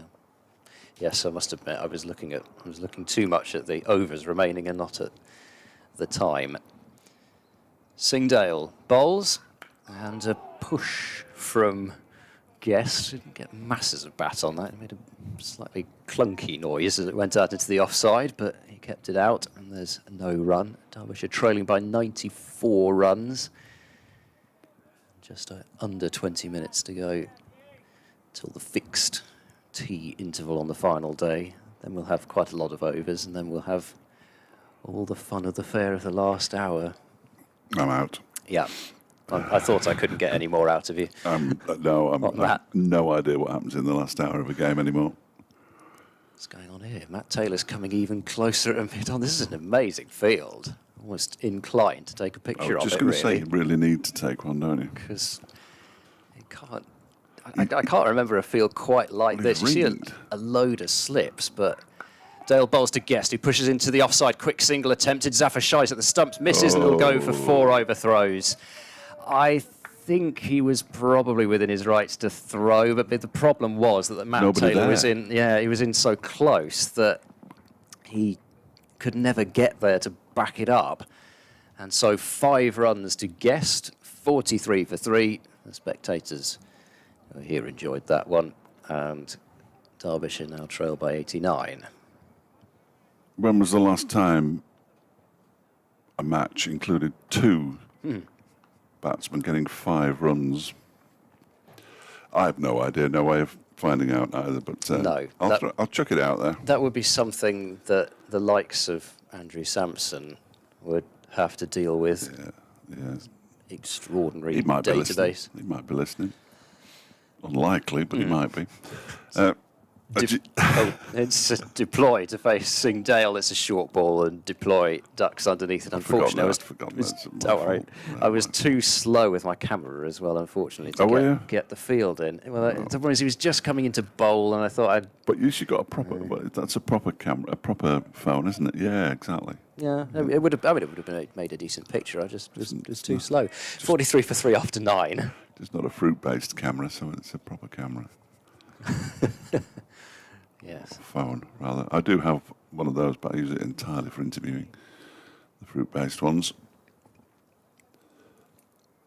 Somebody's gone off and somebody's coming on. In fact, it's Sing Dale who's leaving the field away to our left. Been replaced by Jack Taylor. I assume it's Jack Taylor. Yes, I think it is. Yeah, I'm going to say it's him anyway. Nobody will know. Turn round. Yeah, it is. Excellent. And Tom Price bowled his 5th over. 2 for 17 so far. He's in and bowls to Brooke Guest, who gets a full delivery and pushes it up to mid-on when it's fielded by Matt Taylor. I can now say when the ball's played onto the leg side, if it's fielded by Taylor, and I'm absolutely laughing because I've got a 50% chance there are 3 fielders on the leg side and 2 of them are Taylors. And the other one is decidedly not Taylor. Well, one of them's DeLange, yeah, and there's a man down at long leg as well. I couldn't tell you who that was from this distance, but it would have been Sing Dale, I would have thought. I think it's Tom Price. It isn't anymore. That was what I'm talking about. He's bowling, and this one is driven straight to one of the many Taylors out there, Matt Taylor. In my mind, Sing Dale was still bowling, which is awful because that was the second ball of the over. Well, he's gone off. I don't know who it is. He's a long way away. He probably won't field the ball, so we needn't trouble ourselves to find out who it is at this stage. He's standing by a sweater and a cap, which I would imagine belongs to Tom Price, because the umpire doesn't appear to have a sweater or a cap in his possession at the moment, as Price comes in again and bowls to Guest, who pushes this one out into the offside, where it's fielded by Zafar. And there is no run. It's just calmed down a bit after that little flurry. Meanwhile, at Old Trafford, George Bell has taken the keeping pads off and has sent down 4 overs. We've got Dane Villas and George Bell bowling, and Somerset are scoring at 3.5 and over against them. James Rue looks set for back-to-back centuries. In goes Price again and bowls, and that one is defended by Guest out into the offside to Van Buren, and there's no run. Must be a career best for Casey Aldridge as well. I mean, he scored 46 in the first innings, he's got 58 in the second innings. I must admit, I didn't realise that he was much of a batter before now, but clearly, well, I say clearly he is. I mean, obviously he's benefited from having the likes of Villas and Bell, but still. I prefer to face them than some of the others. Next delivery is pushed backward a square on the offside by Brooke Guest. Zafar does the fielding. Well, let's see if Anderson's on. He didn't bat, did he? He hasn't bowled. No. Just a minor niggle, though, so we'll be all right. Nothing to panic about now. Not even niggle, issue. Sorry. It just means not necessarily even an injury, it's just an issue. Just an issue, just a minor issue. Just with the umpires, maybe. I don't know. I'm not bowling with these umps. I'm off. He's in contract negotiations. Next delivery is defended out into the offside by Brooke Guest, and that was a maiden over from Tom Price. 5 overs, 2 maidens, 2 for 17. Terrific bowling from him. We're clearly not going to see Sing Dale again. And the hat is already removed from Matt Taylor's head, so he's going to replace him at the City end. 43 for 3, Derbyshire still trailing by 89. Not bad timing, I think, as far as Gloucestershire are concerned as well, because they've got through to the trio of left-handers in Derbyshire's middle order. Deploy will be followed by Wagstaff and Rees, assuming they bat in the same order as the first innings, which I imagine they would. So Matt Taylor, it was who removed all 3 of them in that first innings and probably looked Gloucestershire's most consistently threatening bowler against the left-handers, so he's got the opportunity to do the same in this innings. Charlesworth back on the field at first slip with the shin pads on. Dent at second and Hammond at third. Quite an angle, that slip cordon. Swap of personnel because De Lange is going to field in the gully. We've had quite a few different gully fielders. In fact, it's Jack Taylor who's moved to mid-on, a substitute fielder. So, Matt Taylor, left arm over, bowling from the city end, bowls to Deploy, who's forward and driving this one down the ground past the onside of the stumps, and that will be 4 runs. Just a little push from Deploy, nothing more than that. And he's got his second boundary. It's 47 for 3. Derbyshire trailing by 85 runs. I wonder whether Tom Price will get another over or 2. He's bowled so well. I mean, I keep forgetting, of course, there's only 10 minutes to go until tea. So the question is whether he'll complete the bowling, really, from the racecourse end. Here's Taylor bowling to Deploy's forward and driving out towards cover point. Zaffer scuttles across from backward point and stops the ball. And there is no run. Leicestershire have lost a 6th wicket at Grace Road. It's not Vian Mulder, but it is Rehan Ahmed, who's out for a runner ball 9. Steve Smith with the catch. Henry Crocombe with his 2nd wicket. So Leicestershire 210 for 6. They have a lead of 50 runs. They have Vian Mulder there on 68, but they need to survive for a fair while longer. Taylor bowls to Deploys down the pitch and heaving this one down the ground. And look out, that spectator sitting on that seat in front of the stands there. That is a gigantic 6. And I don't think I saw that coming. That was right out of the Ben Stokes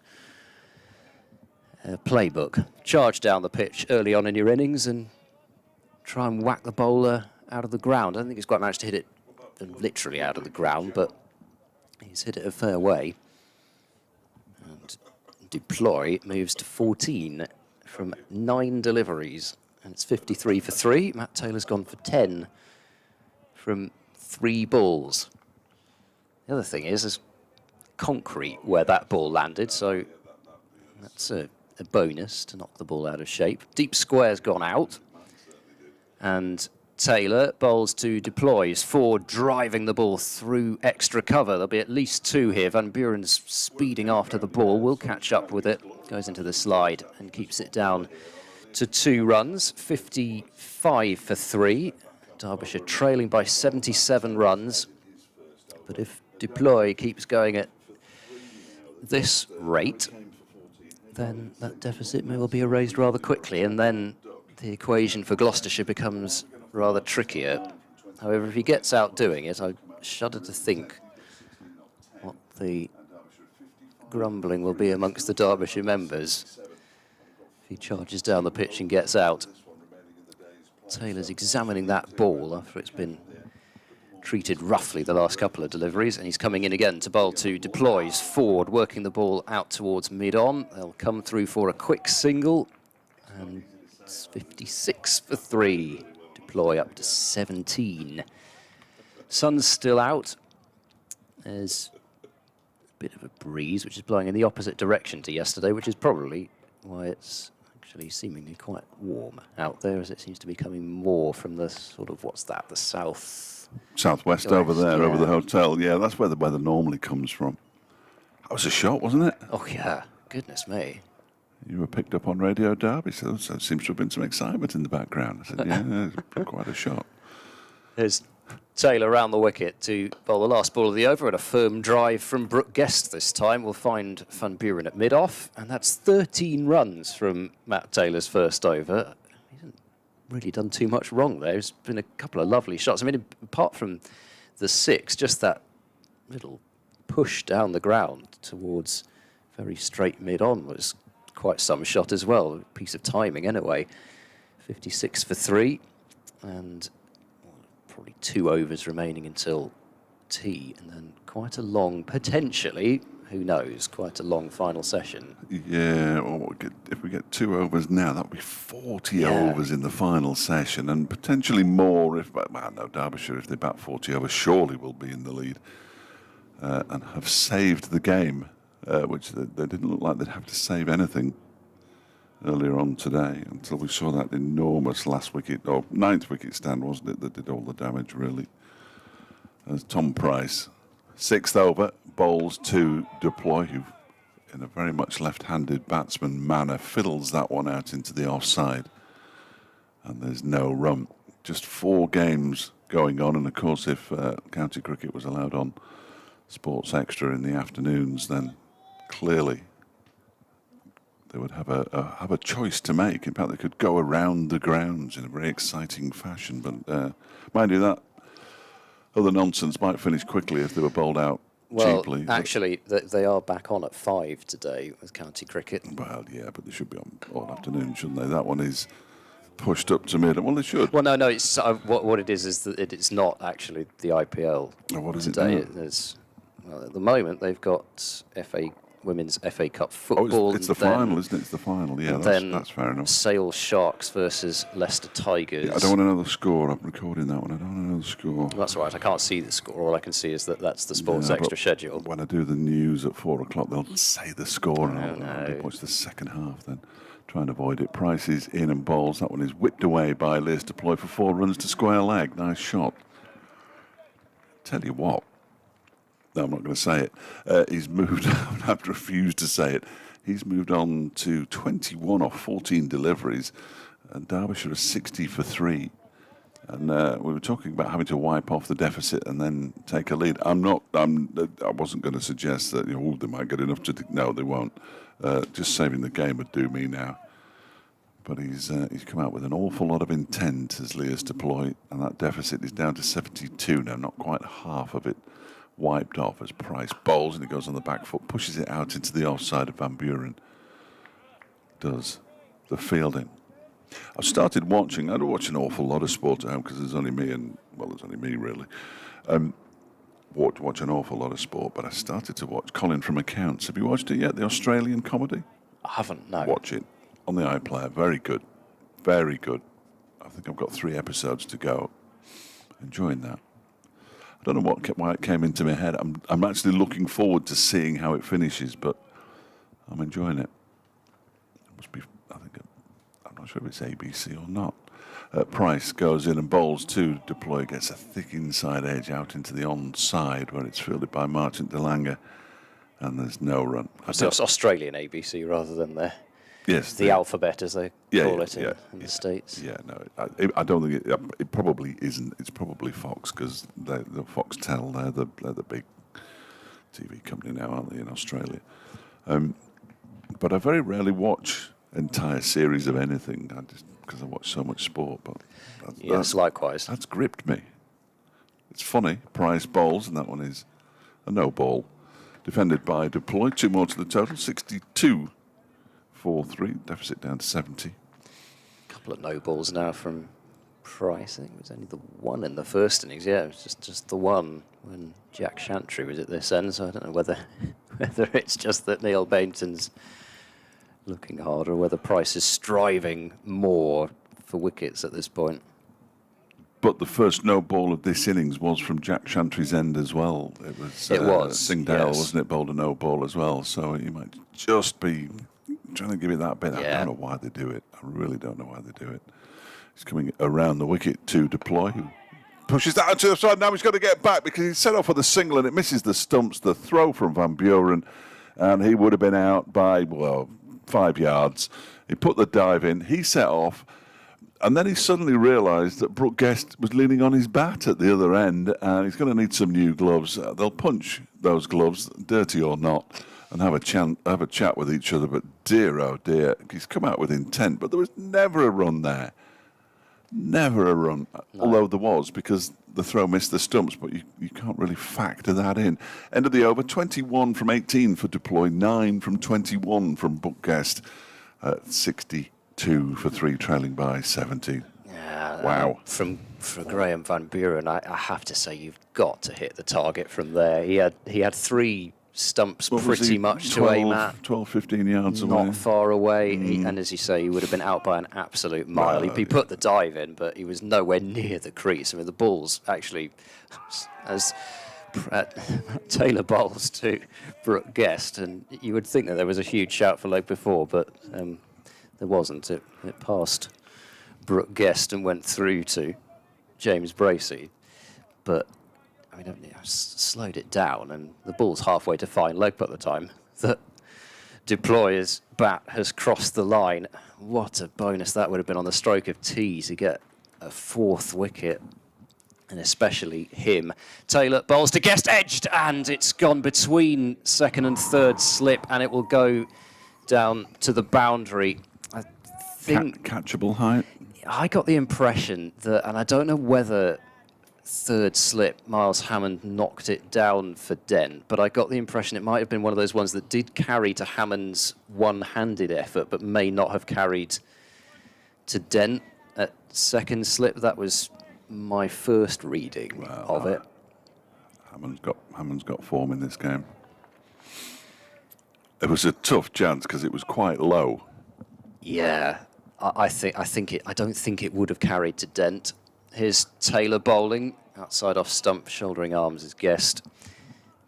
Yeah, I think for once my first reading of the situation might have been right. I think Hammond would have had to have taken it one-handed to his left if anybody was going to catch it, because I think it was dying on Dent. Just even that couple of feet difference was all the ball would have needed to die, but was potentially catchable if they were standing a couple of steps closer. Inside edge this time from Brooke Guest, squeezes out backward a square. They're coming back for a 2nd run. This is fairly tight, but in the end, Guest has made it as Bracey whips off the bails, and 2 more runs are taken. This is a frantic finish to the session. 68 for 3, and Derbyshire trail by 64 runs. You're right. Your first impressions absolutely bob on as ever. But I wouldn't say as ever. Hammond diving away to his left, might have caught it but couldn't reach it, and then it died just before it got to Dent's hands, which were closing as the ball arrived, but he just couldn't quite get it in. 2 balls remain in the session. Taylor is in and bowls to Guest, and Guest is forward defending the ball up to Van Buren at mid-off, and there's no run. Is this definitely the last over of the session? It must be, because you're I think commentating so, yeah, on it. that's how we know. Yeah, it must be. T fixed at 3:40 on the final day, and you know, I wasn't going to mention it. I think it's in the laws of cricket. This is and Ed incredible. Seaborn must be commentating on the last over of every session. I Make think a note of this for the reverse fixture. Are you going to make me work? No, I think I should probably return the favour, shouldn't I? Last ball of the session then. Taylor round the wicket, in and bowls, and a forward defence looking very solid there with Guest. Goes on 2 bounces to Van Buren mid-off. And that's that for the afternoon session. Ball tossed to Jack Chantry, who removes the bails at his end. Zafar Gohar rather neatly balances the 2 bails on the off and leg stump, respectively, at the striker's end. And that is that for now. Derbyshire 68 for 3 were rattled by the losses of Kame, Haider Ali and Wayne Madsen for the addition of just 4 runs. Harry Kame caught by Hammond at Gully after bowling at Singh Dale for 14. Haider Ali trapped LBW by Tom Price for 6, and Wayne Madsen bowled through the gate by Price without scoring. But Guest and Deploy, I say they've steadied the ship, and Deploy has taken on the Gloucestershire bowling and has got Derbyshire to beyond halfway to knocking off the deficit. 40 overs, though, still remain in the evening session.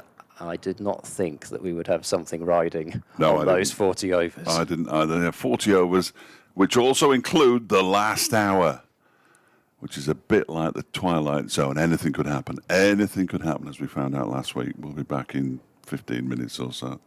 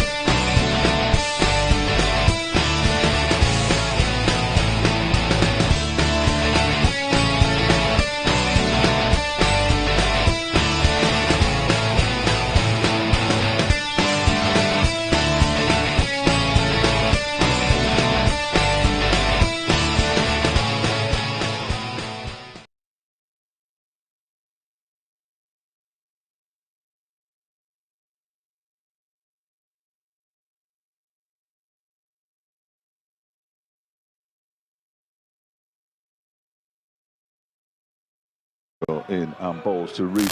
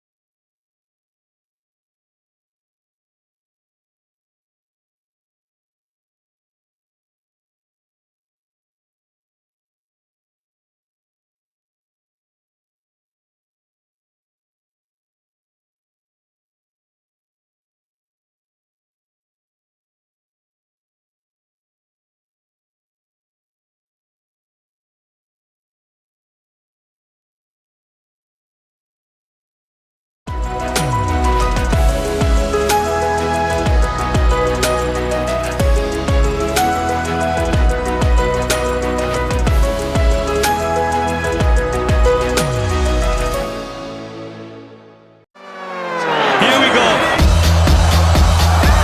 Unbelievable shot. Ready, Matt Scott. That's a terrific catch. They'll take one. Two straight. Too good. 2-6-3, record broken. Great atmosphere. Concentration. And they are champions once again.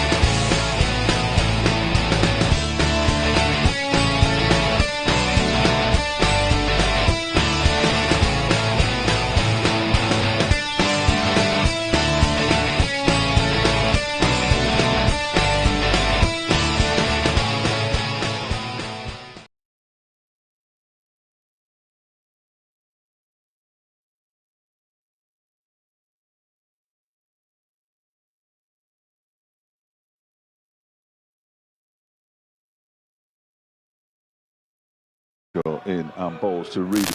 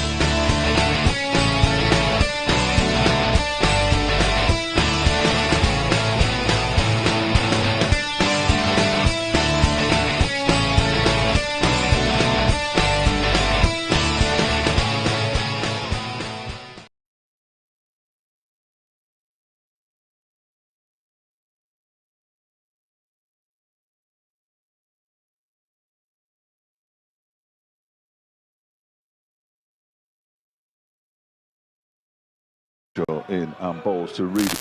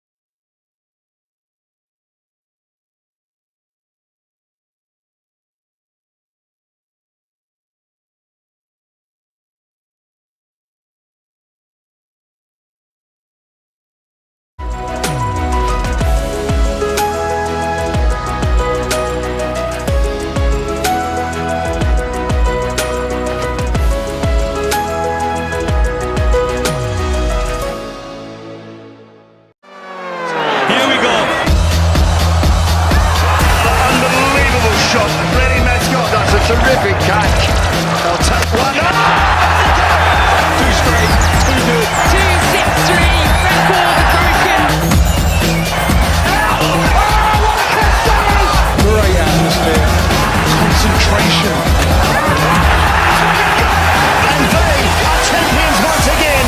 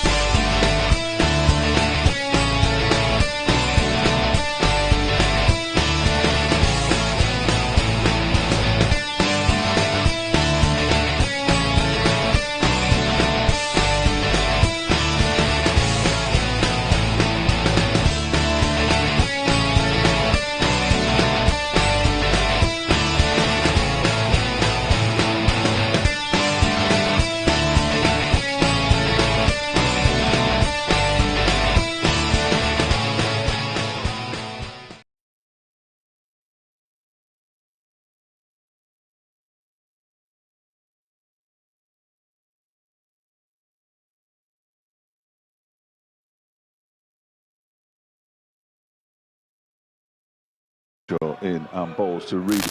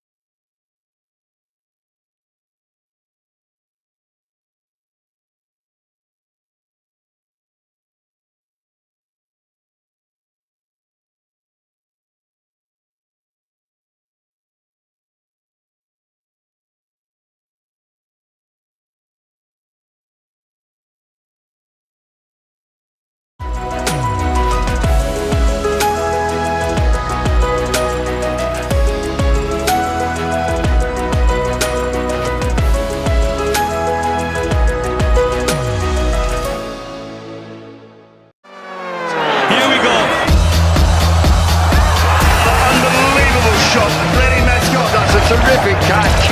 They'll take one. Too straight. Too good. 2-6-3. Record broken. Great atmosphere. Concentration. And they are champions once again.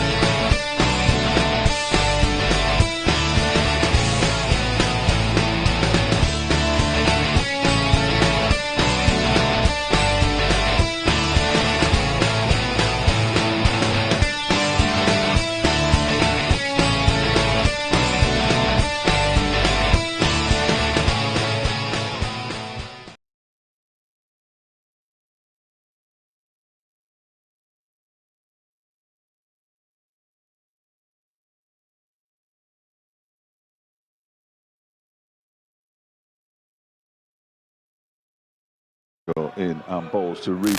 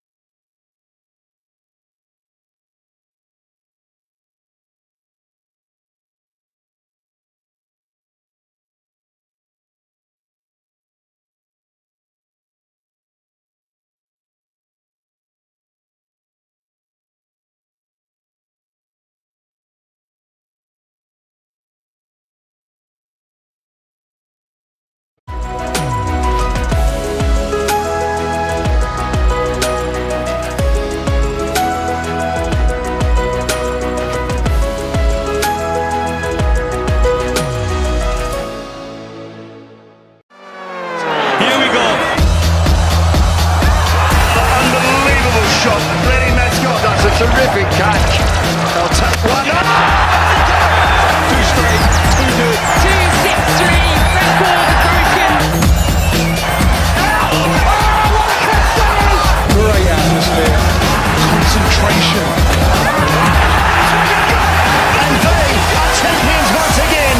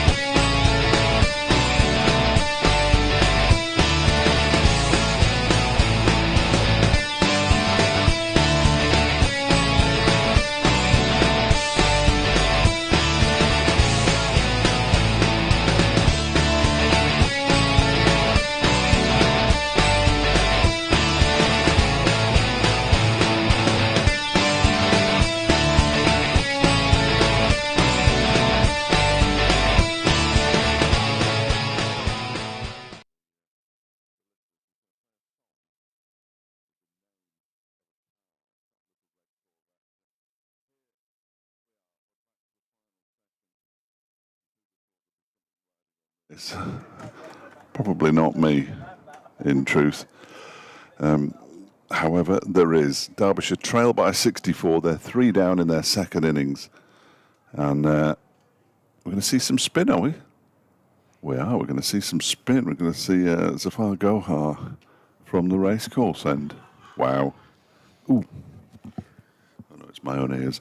I thought there was a whistle on the line, but it's it's in my own ears. That's that's a worry. Worrying. That is a worry. Zafar, what was that all about? He didn't have the. Did he have the ball? He's got the ball. I don't know what's going on He just there. didn't bowl it. If you do this one, I've got to go. Okay, right. So Zafar over the wicket with a slip and a short leg. Here he comes to bowl to deploy. He's on the back foot, driving hard, and it's well stopped by Van Buren with those orange-tinted boots out at extra cover. De Lange has gone over to give him another high five, which will probably harden up his hands for the next piece of fielding he has to do. Deploy 21 from 19 balls. Looks sure to attack Zafar at some point. Not this time, though, because he reaches forward and defends the ball up the pitch. So Dale bowls 5, Price 6 and Taylor 2. With Tom Price taking 2 of the 3 wickets.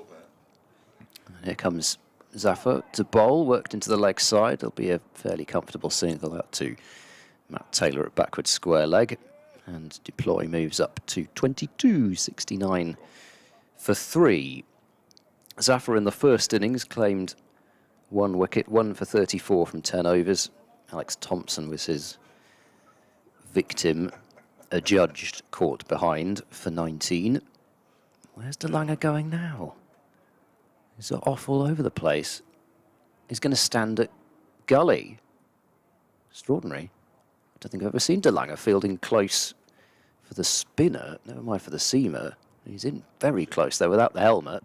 Zaffert bowls to Guest, the right-hander. Guest drops it into the offside. Bracey and DeLange play catch unnecessarily. There's no run. Big moment before the tea break, though, when Van Buren had the opportunity to run out, deploy, and miss the stumps, as cutting and missing is Brooke Guest. That was not a very short delivery. We've seen particularly Gloucestershire get themselves into trouble with that cut shot off balls that were quite close and not that short. Nearly issues there for Guest. Next delivery on the front foot comes Brooke Guest and plays a correct looking defence out into the covers, and the over is done. So just the one from that. Derbyshire 69 for 3, trailing by 63. This partnership's worth 41 from just 42 deliveries.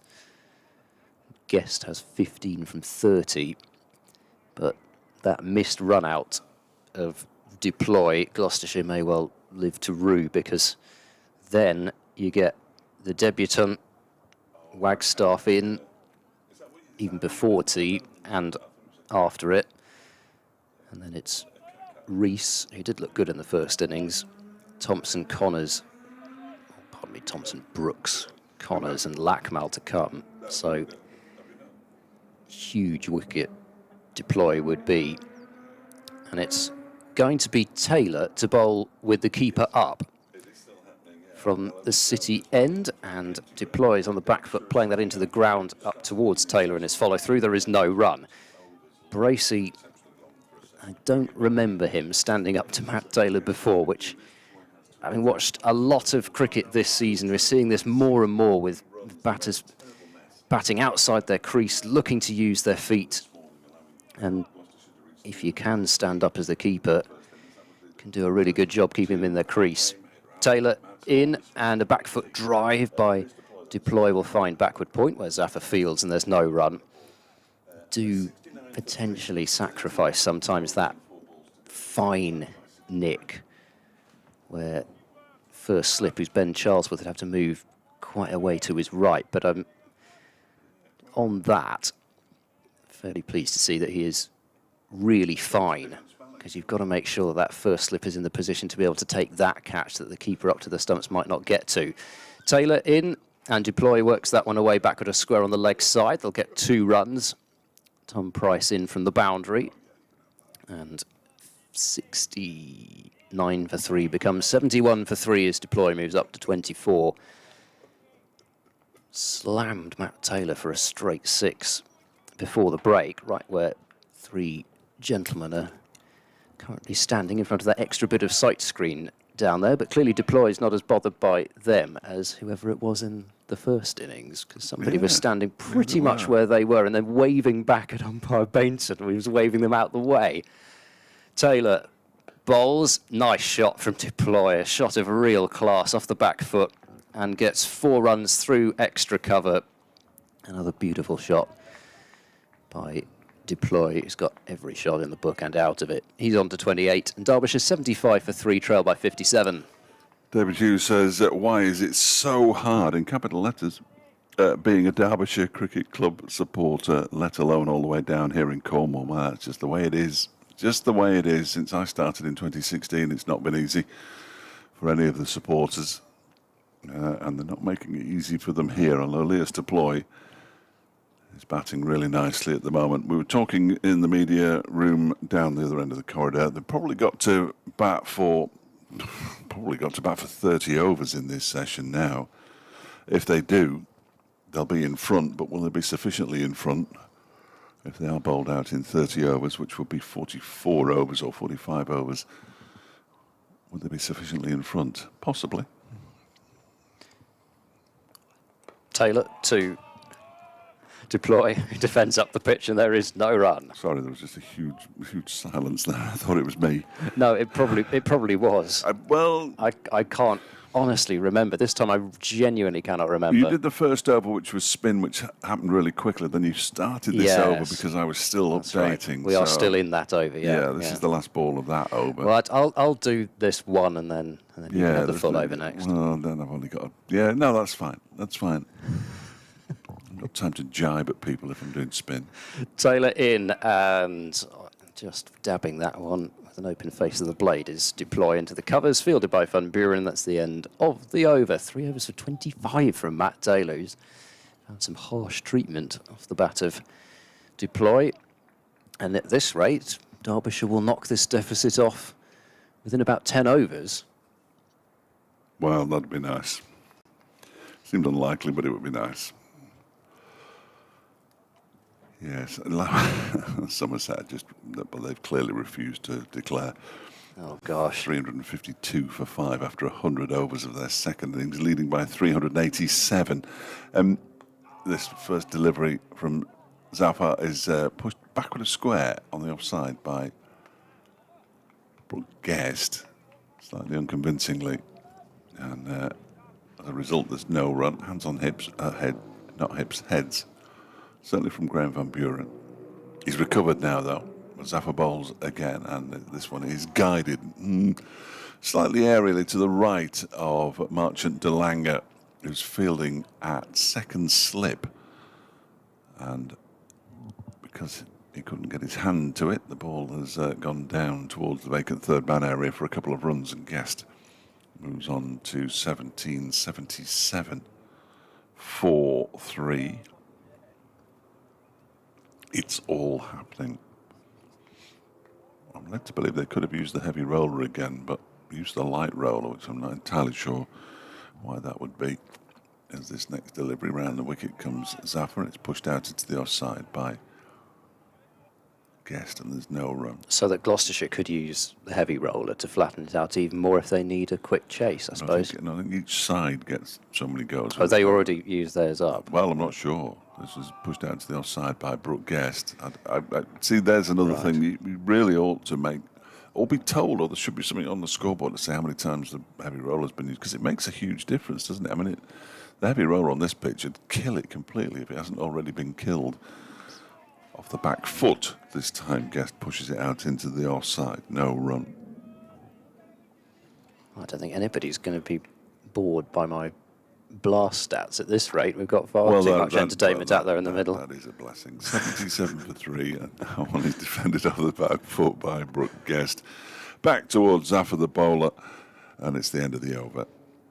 16 overs gone in the innings. Is that right?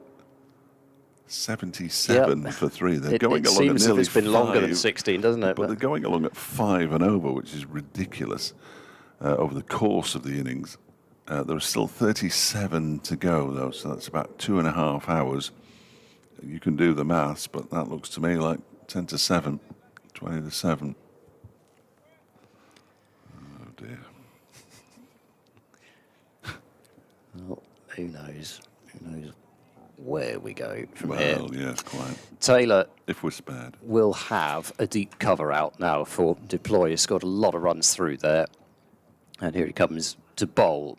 And it's driven and well stopped by Zafar away to his left. It's into a sprawl, one-handed away to his left-hand side, and managed to stop the ball. The sun's gone in, and there are some I'm not saying it's going to rain, but there are some darker clouds away to it's too dark to play, the right. Yeah, well, anyway, whether that's going to make any difference whatsoever to what the ball does, I doubt, but I just mention it for those of you who can't see. Taylor bowls, so deploys had a fiddle at that one and is beaten. Bracey puts the ball next to the stumps, but deploy's back foot hadn't moved. But one of the first times in his innings that deploy's actually been beaten. Certainly since right at the start. I think he was beaten by Tom Price. But I mean, that was a good delivery as well, though.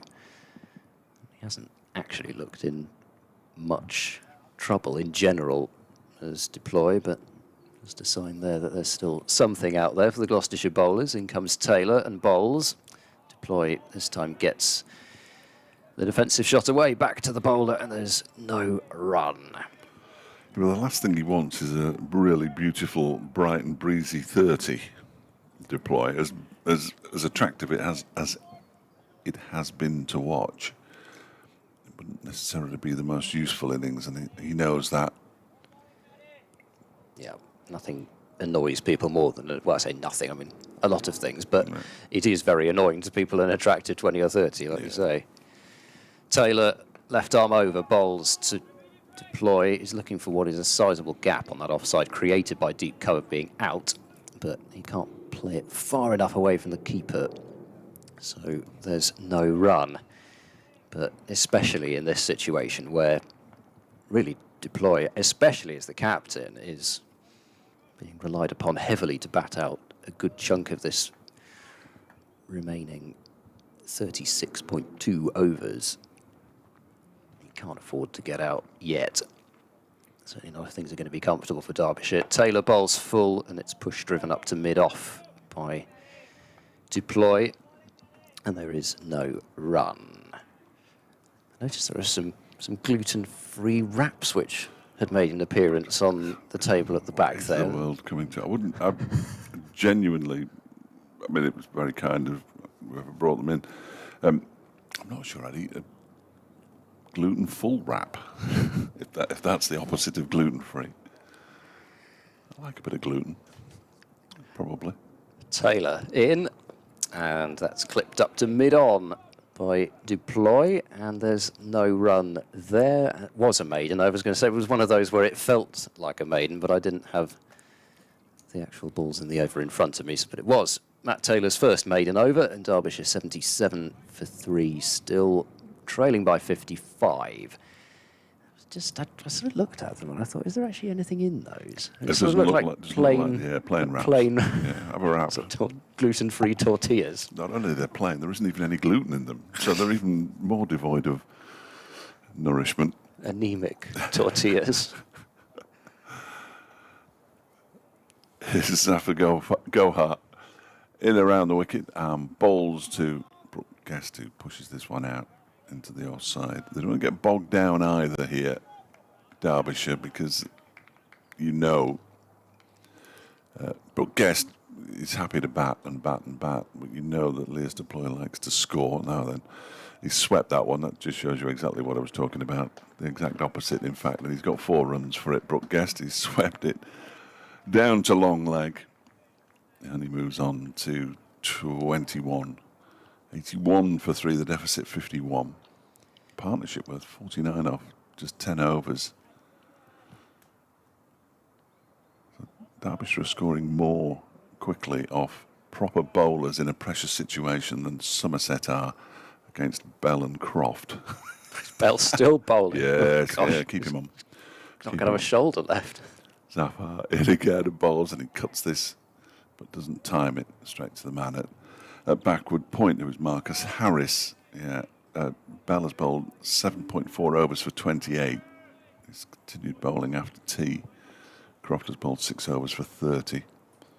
It's Lancashire against Somerset in a game that is dying a death by 1,000 cuts, which we thought this one might, or I did certainly, but it's turned into quite the nail biter.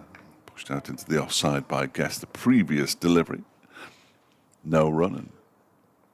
He's in again, and he's tried to sweep it. It's spun out of some footmarks, I assume, straight into the hands of first slip, because for a moment I thought, well, he's almost certainly got to have edged that, but spins out of the footmarks into the hands of first slip, who is Miles Hammond, with his fingers all taped up. Wow. That turned a long way, but not from a particularly dangerous position. This one is pushed out into the offside, as so often happens with spinners. They find the footmarks and it doesn't really help them. That was pushed out into the offside. 4 runs off the over, 81 for 3 at the end of it. Derbyshire trailing by 51. And that's exactly what I was going to say, because that's the story of Zafar's season. It's the story of bowling spin early on in the season in England. You've got to look for some rubbish to try and turn it, but if you bowl it there and it doesn't turn, you get smashed. And even if it does turn... Yeah, exactly. So really the only jeopardy for Zafar is when you've got a left-hander in rather than a right-hander, because the right-handers can just kick it away out of the rough. Left-handers have got to play it, because it could turn and could hit him in line, could maybe be hitting leg stump, although of course it'll be turning a long way, but there's more issues there at play. Taylor in bowls. Deploy will grab a single out towards deep cover. Ball trickle out to the deep, and it's 82 for 3 with deploy onto 29. But even on this pitch, it's not old enough really for footmarks to have developed. And I suppose, you can see, I suppose, actually how well the pitch is done to be as dry as it is from the fact that even on day 2 when we actually finally started, it wasn't as though there were parts of the pitch being kicked up or anything like that. The pitch itself was remarkably dry. Taylor round the wicket now and bowls. Guest comes forward, apparently not convincingly enough for the Gloucestershire fielders' liking, but didn't look to be too much wrong with that, and it goes up to mid-on. I'm finding it harder to watch Taylor running towards me than I did running away, with that seeming that he appears to stop, and I just think that must be really off-putting for the batsman. You say that on side on he doesn't look like he stops, but it just looks like he's going to stop bowling. Yeah, it's less so from the side. Taylor in, and another push up to mid-on from Brooke Guest. He won't pick up a run for that one. But yeah, I mean, you look at Zaffer's numbers this season, and they don't really stand out at this point with the ball. But if Gloucestershire are to go on some sort of a run later on in the Championship, which they're going to have to do, they're going to have to do what they did. Well, in fact, they might even have to do more than they did in 2019 when they were, I think, sort of third from bottom going into the Cheltenham Festival. And by the end of it, they were right in the promotion mix. Taylor in, and back of a length Guest onto the back foot to work that one out towards Van Buren at wide mid-off, and there is no run. But Derbyshire were below them. I'm only guessing, but it's a fairly safe guess. Well, but of course, they were also helped by the declaration here and managing to get over the line in that game. So, it shows you do need more than a bit of luck to be promoted. Taylor bowls now, and in a half of the bat from Guest as it goes out into the leg side, but along the ground, crucially this time, to Marchand de Lange, who's still in quite close there. Harris is no longer at short leg, but it's been a while since Guest has played one of those uppish shots into the leg side, which he had done a few times at the start of his innings, which would have had Gloucestershire believing that was a real way that they could get him out, but he's settled down as Guest. He's got one more ball of this Taylor over to keep out.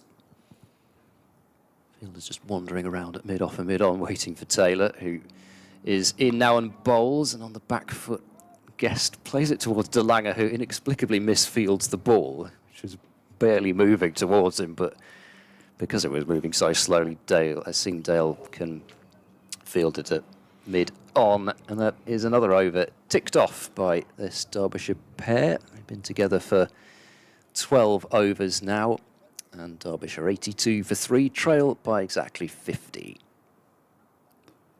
A few more overs to tick off yet, though, for Derbyshire. 2 and a bit hours worth of cricket to negotiate, at least with Zaffer bowling. The first of those hours should fly by. Marchand de Lange is as far away from the bat now as he has been for most of this innings. He's sort of not quite halfway back at a wide mid-off. He'll have the keeping pads on by the end of this. Yes, he's thoroughly involved as Zaffer bowls, and it's turned into the leg side by deploy for a single. He moves on to 30, 83 for 3. They trail by 49. Hasn't bowled yet, though. But I imagine they probably would be fearing of maybe bowling a couple of overs of de Lange, and if they go for 20 or something like that, then there's a lot of the deficit gone. Zaffer bowls, gives that one plenty of air, and it's driven by Brooke Guest to Chris Dent, fielding that extra cover. Guest waits, hasn't scored for a while. That one's got, they put that one straight into the air. He was trying to sweep it.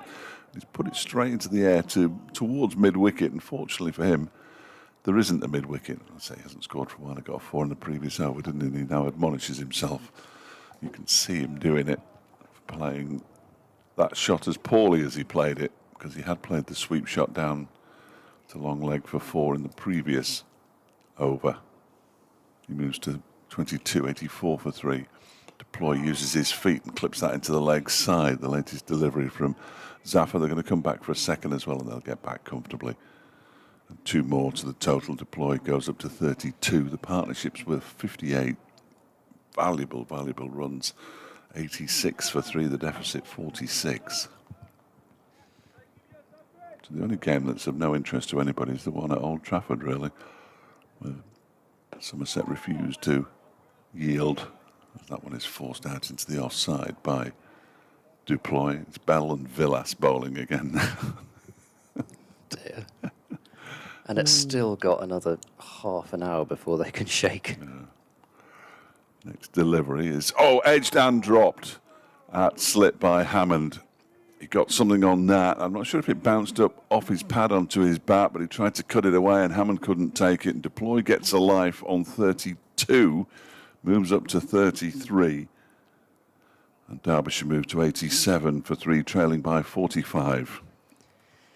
They are always tricky, those ones where the batter is cutting at first slip. I think, I can't remember who it was. It was like Matthew Hayden. It was a great slip catcher off the likes of Shane Warne in particular, who, I think he's said before that the cut shots are always the trickiest, because the other thing is that, it's not a height that you're really liking off the spinners. I mean, he's got his hands just above his head there as he's trying to take it. I mean, he'll still feel he should have caught it, but they're not easy because it's coming quickly and it's coming above his head. Although I say it was coming quickly, he got his hands there in place, actually. Yeah. What I like is they've listened to you and they've brought Marchant down. Oh, yes. There we go. How often does that happen? Great. Brilliant. I don't believe it. In fact, I don't believe it, because He won't bowl. No, you didn't say he wouldn't bowl. You gave a reason why they might not be bowling him. Well, that's gone out the window. It's not. yes, exactly, because that's why I don't believe it, because it's Ajit Singh Dale. It's been cut away by Deploy out to Marchand de Lange. It was completely out of sight. I was searching around for him in the field just to confirm my theory that it wasn't you're right. de Lange bowling, but I couldn't see him, so that's why I was hesitating doubly. Anyway, it's a single for Deploy as Singh Dale starts his second spell, and it's now 88 for 3. I knew it was a different bowler. I knew it was a different bowler. So, Taylor out of the attack. 5 overs, 1 maiden, 0 for 26. He did beat the edge of Deploy, but they've decided to go back to Singh Dale, who got the first wicket. That of Harry Kame. In the end, worked out that it was caught by Hammond in the gully. Kame went for 14. Haider Ali then went for 6, LBW to Price, and Madsen bowled Price without scoring 3 wickets, but Gloucestershire are in a position now of, after 13 overs, of not getting one where they really could do with 1. Singh Dale into Guest in behind that, playing it up the pitch. There's no run. Dale does the fielding, and yeah, Guest was looking a little jittery, but as he's gone, it's kind of typified the feeling of where this game seems to be going at the moment, in that Guest has just bedded himself in a bit. I know what you're trying to do. Well, I'm not trying to do anything. I'm trying to read the game. I'm trying to read the game, nothing else. Here comes Singh Dale, bowls a short ball. It's pulled away past the dive of Zafar Gohar at forward square leg, and it will go for 4. So one of the first times that Guest has actually taken on the short ball. He's got it away and got it to the boundary. 92 for 3. 3 fielders in that tight ring again on the leg side. Zafar at forward square, Taylor in close at mid-on, and then Harris just might make a good picture. Jogging back to the... Thank you so much for that. Jogging back to his position at mid-wicket. Yeah, just a thought. It isn't actually... I mean, it is actually the same field. I thought for one moment maybe it wasn't quite the same, but anyway. I'll do the ball. Singdale bowls 2, Brooke Guest, and that's a short delivery. Ducks underneath it. Ed's got his photograph. We're all happy. There we go. What do you think of that? 92 for 3. All right. It's a long way away. Well, it is, yeah. Yeah, no, it's There all we go. right. But the problem with these things, I mean, they're very nice cameras, but they don't deal with zooming very come well. on. You do the next one. I'll zoom it in and I'll send it to you. Good grief. Well, it makes it a bit grainy, you know, you don't quite get the clarity of it. But You will. anyway, that's one thing you never get with me is clarity. Here's Singdale. He charges past umpire Chantry and bowls. And opening the face there is Guest. For a moment that he was looking to try and guide it wide of the What do you slip cordon think? for runs. It's quite sharp, isn't it? Yeah, well, that's a lot better than mine, that's for sure. I'll try and send it to you now. Thank you. I haven't got your phone Well, number actually, that's or true. I anything. was going to say, do you actually have my phone number? No. 'Cause Don't read it out, for goodness sake. No, I'm not going to do that. Don't No. worry. We We'll sort that out. contacted each other via Twitter DM. I was thinking it was a WhatsApp, but it wasn't. Anyway, Guest on 26, waiting for Singdale. Last ball of his 6th over, and he's in now, and somehow Guest has managed to find the gap in that leg side, and Harris is off in pursuit of it. They'll get 2 runs here. They'll come back for a 3rd run. Guest is quick. Ooh, it would have had to have been a direct hit, and I think he would have been home anyway, but it was a better throw than I think Guest may have budgeted for. Harris got a decent arm on him, actually. I haven't really seen him let it loose very often because he's not played for Gloucestershire in T20. I mean, he has played in 50 over cricket, but I don't think he's been on the boundary. Well, he has been on the boundary a bit, but I don't remember him having a throw like that to do too often. He's got a decent arm on him. Anyway, 3 runs, 95 for 3, Derbyshire behind by 37. You know what I'm going to ask you to do now, don't you? This over. Yeah, because I've got to go. Yeah, of course. It's nearly 4:30. Never mind. We've got 2 slips, Hammond and DeLanger. Charlesworth under the helmet at short leg. And Zaffer to Guest, who's forward in defence. Gloucestershire have had 2 chances to remove Deploy now. And one of those, either one really, probably had to be taken. Zaffer in, a little bit of turn, but again, it's from further outside off stump than he'd ideally like. And Guest just drops it away out into the offside. Offside heavily stacked. As Zaffer is in, bowls, struck on the pad, looks a little leg side-ish to me, and I think umpire Bainton agrees. Guest was trying to work it away fine on the leg side. I don't think he really moved across too much. It just needed to turn, or well, straighten just a fraction, or maybe more than a fraction. I don't know, I haven't seen the replay yet. Zaffer, flighted delivery, driven firmly to dent at short extra cover. And there's no run. Sunshine has returned, which is welcome, I'm sure, for most, although I don't think it's a day where it's particularly cold outside the sun, thankfully. Not something we've been able to say very often.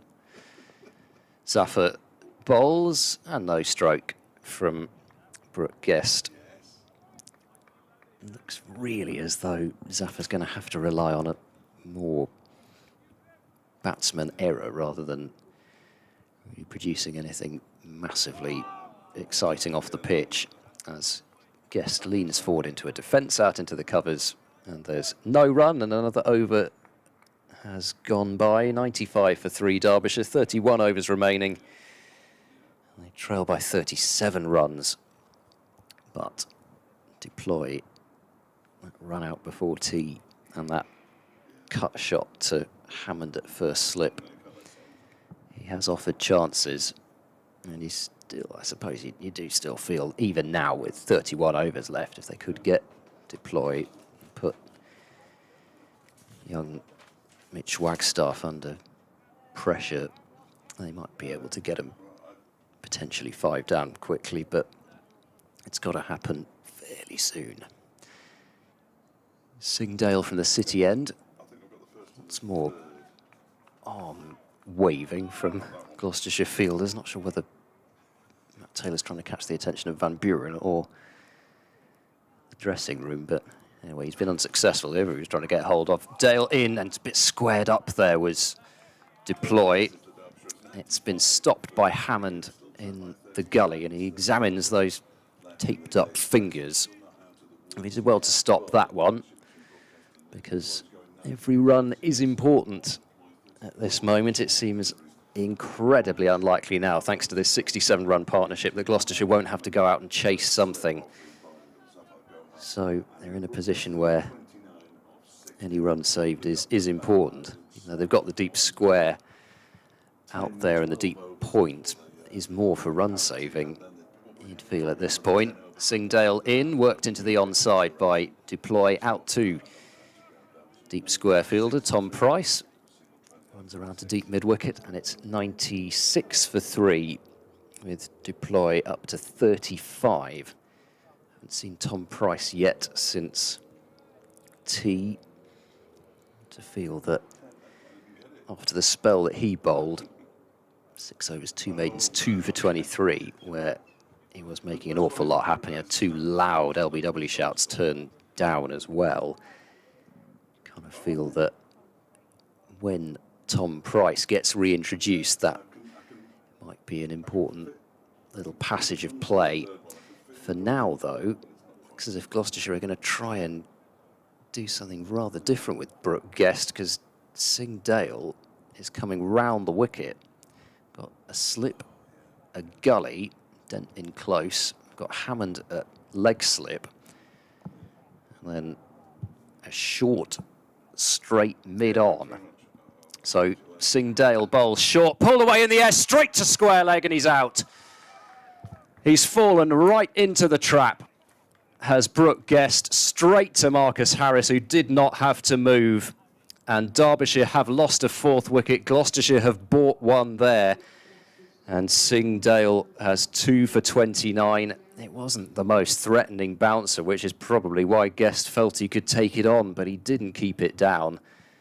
And he's picked out Harris at square leg to perfection, and he has to drag himself off the field. 4 down. Guest gone for 29. Remarkable. Absolutely remarkable. What was he thinking? What was he thinking? I'm just trying to see if they're going to send the youngster out or if they're going to send Lewis Rees out. And the answer is they're sending the youngster out. So it's going to be Mitch Wagstaff. Mitch Wagstaff is going to come out, as he did, ahead of Lewis Deploy in the first innings. He had an interesting time, didn't he, in the first innings, Mitch Wagstaff. He eventually made 8 off 27 balls, but the balls that he didn't score any runs off, he missed, pretty much. So, well, he's not had... He's not the best of debuts, but he's got a chance to make himself a hero here. Let's put it that way, because Derbyshire's still trailing by 36. He's batting with his skipper, who will do everything he can, I am certain, to keep him calm and focused and all the rest of it, whatever skippers do. And it's a big opportunity, this, for Mitch Wagstaff. 2 left-handers out there now. Of course, there's another one to come in, Lewis Rees, and then it's Alex Thompson, Sam Connors, Henry Brooks, not in that order, of course, and then Saranga Lakmal, who is definitely in that order. Gloucestershire will be sniffing the scent of victory. How often do you see that as well? You know, first ball that you decide to change up the plan, especially to that plan, which so often doesn't work anyway, no and then sense. First ball to fall into the trap. Yeah, good effort. Yes, that's one way of putting it. Really good effort. So Marcus Harris is going to go under the helmet now, by the look of it. Well, there's certainly a helmet being brought out. Is it for him? Yes, it is. He's already got his cap tucked into the back of his trousers. I suppose he needs, by the looks of things, he needs his helmet as well, because there are 2 helmets behind Bracey already. Well, he needs his helmet because he's just taken a protector out of it. And if somebody else's protector was in a helmet, I wouldn't be putting it on my head. I'll tell you that for nothing. Yeah. Yeah. So, yeah, it's his helmet. Well. Yeah, why not? So Singdale is making Wagstaff wait a bit. And he's moving in now. Round the wicket to bowl to Wagstaff, who clips it away down into the ground well in front of Marcus Harris.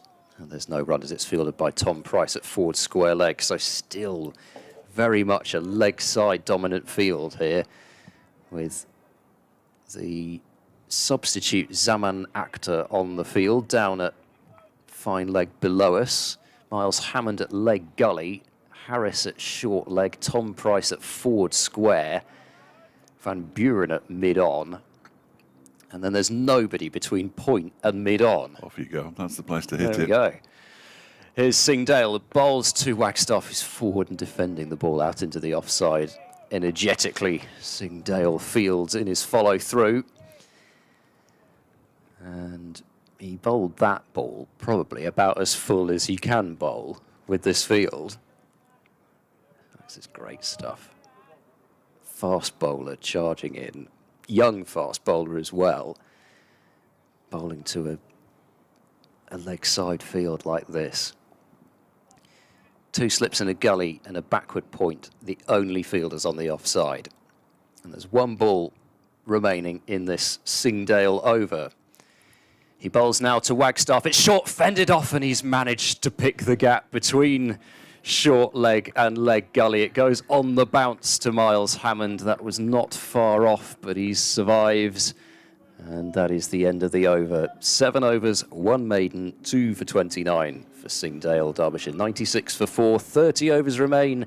They trail by 36. Oh my word, that wasn't far away. He just had a pep talk from Leas Deploy. Paul emails saying, dear Dave, if you were a celiac like me, you would be overjoyed if you'd been given a gluten-free wrap. Not one of my favourites, he says, but still food. Let's hope we don't throw this one away. It's going to be a lot of panto before another proper game with you there. Best wishes, Paul, brackets in the greenhouses. I thought this was going to be a boring draw. I hate to say it, but well done, Gloucestershire. You're more than welcome to say it. Zafar begins a new over, bowling to Leas Deploy, pushes it out into the offside and takes a single straight away. Now, whether he thinks that Mitch Wagstaff can cope better. I mean, I know they can't turn down runs, obviously, but obviously thinks that Mitch Wagstaff might be able to cope better early on in his innings with Zafar Gohar than he did with Singdale.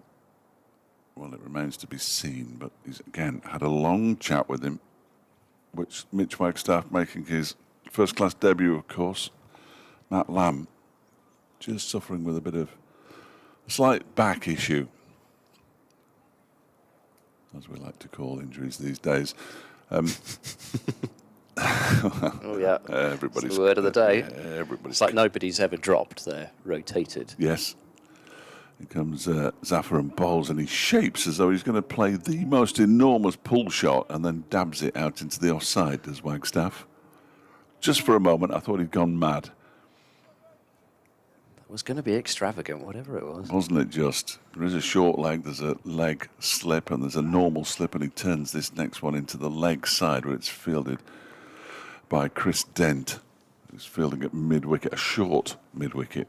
There's a normal orthodox mid-wicket as well. There's also a backward square leg as Zafar bowls the next delivery, and it's pushed back to him by Wagstaff. They can't stop scoring, of course, mainly because they still trail, but they need to score runs. Zafar is in again and bowls to Wagstaff, who defends this one.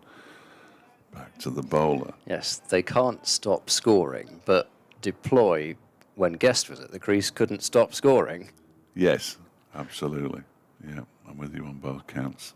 They're happy to give Wagstaff a single because 2 men have gone back on the leg side, and well, I'm not sure what kind of shot that was, in all honesty. It was a sort of wild swing of the bat outside the off stump. It came off some part of the bat, fortunately, bounced into the ground, dribbled out into the offside. 1 run from the Zafar over, 6 overs for 13. He's bowled now 97 for 4. Wagstaff still to get off the mark. Deploy has 36. Derbyshire trail by 35. Singdale stalking towards the end of his run-up. If I were Marchand de Lange, having watched Wagstaff play those last couple of deliveries, I mean, I'm sure he's probably always as much in the ear of Graham Van Buren as he can be.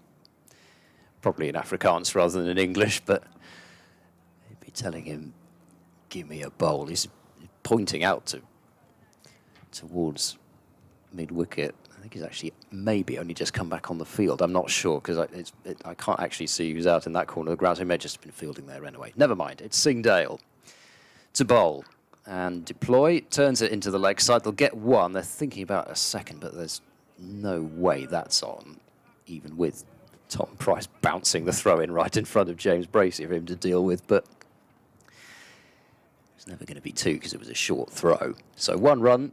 Again, deploys off strike early on in the over. Helmets being tossed about all over the place. No, you're giving me the wrong one, Charlesworth, says Hammond.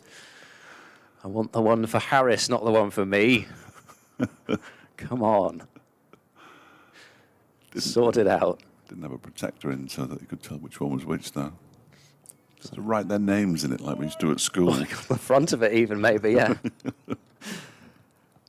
Wagstaff is already down and ready before Dale's really set off, but he's coming in now. Same field as the previous over, and Singdale is in and bowls to get off the mark here. Well, Wagstaff's guided towards deep backward point. There's going to be 2, and there should be 3 there. The ball's just about picked up by Zafar Gohar before it crosses the boundary.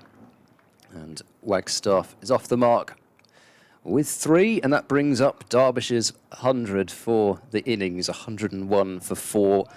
Understandably, the spectators aren't terribly interested in that. There are far more important milestones. I'm sure there will be applause when they score 31 more runs. We'd hope so, wouldn't you? Hope so. In fairness, the spectators who've come to, they've been rewarded with some gripping cricket this afternoon. Yeah. Didn't look like there was going to be any. And it did unfold pretty quickly, really, because you know, like I said, you just don't really bank on there being an almost 100-run suddenly looked 9th wicket partnership. Singdale bowls to deploy, who opens the face, guides it down towards wide third man. Zafar fields, another run is taken, so Derbyshire trail by 30, 102 for 4. Deploy has added 6 since he was put down by Miles Hammond at slip. I'm afraid I didn't write down what score he was on when Van Buren missed that run out, but I think it would have been in the 20s anyway, some sort of area around there anyway. They were 86 for 3 at that point when deploy was dropped. So they've moved on a little bit. Singdale to Wagstaff. He's there and bowls, and it's clipped down the leg side. There's no leg slip, there's only a leg gully, and that's 4 more valuable runs for Derbyshire's cause. 106 for 4. It was that badly directed by Singdale, given the fact that he's got the field for it, but Wagstaff managed to get a fine glance on it, and it's 4 more runs. Derbyshire trailing by 26, and this is the only problem, and it is a big problem, potentially, with this sort of attack, because you can go for runs and go for them quickly. Singdale accelerates towards the crease. He bowls, and another ball which is well down the leg side. And Wagstaff didn't even really move there, but he didn't have to.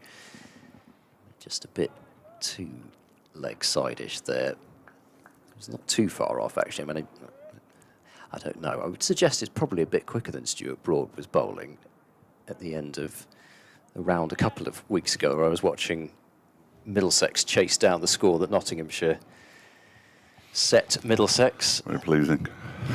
Broad was just bowling halfway down, short down the leg side to try and stop them scoring, and they were finding ways to get out to him as well.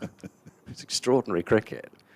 Just Broad running up and deliberately bowling long hops into a slow pitch down the leg side.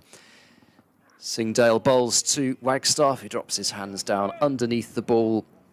Singdale turns in frustration to get his cap from umpire Chantry, and that is 9 runs from that over, 106 for 4.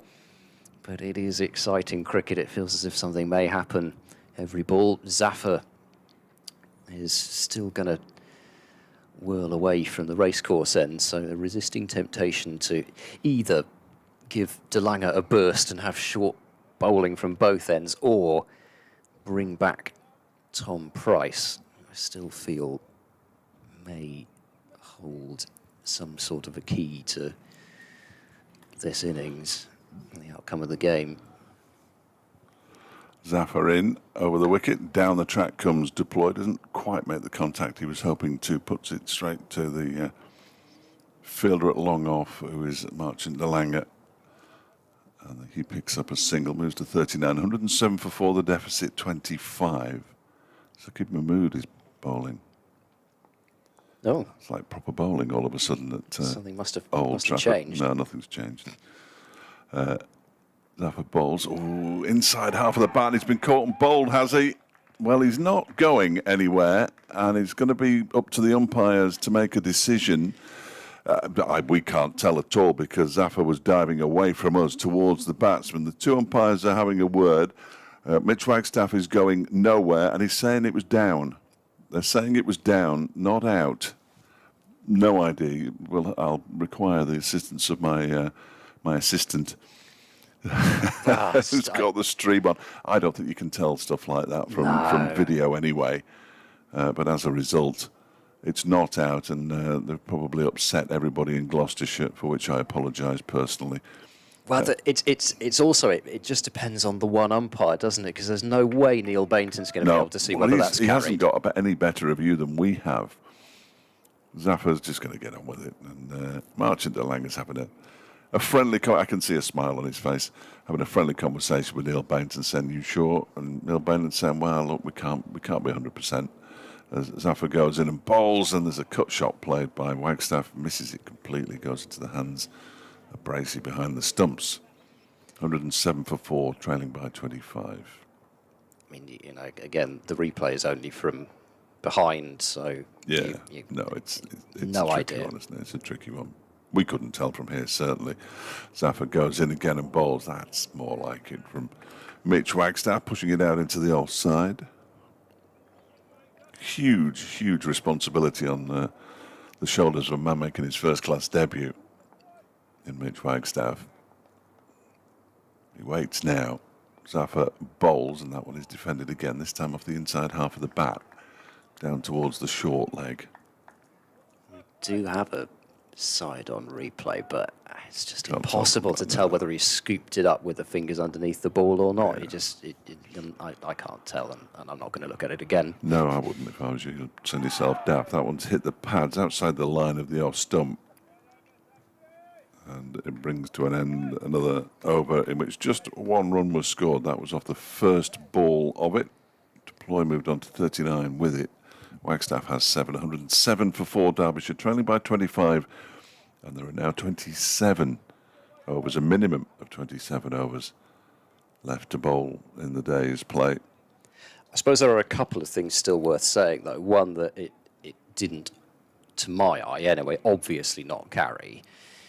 The other thing is to say that, especially nowadays, umpires will not take fielders' words for anything. No, they won't. And sometimes, It's a shame. and sometimes they are proven, because we have the ability to replay it, to be stepping in where actually the fielder was being honest and saying that they did catch or they did not cross the boundary And if rope. you're not sure, you can't give it, is the general rule of thumb. I mean, particularly for boundaries in the T20, or, you know, those sort of boundary catches where they toss it in the air and come back in and catch it. It was a hideous delivery from Singdale to start a new over. Oh, It's I a see slower what's ball happening which here. has gone horribly wrong, and then come back for a second run as it's gone down the leg side. It's been signalled byes, which Harsh on the keeper. got to that. be pretty close to being wides, I'd have thought those. so.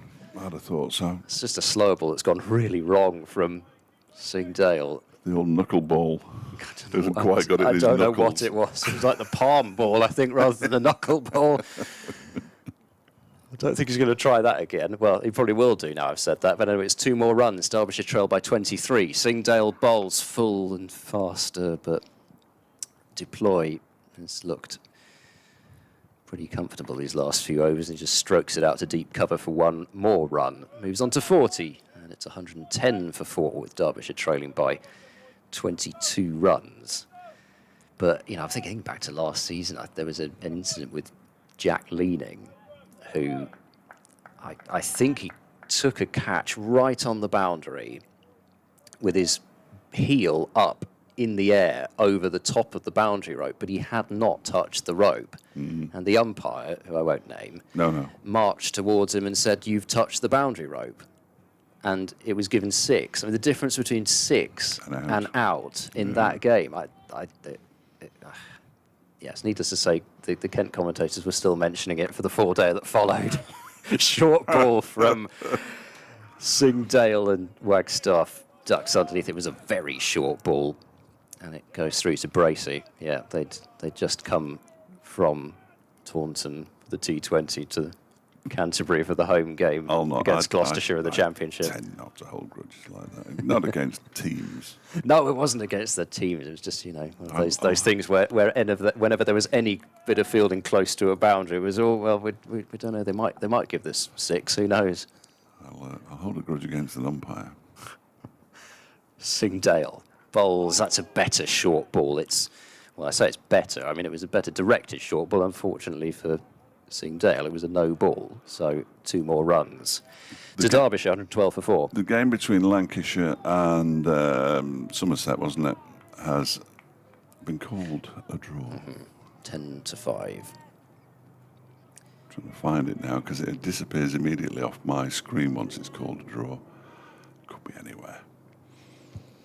So it was, he ducked that well, actually, did Wagstaff. He played that very well, because that one really was on that length that you want the bouncer to be on if you're Singdale. Sends another one down, and it's played into the ground again. Really well played by Wagstaff. Singdale's giving him a bit of a glower, but he's played that delivery, which was quite similar to the one that he tipped up in the air early on in his innings off his second ball. But he's played that one much better, down into the ground.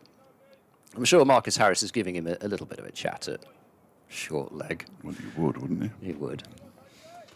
And the great thing about the helmets is that, mind you, having said that, I think they might just about be able to tell the Aussie accent. I don't know whether Harris can put on a sort of a Bristolian, That'd be good. Bristolian accent.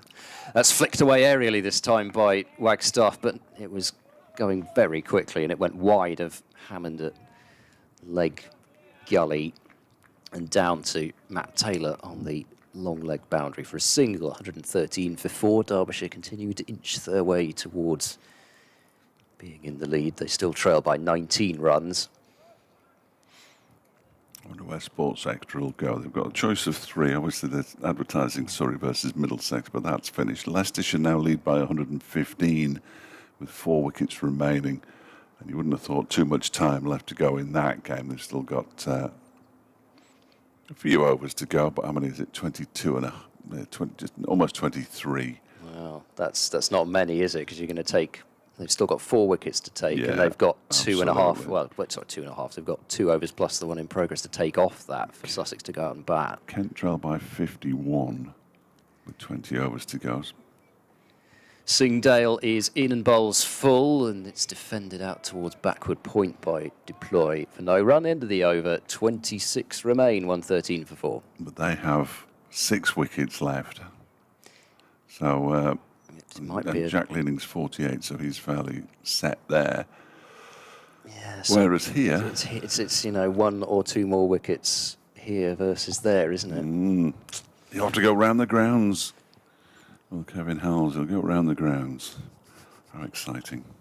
He'll tell us about 5 minutes after we go on air that they've joined us, and then we'll say, and welcome to Sports Extra listeners, and they're thinking, well, we've been here for 5 minutes. I'm great at doing that. It happens all the time. I'm superb at missing the first message. It happens all the time. And treating the second message as if it were the first one, and then I've done my intro bit, and then, oh, hang on, they've been with us for about 10 minutes now, They know everything that's happening now, so we can... oh, dear. We can stop. More helmets being brought out. Well, another helmet being brought out. This one looks like Miles Hammond's helmet. And, indeed, protector. Oh, no, not a protector, because he's just... I hope it's not anyway. He's just thrown it at Chris Dent. There's some sunglasses he's thrown Is he going to put his cap down the front of his trousers? That would be excellent. No, he's going to put that down the back. Even for Hammond, that would be slightly bizarre. He's got like a cloth that he's popping down the front.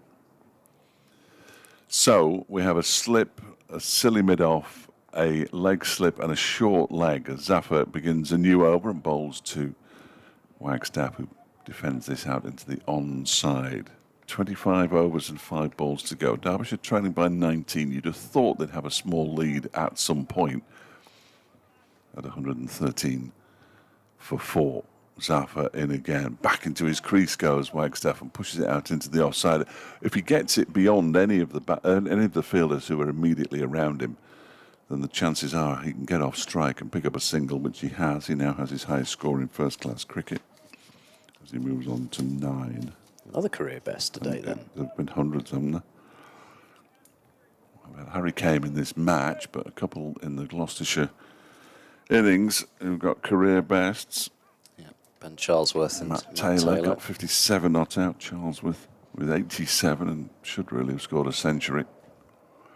Perhaps best for Gloucestershire that he didn't. In the circumstances, he'd have been out there even longer, as this one is past the edge of Lewis Deploy's bat. He sort of went back into his crease and looked as though he was trying to chop it away, but I'm not sure how close to the bat it was. I think it sort of looked a bit better than it was from a Gloucestershire point of view.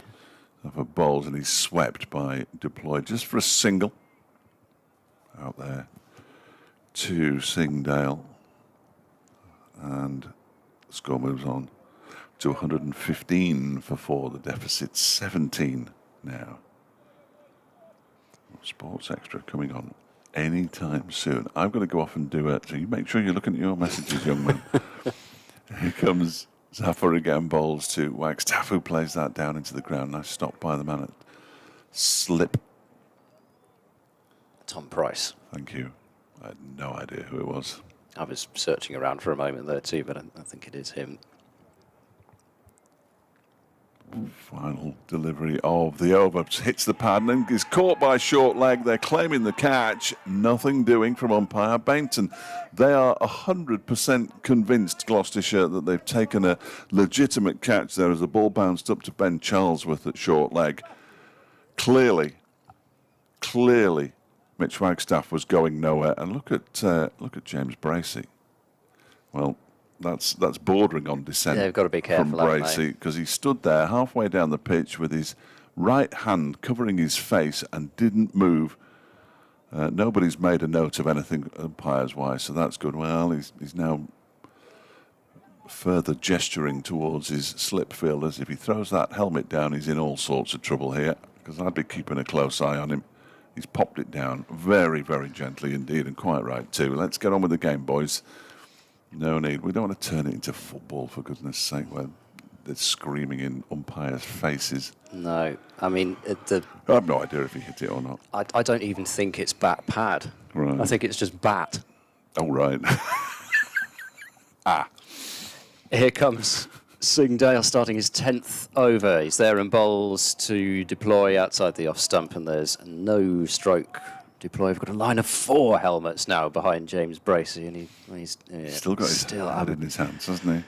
Well, I mean, I'm still hesitant because you just don't like to say such a thing for definite, but well, it's nowhere near his pad. It's just come straight off his bat. That's an astonishing decision. Yes, it's nowhere near his pad. So, and it definitely hit something. And I loathe always to criticise umpires, but Neil Bainton, if he sees that again himself, will be, be livid with the decision that he's made. As in comes Singdale and bowls. Forward goes Deploy, plays it back to the bowler. Singdale has kicked it around, and in the end he has to. Well, he doesn't have to, but he has the ball handed back to him by Deploy. Oh, it's 5 o'clock. You know what that means. You're on your own. But it's my over anyway, so yes, it worked out. Well, it has this time. If I can get back before the end of it, that would be great. It's certainly going to take more time than a Zaffa Gohar over. And Gloucestershire have got to get themselves back up again after that last over. Singdale in and edged and wide of Hammond in the slip cordon, and it will go to the boundary. There's no third man in place. I don't think it was quite catchable, but it did look more of a genuine edge than some. But anyway, it's 4 more runs, 4 more vital runs for Duploy as he moves to 45 and Derbyshire up to 119 for 4, trailing by 13 runs. Tom Price is loosening up out at deep square leg. This is the 5th over of this spell from Singdale. He bowled a 5 over first spell, so he may be removed from the attack. Singdale is in, back of a length. It's dropped into the leg side by Duploy, but you can see he was a bit hurried up by that one, which is one of the first times actually that Duploy has looked in this innings like he's had anything other than bags of time to play the ball. I just wonder whether this is a case of the last couple of balls of effort for Singdale before we get maybe Tom Price. I mean, Marchand de Lange's not bowled yet in this innings. He's still standing up there at mid-off. Been heavily involved in the action, moving about here, there and everywhere in the field, but he hasn't had to bowl yet. Singdale bowls short of a length and outside the off stump. Duploy content to watch that one through to the keeper. James Bracey's engaged in an animated discussion with Ben Charlesworth and Chris Dent. Still be absolutely seething out there. I mean, it's one thing for it to be bat pat, but it is quite another thing for it just to be bat and to short leg. Last ball of this over. You'll be talking about that in the next match. Well, who knows? Who knows? Singdale approaching past umpire Chantry. Now he's there and bowls. And Duploy. Extraordinary squeal from Singdale there. He felt he was about to get underneath Duploy, but not really. And on the front foot, it's pushed up to mid-on to end that over. And I think probably, yeah, pats on the back from de Lange and from Harris. I think maybe that might be it for now for Singdale. He's got his sweater as well. Tom Price was loosening, so he may be the choice from that City end. 2 for 23 for Tom Price, 2 for 46 for Singdale, the wicket takers so far. Derbyshire 13 behind, and there are 24 overs remaining. Van Buren? No, I thought Van Buren was coming on, then he took his cap off, but he's not. It's going to be Zafar, and it's the first delivery is defended by Mitch Wagstaff. And fielded by the bowler. Zafar again over the wicket bowls. Wagstaff goes back into his crease, dangerous, but gets bat on it and pushes it back again towards the bowler. 2 deliveries negotiated. 23 overs after this, trailing by 13. 4 down Derbyshire, 119 for 4. Zafar is in again and bowls, and that one is an attempted cut by Mitch Wagstaff that he misses. Goes straight into the hands of James Bracey. A little bit of bounce there. Haven't seen too much bounce. Pitches come back to life. Seems unlikely, but you never know. Zafar is in again and bowls. Wagstaff gets forward to this one. That's better. Pushes it back towards the bowler once again. He's rattling through this over, mainly because the ball's not going anywhere off the bat. Wagstaff on 9, Duploy on 45, 119 for 4. Zafar is in again and bowls. That one is pushed into the offside. There's an attempt to stop it. I'd say no more than that from Hammond. He would have done something extraordinary to have got down that quickly, since he's only a foot away from the bat. Couldn't quite do so. Van Buren was there behind him, though, so there was no chance of a run. Genuine leading edge, though. And here comes Zafar again. In looking to complete his over. Back into his crease goes Wagstaff, pushes it back up towards mid-on end of the over. A maiden, 119 for 4, 23 overs to go. Derbyshire trailing by 13, and the batsmen clearly need a drink. I think we could all do one. Yes, I think so. They could be out there for quite a while. Still, 23 overs left at 7 minutes past 5. But the over rate, I'm here to tell you, is +2 and probably climbing, with Zafar having been bowling for quite some time. But there we are. I don't think, even though the cloud is mostly obscuring the sun, well, not entirely, but sort of half in, half out at the moment, I don't think we're going to have any problems with the light. If so, there won't be any contention if somehow it were to cloud over excessively, because we already have the base reading set from when we went off on the evening of day 2. So it's just a simple matter for the umpires of looking at the light meter. As I said, Singdale will bowl this next over. Here he comes round the wicket to bowl, to deploy bottom edges that one out towards backward point. I didn't know for a moment where that had gone, but he found it.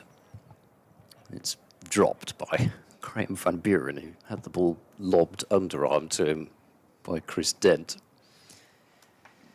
Yeah, I mean, he was getting claps on the back, and there were there was sweater being got as well. So much rests on deploy here, doesn't it? Much. Yeah. It has for a while, and he's actually he's batted very responsibly of late. Singdale bowls and a drive towards deep backward point by deploy. He'll pick up 1, and that's pretty much what he's been doing of late. 120 for 4. He's on to 46. Derbyshire trail by 12. But yeah, it's almost as if though that Mitch Wagstaff is out there to protect deploy, because he doesn't mind a single first or second ball of the over, and then Wagstaff hasn't scored since about 1972, it seems. It's been a while, hasn't it? I remember saying 15 minutes ago he's got his high score in first-class cricket, and he's still only on 9 now. 31 balls he's faced, compared to Deploy's 58, and Deploy's been out there a considerably longer period of time than Wagstaff. There's all sorts of things going on here. Look, I love the idea of a leg slip cordon, which we almost had there for a moment. We have got a leg slip and a leg gully. Yeah. They were standing within about 2 feet of each other at one point. So we've got 2 slips and a gully, and a leg slip and a leg gully. That's great. Oh, I would just love those sorts of fields to be able to describe. I'll do it. I'll do it. I'd probably better. Yeah, so we could put them side by side, couldn't we? All right. Wagstaff it's amazing. He's ready as if Singdale's just about to bowl, but he's still just standing there at the end of his mark. Now he's coming in, and he's there and bowls. A big puff of dust as he lands in the dirt, the footholds. But Wagstaff calmly plays it back up the pitch, and there's no run. I think surely, I suppose from Singdale's point of view, he's kind of emptying the tank, but I can't imagine he's going to have too much longer. It's been an impressive spell, even though he's gone for a few runs, but that's the price that he's paid to take the wicket and look as if he may well take another one by banging the ball into what is still not a surface full of life. Singdale is in, bowls a good bumper, and he ducked underneath it to Wagstaff. Didn't look as if it missed his helmet by too much, but he got that frame down underneath the ball and through to James Bracey. He's a tall man to duck under anything, really, isn't he? There's a long way to go down. Harris is standing there, arms folded at short leg, looking at him. He's looking thoroughly unimpressed. I mean, he looks like, I'm the test batter. I'm not. I'll wipe the floor with the likes of you. I'm sure he's not thinking that. He's probably just thinking about that he's chuntering that what else to he's him. going to have. Probably just whiling away the hours, but he does cut a slightly unimpressed figure there, does Harris. Singdale's moving over the wicket. He's keeping a similar field. Zaffa's moving into what are we going to call that, sort of second gully, but really it's sort of first, second, fourth and fifth slip-ish.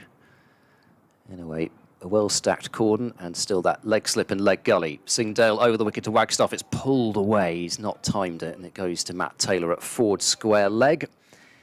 And there's no run. He took on the short ball, which, I mean, I suppose if he does get hold of it, then it's going to go for 4. But if he doesn't, there are plenty of fielders there to catch him. What's DeLanger saying to him there? To Wagstaff. To Wagstaff. I missed that. He's just moving back into position now. DeLanger. He moved up and he put his hand in the football, the way that footballers do, so that nobody could lip read it. I mean, I couldn't have lip read it from here anyway, but... And now he's been sent back to... He's going to go to fly slip. No, he's not. He's coming back. No? Okay. He did go to fly slip, but he's come back. Thinking, why not? I mean, there's all sorts of pointing. We've got Taylor out on the boundary at deep Ford square. We've got a fielder who's coming in quite short, fairly short, Ford of square as well, but not really a mid-wicket. In comes Singdale and bowls a Yorker, which is dug out by Wagstaff. He's done well to keep that out after everybody would have been thinking another short ball. And that over is completed. There are 22 left. Gloucestershire need 6 wickets, but realistically, they're also going to need time to chase a target with Derbyshire only trailing by 12 runs. And now time is running out. Well, it's time to do what we were doing last week now, because that figure of remain says 22, but it is effectively now 19. Exactly. Yeah, because we'll lose the rest of this over and 2 more, and they've still got to take 6 wickets, for goodness sake. So it's almost certainly going to be 18, and then so on and so on. Yeah. So it doesn't look quite as alarming if you think of it in that terms. If you're watching from a Derbyshire perspective, as I am, Zafar bowls to Lewis Deploy, who sweeps him for 4. Excellent shot from Deploy, who moves to his 3rd half century of the season. He's got a couple of 90s, but this is an important half century from Lewis Deploy. He's got there in 59 deliveries, and that was his 6th 4. He's also got a 6. Well batted, the skipper, who came in and was positive from the start, really. And you probably heard me saying what a slow starter he is, or can be. 124 for 4, deficit down to single figures now as he cuts this one away into the offside. He runs the first run really quickly, but that was never going to be more than a single. It's not as though Gloucestershire have given up trying to get No, out, but really... They want the other end, don't yeah, they? They do want to give him a single. Tom Price, the fielder, out there on that occasion. 125 for 4, deficit 7, deploy up to 51. And still 4 balls of this over from Zafar left to be bowled. 0 for 21, his figures.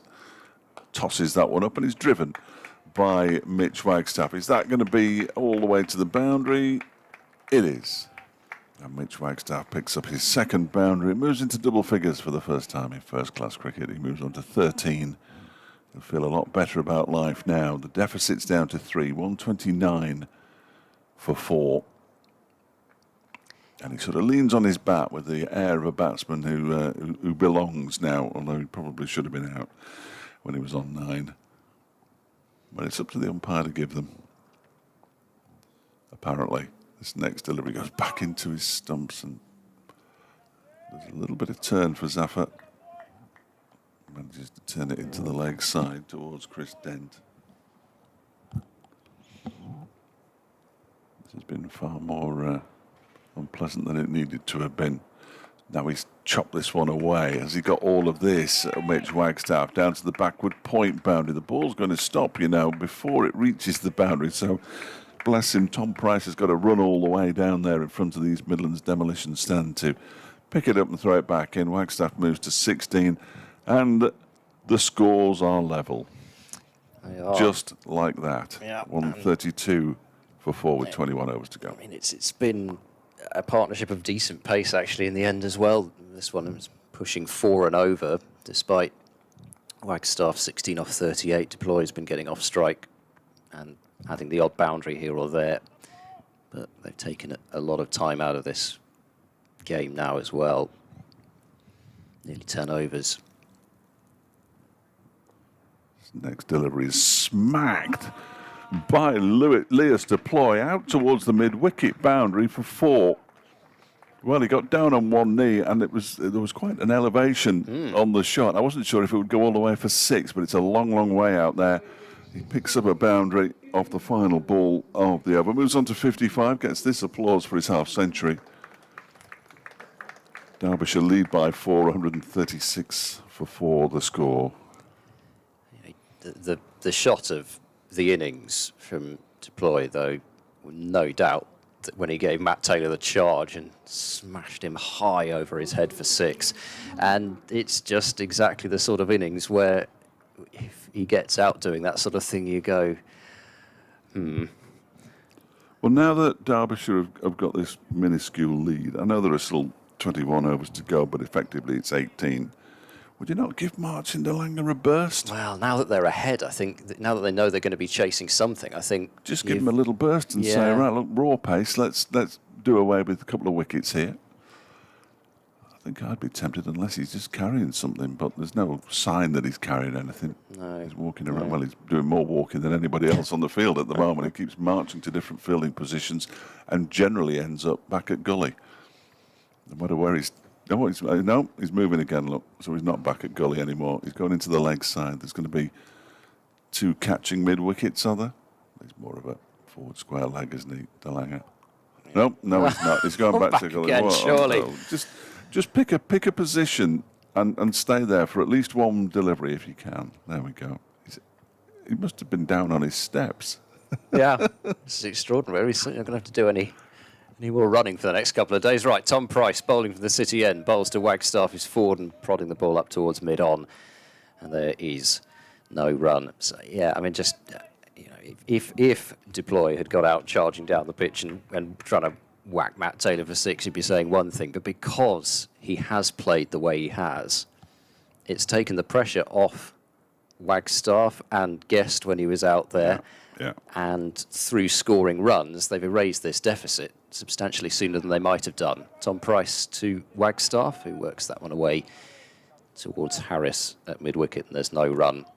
It was a bold strategy from Deploy, but it is a ploy that has very much worked in Derbyshire's favour now that he is still there. Made 55, played some wonderful shots, and has entertained us. He's a stylish batsman. Yep. Here's Price over the wicket and bowls down the leg side, whipped away by Wagstaff through square leg. There'll be at least 2 here, probably 3. Matt Taylor around from the long leg boundary does well, gets the throw off quickly, and it's a decent throw as well. And they were wise to make sure that was just the 2. Wagstaff to 18, 138 now for 4. Looking elsewhere, Kent seemed to be batting that out for safety at Canterbury as well. Still 4 down there. Jack Leaning and Jordan Cox been together for almost 40 overs. Tom Price bowls and Wagstaff squirts that one away into the gully along the ground, and de Lange fields.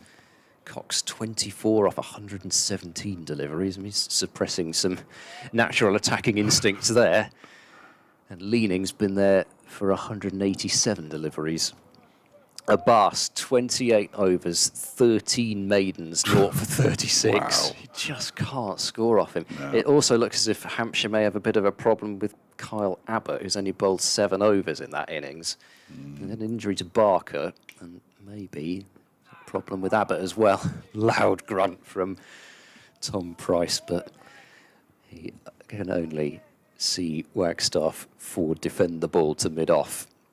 It's weird how the last 3 games are going, because they're all just not quite enough jeopardy to be the standout game with the most jeopardy in, because Leicestershire are still 6 down, but They've they lead actually by... had enough, according to they're gone? to my screen, but I don't know. No. They may have gone early. I don't know, but No, match complete. Yeah, match Yeah. drawn there. Well done. they've Well called it. done. I didn't mean to be patronising. Well done, Leicestershire. No. Well done, Ed. In comes Bryce round the wicket bowls. I didn't take it as that. Good. As Wagstaff plays that down to backward point, and there's no run. That's the end of the over. So No, it has disappeared off 38 my for screen, 4. so that proves that it's a draw. Vian Mulder made a century in the end there. So centuries for Rishi Patel and for Vian Mulder. 102 not out. Tom Scriven, 51 not out as well. Scriven took 3 wickets in Sussex's innings. Mulder took 5. Made 24 in the first innings, but century in the second. So Mulder's somebody that Leicestershire would have been wanting to hit some form, because I don't think he started off the season amazingly well, but he seems to be doing it with bat and ball now. He got a 5 for here in the last game, Yeah. which bowled him into form, obviously. Thank you. And I'm not sure if he got any runs, I can't remember. Zafar, to continue this spell, strikes the pad of Leas Deploy, not out. I'll let you tell me why it's not out. Wow, this looks like it's turned too much, doesn't Is it? it going down leg side, is it? Blimey. He went back into his stumps, to be fair, so he probably had the chance to get down leg side, but... I'll look at it again, but I thought that one actually did turn, but maybe I'm wrong. I thought it turned. There haven't been many, have there? No. Not really a turning track at Derby. Somebody did turn one in 1936. That one is swept, but of course the square was the other way around. What was the weather like, though? It was Tuesday, I remember. That one is swept by Deploy for a single. I didn't know that. 56 he's on now. Derbyshire's lead is 7. 139 for 4 with 19 overs left, so effectively 17. But they'd have to take 6 wickets. And from 28 for 3 to 139 for 4, thanks largely, or almost entirely, to Deploy, with some help from Brooke Guest, who made 29, and now Mitch Wagstaff, who's on 18. The LBW was a better shout than I thought it was, actually. See, he went back into his stumps, didn't he? Yeah, he didn't have far to go. Zafar around the wicket to Wagstaff, who turns it into the leg side. And it's nicely fielded by Charlesworth under the helmet at short leg. Where's Hammond going? He's going onto the leg side as well. So a slip, a leg slip, a silly square leg, short square leg, and a silly, no, just a short leg. Yeah, but there's 2 of them there in helmets anyway. And Well, I think they're all silly to be under there. well, but yes, I anyway. do. Wagstaff defends that next delivery. And he's waiting now. 2 balls left in the over. Zafar bowls, pushed out into the offside by Wagstaff. Across the pitch on a length runs Ben Charlesworth. I know you're allowed to, but make a slightly more effort not to drag your feet across the pitch. And then he's cut it and he's edged it to slip. Well, Wagstaff's gone. And just when Derbyshire were looking exceptionally comfortable, Gloucestershire pick up another wicket and Wagstaff goes for 18. No idea what he was doing. 139 for 4. They lead by 7. We've got 19 overs left. Oh, dear. Well, Gloucestershire need quick ones. They really need another quick couple with 19 remaining, but it's effectively already 16 and likely to be less than 16, likely to be substantially less than 16. But it'll be interesting to see how Deploy plays this now, because he's got a new batter coming out. He's an opening batsman, of course. Yeah, but does he Lewis think Rees. Reese is... I can trust Reese to block it if I did go. Is it time to He could score a trust few him. You runs? can trust Reese with your life. Yeah. Trust him with your life. So does he? Does he therefore idea. think it's time to score some runs? Because I don't think Gloucestershire can necessarily quite so much bowl to try and get Reese on strike in the same way as they've been doing with Wagstaff, but we'll see.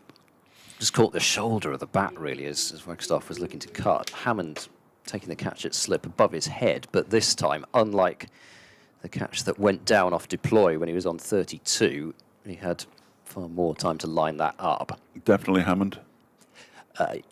Oh, hang on.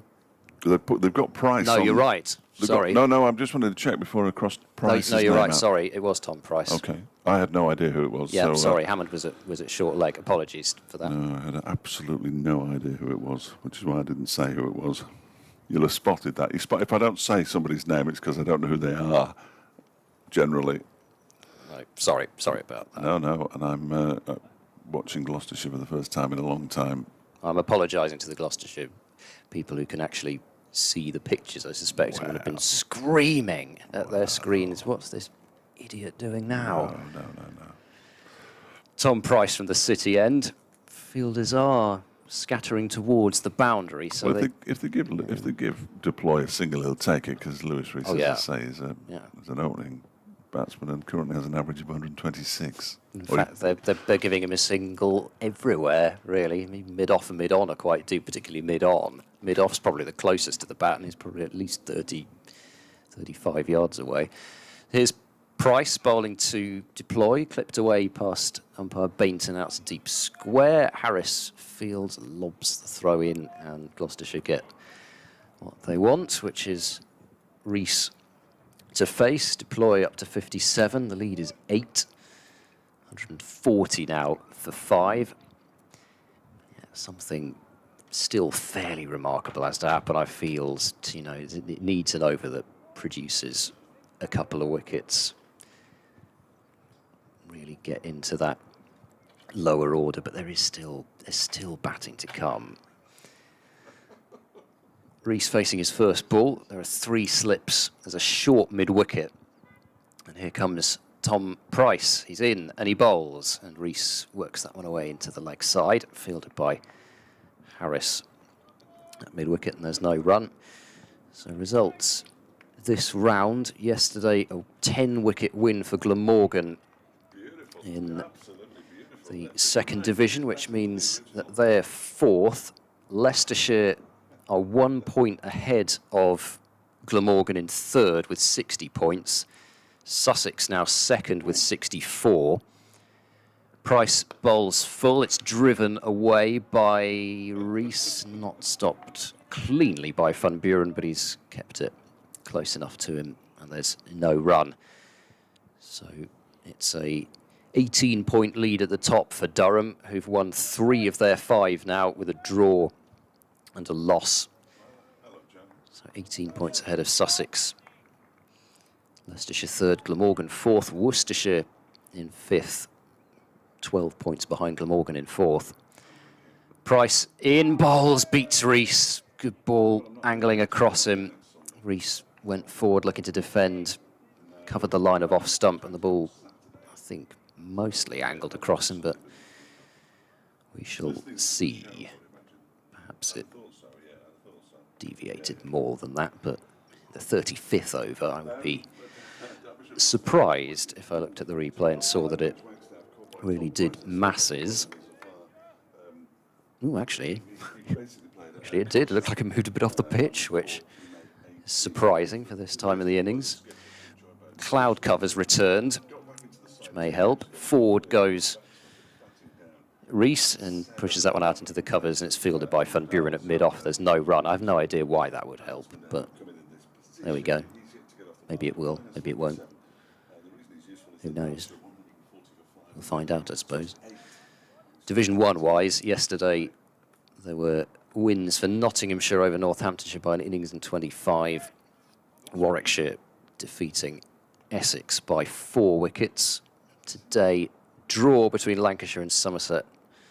A 9-wicket win for Surrey. Price bowls, and he's tried a pull shot there as Rees, and the ball's not got up too much. That was how James Bracey was dismissed in Gloucestershire's innings, to a ball that he tried to pull, didn't get up too much. The difference was that Tom Price was bowling over the wicket, and the ball presumably would have pitched well outside the line of leg.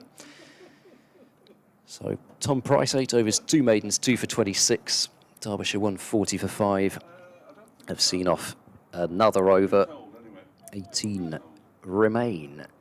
Seagull swooping around down in front of us. These birds still seemingly finding something to peck at down there. No idea what, because it just looks like green field to me. But anyway. I'm sure they know what they're doing. Must be after something. Zaffa over the wicket, bowling to deploy, goes back and cuts it just backward of square, and it's not claimed by the man who's fielding at backward point. Should have said herring gull, of course, because well, it's a gull people of get some, annoyed about sea. Well, I do, yeah. No, I'm not a big fan of the word sea before any kind of gull. There are black-backed gulls and all sorts of gulls, so, but there are no seagulls, of course. 141 for 5, deploy up to 58, apart from that one. But we're not near the sea, are we, really? I mean, you couldn't be further away from the sea. I mean, it sort of depends, doesn't it, what sort of scale we're talking about? Well, on an English Great Britain exactly. scale, we're nowhere near the sea. Sweep shot, slog sweep, really, from Lewis Rees to get off the mark with 4 down towards the backward square leg boundary. Nice shot. And Rees up and running, 145 for 5. The lead 13, 17 overs remaining after this one. Thank you, Amy. Sorry, it's somebody back in the studio. Just asked if I was coming back at 6 o'clock, and I said, I don't think so. I've not been asked. But the producer, Amy, has just said, you're always welcome. 145 for 5. Zafar tossing himself. Zafar tossing himself a catch is what I'm trying to say. And that one is pushed back to him by Lewis Rees. And there's no run. Yes. Thank you. Leading by 13. We'll gloss over that. Nobody needs to know. 145 for 5. I think we're far enough away from it to talk about it now. They'll never find it. Zafar bowl swept again by Rees, but this time straight to the man at backward square leg. Just one of the many times throughout a 4 days' worth of commentary where you do wonder briefly where things are going. Yes, well, I have no idea where anything's going. I know where I'm going later. That pizza shop better be open. Zaffa, down the track comes Rees and smacks him for 4. There was a despairing dive from Graham Van Buren. It was a very tired looking dive. It was. That's exactly how I was going to describe it. The ball was probably 3 feet to his left. He put the dive in and was further away from the ball when he dived than when he was standing up. Rees moves on to 8. 149 for 5 now. Derbyshire, that's not quite true, but you get the picture. He's got his hands on his hips at the moment. I don't think he was particularly impressed with himself. And Taylor has retrieved the ball, having been forced to have a conversation with the Derbyshire fans down there. Van Buren polishes the ball. The square leg umpire is now the point umpire because he couldn't see through the short leg. And we couldn't see through the short leg before either, but the ground staff are going to do something in a minute. They're poised as this next delivery is pulled away, or swept away, slog swept away by Lewis Rees for another single. It's the end of the over. Rees will keep the strike. He's on 9. Deploy has 58. And the 150's up for Derbyshire to rapturous applause. 150 for 5. Derbyshire lead by 18, and the lights are coming on. Yes, how exciting. And we'll love a floodlit finish. Just look, we're not just saying, look, we're not going to get 5 wickets. We'll call it quits. There would only be 14 overs now. How many overs do you think we'll lose? 5, 6? I bet we don't lose more than that. We didn't. Of course, you might not lose 2 for the. I don't know. But 1 over away from the start of the last hour. Yes. Yeah, but I've got to note that time down. Very important. Isn't it? Yeah. So that'll be your 3rd note of the match. Yes. Very impressive. What a memory this man has. Well, yes. What have we got here? We've got 3 slips. That's all as far as the cordon goes in a short mid-wicket. Gloucestershire in need of something special. Tom Price, can he be the man to produce it? Rees on strike and opening the face, guiding that one down into the gully region, and Hammond does the fielding. If you could dial up a hat trick, then I think now would be a pretty decent time. Yeah, I mean, now's he's taken 2 in his 19-match career, so the odds are probably still against it. But if ever you were to rely on somebody, a 2 hat tricks in 19-game strike rate isn't bad. I'd say at the moment he's not bowling well enough, is he? In comes Price over the wicket and bowls to Rees, who jabs that one away into the onside. De Lange springs away from mid-wicket to field. He's still not bowled yet as De Lange. Whether that's going to be kind of a last throw the dice type move from Van Buren, because I don't know if Singh Dale's likely to be able to get himself up for another spell unless it went right down to the last few overs. If he wants a short spell from somebody, it's going to have to be De Lange.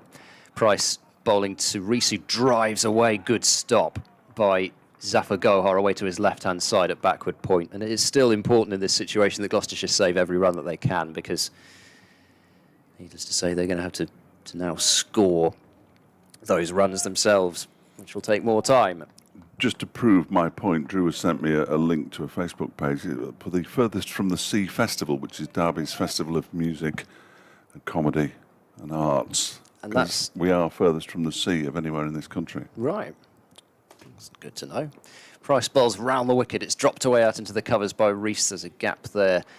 Van Buren across from mid-off, and it's another run to the total. 10 to Rees, 151 for 5. I've got to say, when I hear sort of Furthest from the Sea Festival, I don't necessarily kind of think music, whatever else you said. I sort of think music, kind of... comedy and art. Comedy and art, yes. I sort of think of something a bit more sort of pagan than that somehow. But there we go. I think it's just because Derby is the furthest city from the sea, and it's rather than calling it the Derby Festival of Music, Comedy and Art. Price, wide of the crease, angles that one into the stumps and deploys forward, comfortably defending back to the bowler. He was attacking early in his innings, but seems to have got his eye in. He's rarely looked troubled since that chance on 32, and whilst it doesn't seem like massive amounts in terms of runs, when you think that's basically what Derbyshire lead by, a little bit more than, important moments and important runs since. No ball from Price. That'll be 2 more runs as Deploy blocks it out into the leg side, and it's fielded by Marchand De Lange. 153 for 5. Board was quick enough there. 10 runs in no balls given away by Gloucestershire. That was Price's 3rd. Singh Dale's bowled 2. It was 10 in Derbyshire's innings, but Derbyshire's innings was a lot longer. Price in, and a slightly bizarre-looking defensive shot there from Deploy. The bat came down at a slightly odd angle, but he managed to get himself sorted, and that is that for the latest. Price over.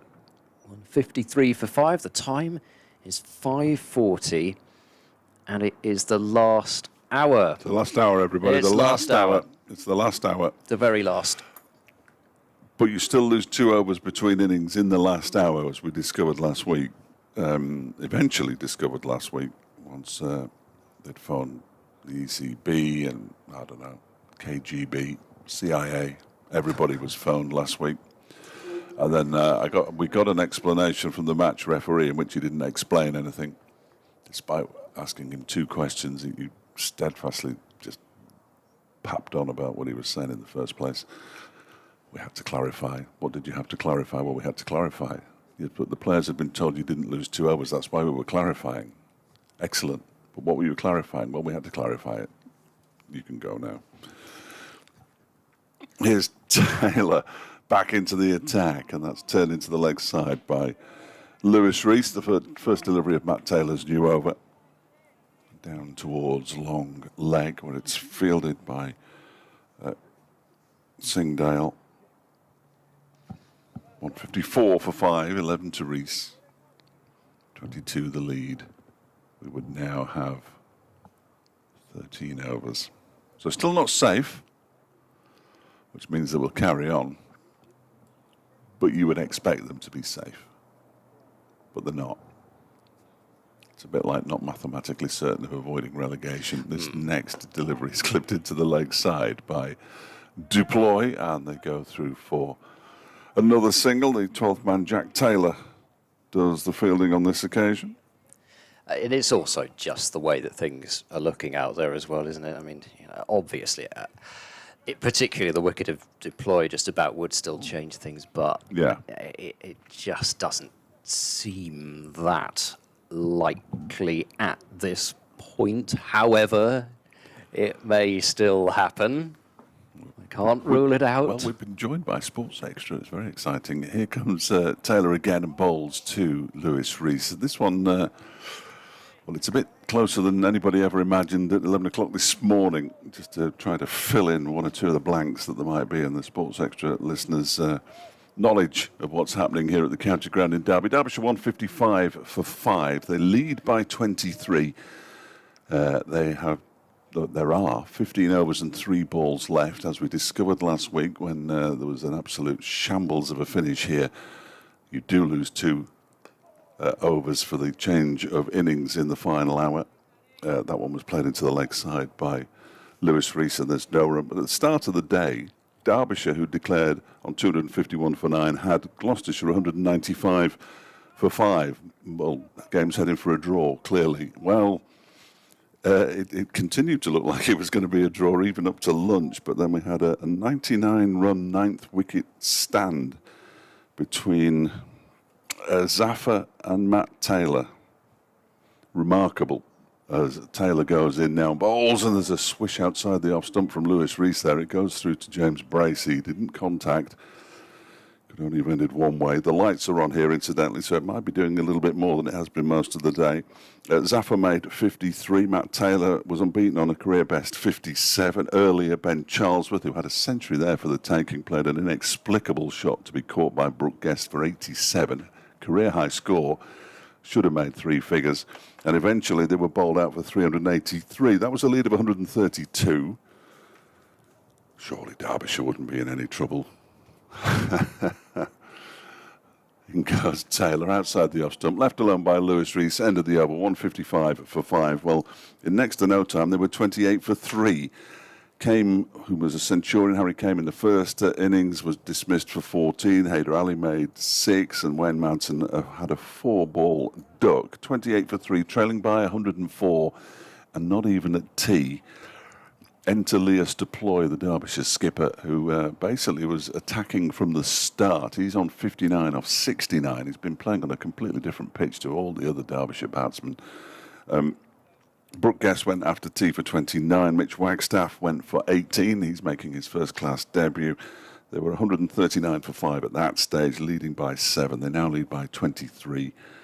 155 for 5, but they're not safe yet. 15 overs left. We will lose 2, so we're pretty much down to 12 now, and they need 5 wickets. They need Ed Seaborn, Leas Deploy. Yes, they do. They need to find some way of prizing him out, because really, for a lot of the last hour plus, they've been bowling almost to get him off strike and bowl at the other end. But now they need wickets at both ends. It's Tom Price bowling to Deploy down the leg side, and it's worked away by Deploy for a single early in the over, down to Matt Taylor at fine leg. 156 for 5, the lead 24. The problem that they have now is that the latest new batsman is Lewis Rees, who wasn't in the side at the start of the season. He's replaced Anuj Dal, who's injured in the lineup, and that's why he's batting at 7. But for almost his entire career here at Derbyshire, he's been an opening batsman. Yeah. So he's not your average number 7. No, exactly. And used to these sorts of situations under that kind of pressure all the time, really, opening an innings. Price bowls over the wicket to Rees, who leans forward into a defence. The ball goes up to mid-off, and there is no run.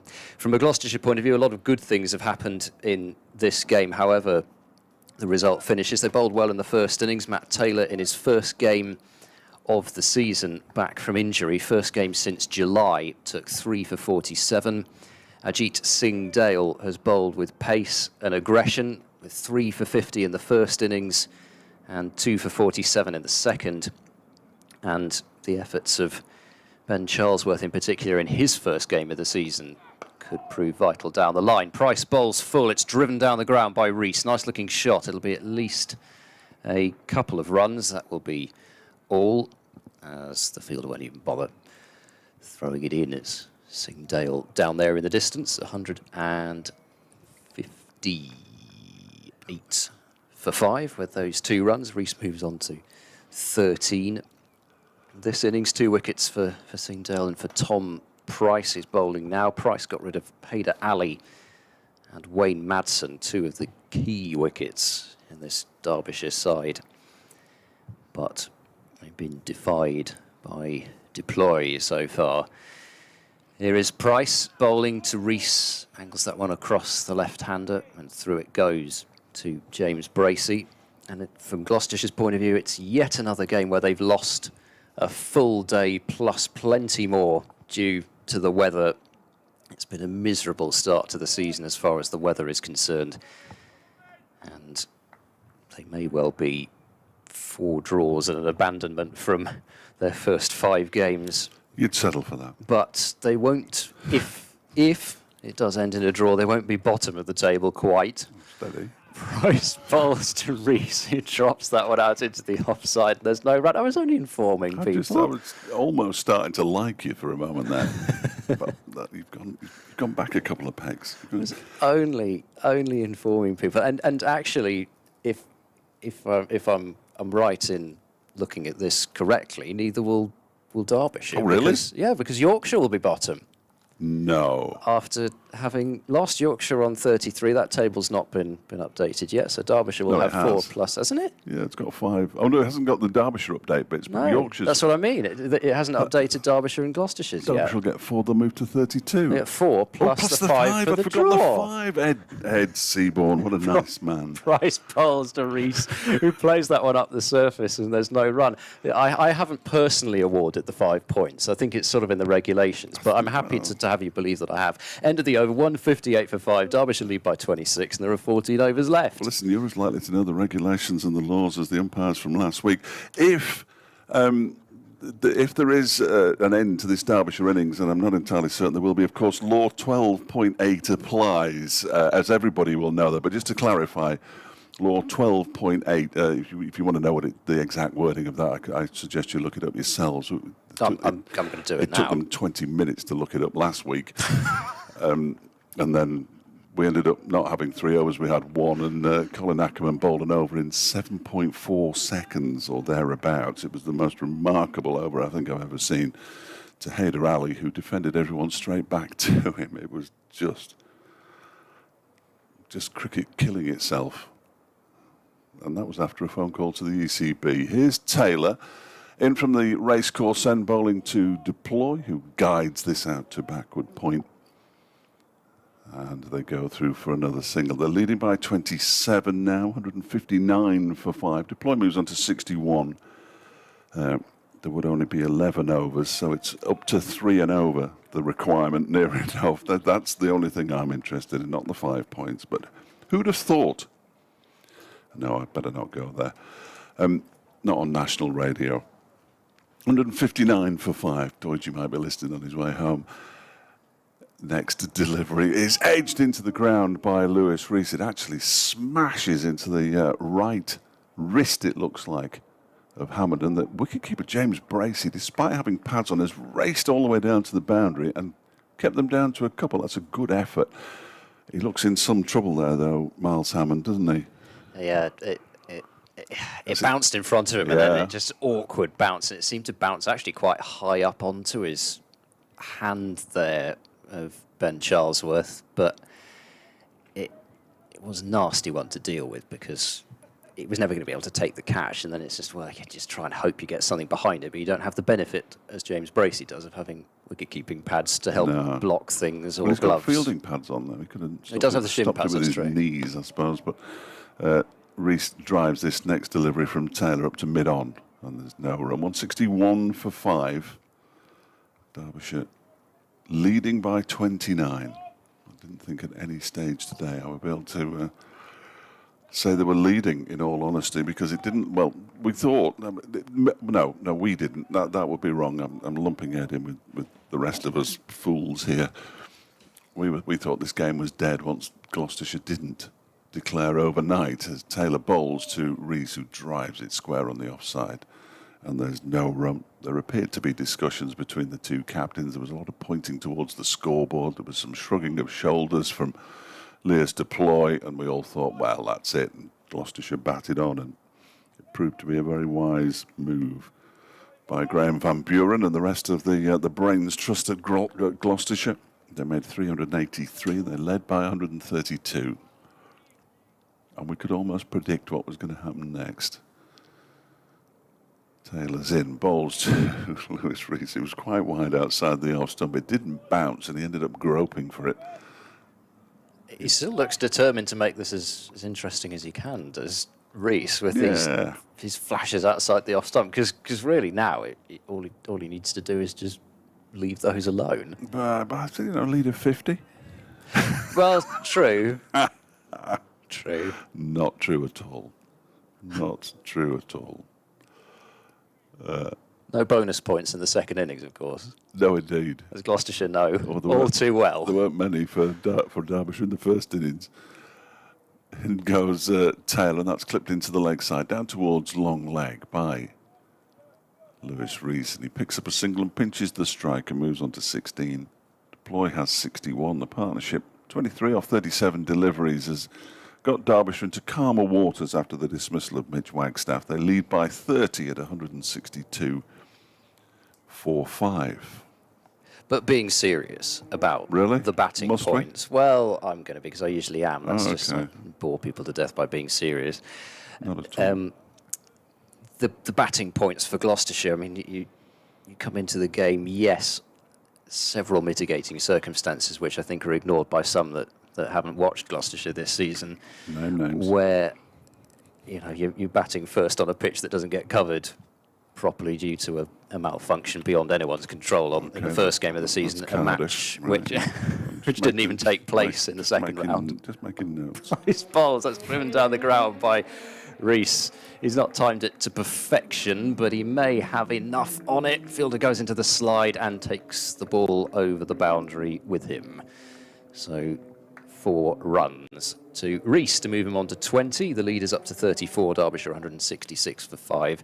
Anyway, I won't keep going, but you're right. Oh, I should keep going. Anyway, so a similar situation at Worcestershire, which ended up in a bit of a minefield of a pitch where nobody scored massive numbers of runs anyway, which again goes back to the whole point of the 250 anyway.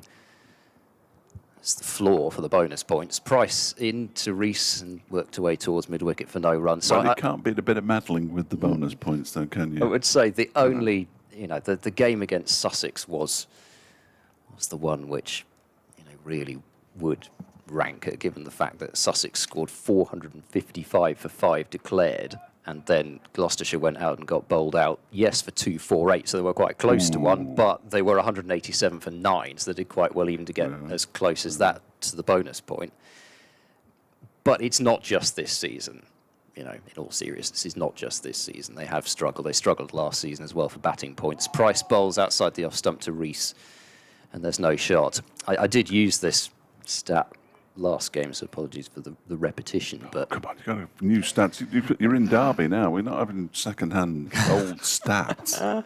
Well, I think it's a decent one to illustrate things. Well, the rest of us will be the judge of that. Well, this is aimed more at the Gloucestershire listeners, 15 out of 20 times in the last, 20 matches since the Oval game of 2021, Gloucestershire have scored more in their second innings than they have in their first, when they've had a substantial number of overs. Forward goes Rees to Tom Price, defends it back to the bowler, and there's no run. That's quite a lot of times where they're scoring more second time round. So for all those reasons, to get 3 batting points and get up to 383 in this game ought to give some sort of a confidence boost to that batting lineup, and they may well need it, given the fact that their next game is against table toppers Durham at Bristol, starting on Thursday. Of course, you'll be blasting off. Won't we just? Absolutely. We'll be blasting off all over the place at Warwickshire, Birmingham, Edgbaston, that's where we'll be. Price round the wicket, bowls, and Rees leaves that one alone. Through it goes to James Bracey.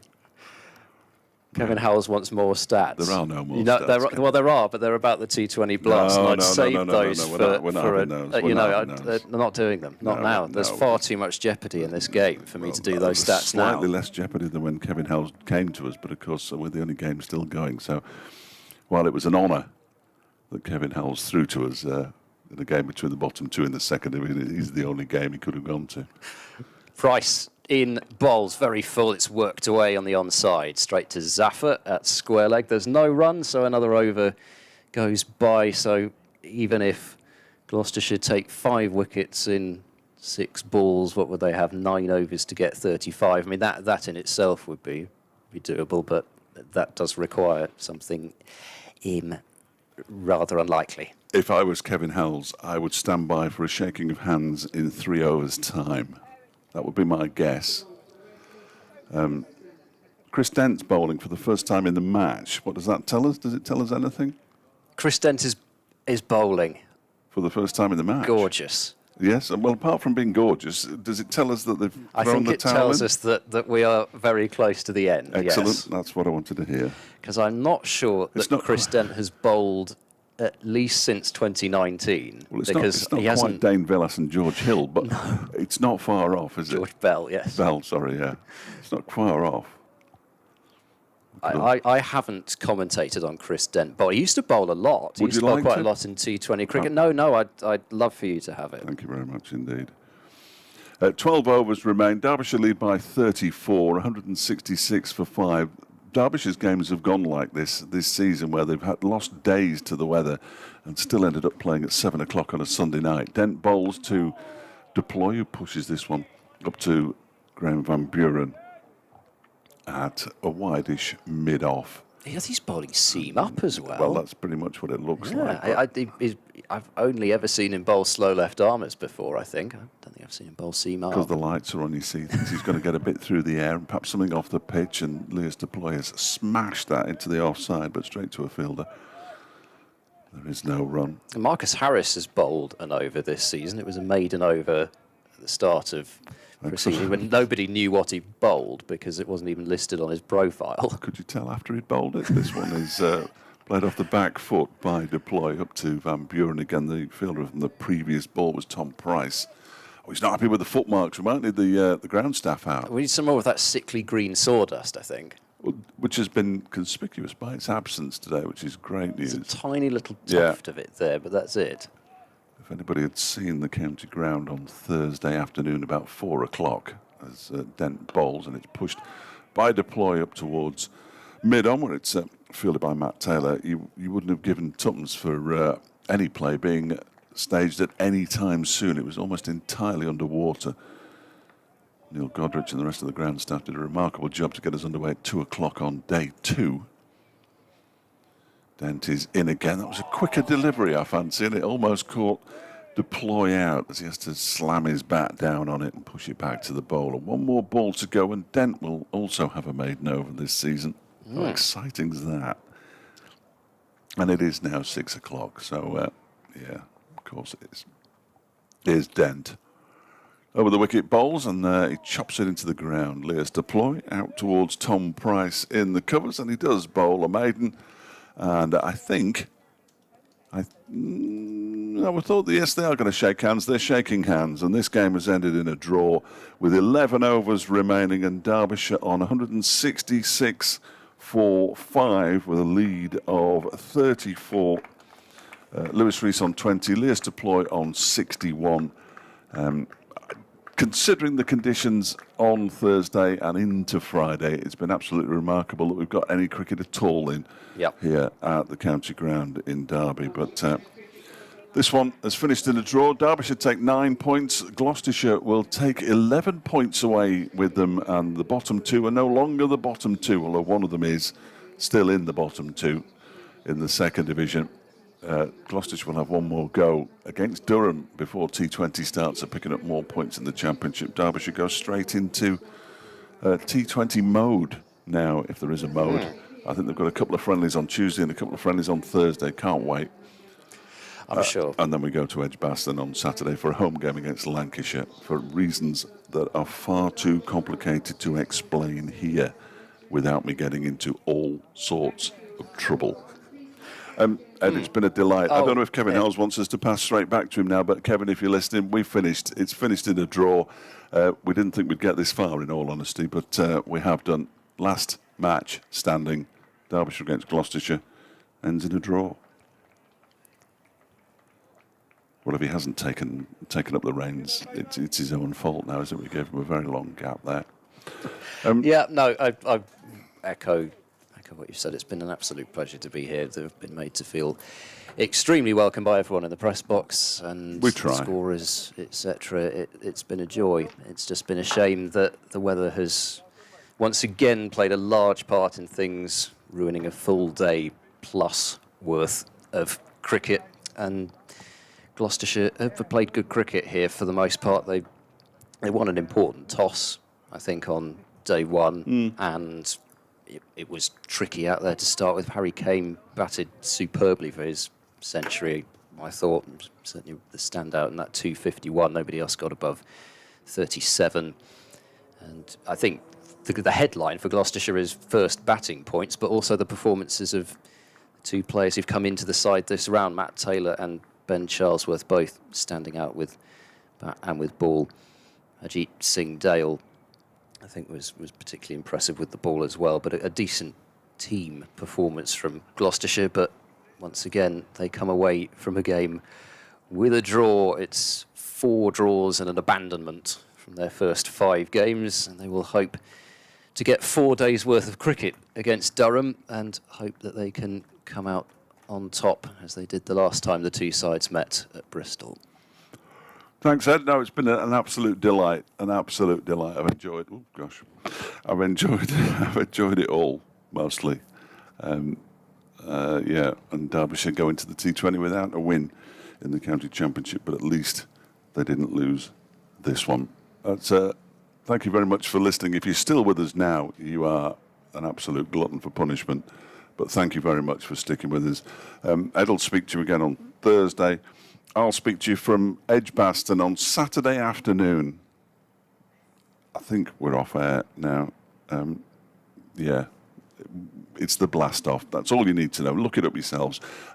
We'll speak to you then. Thanks for joining us.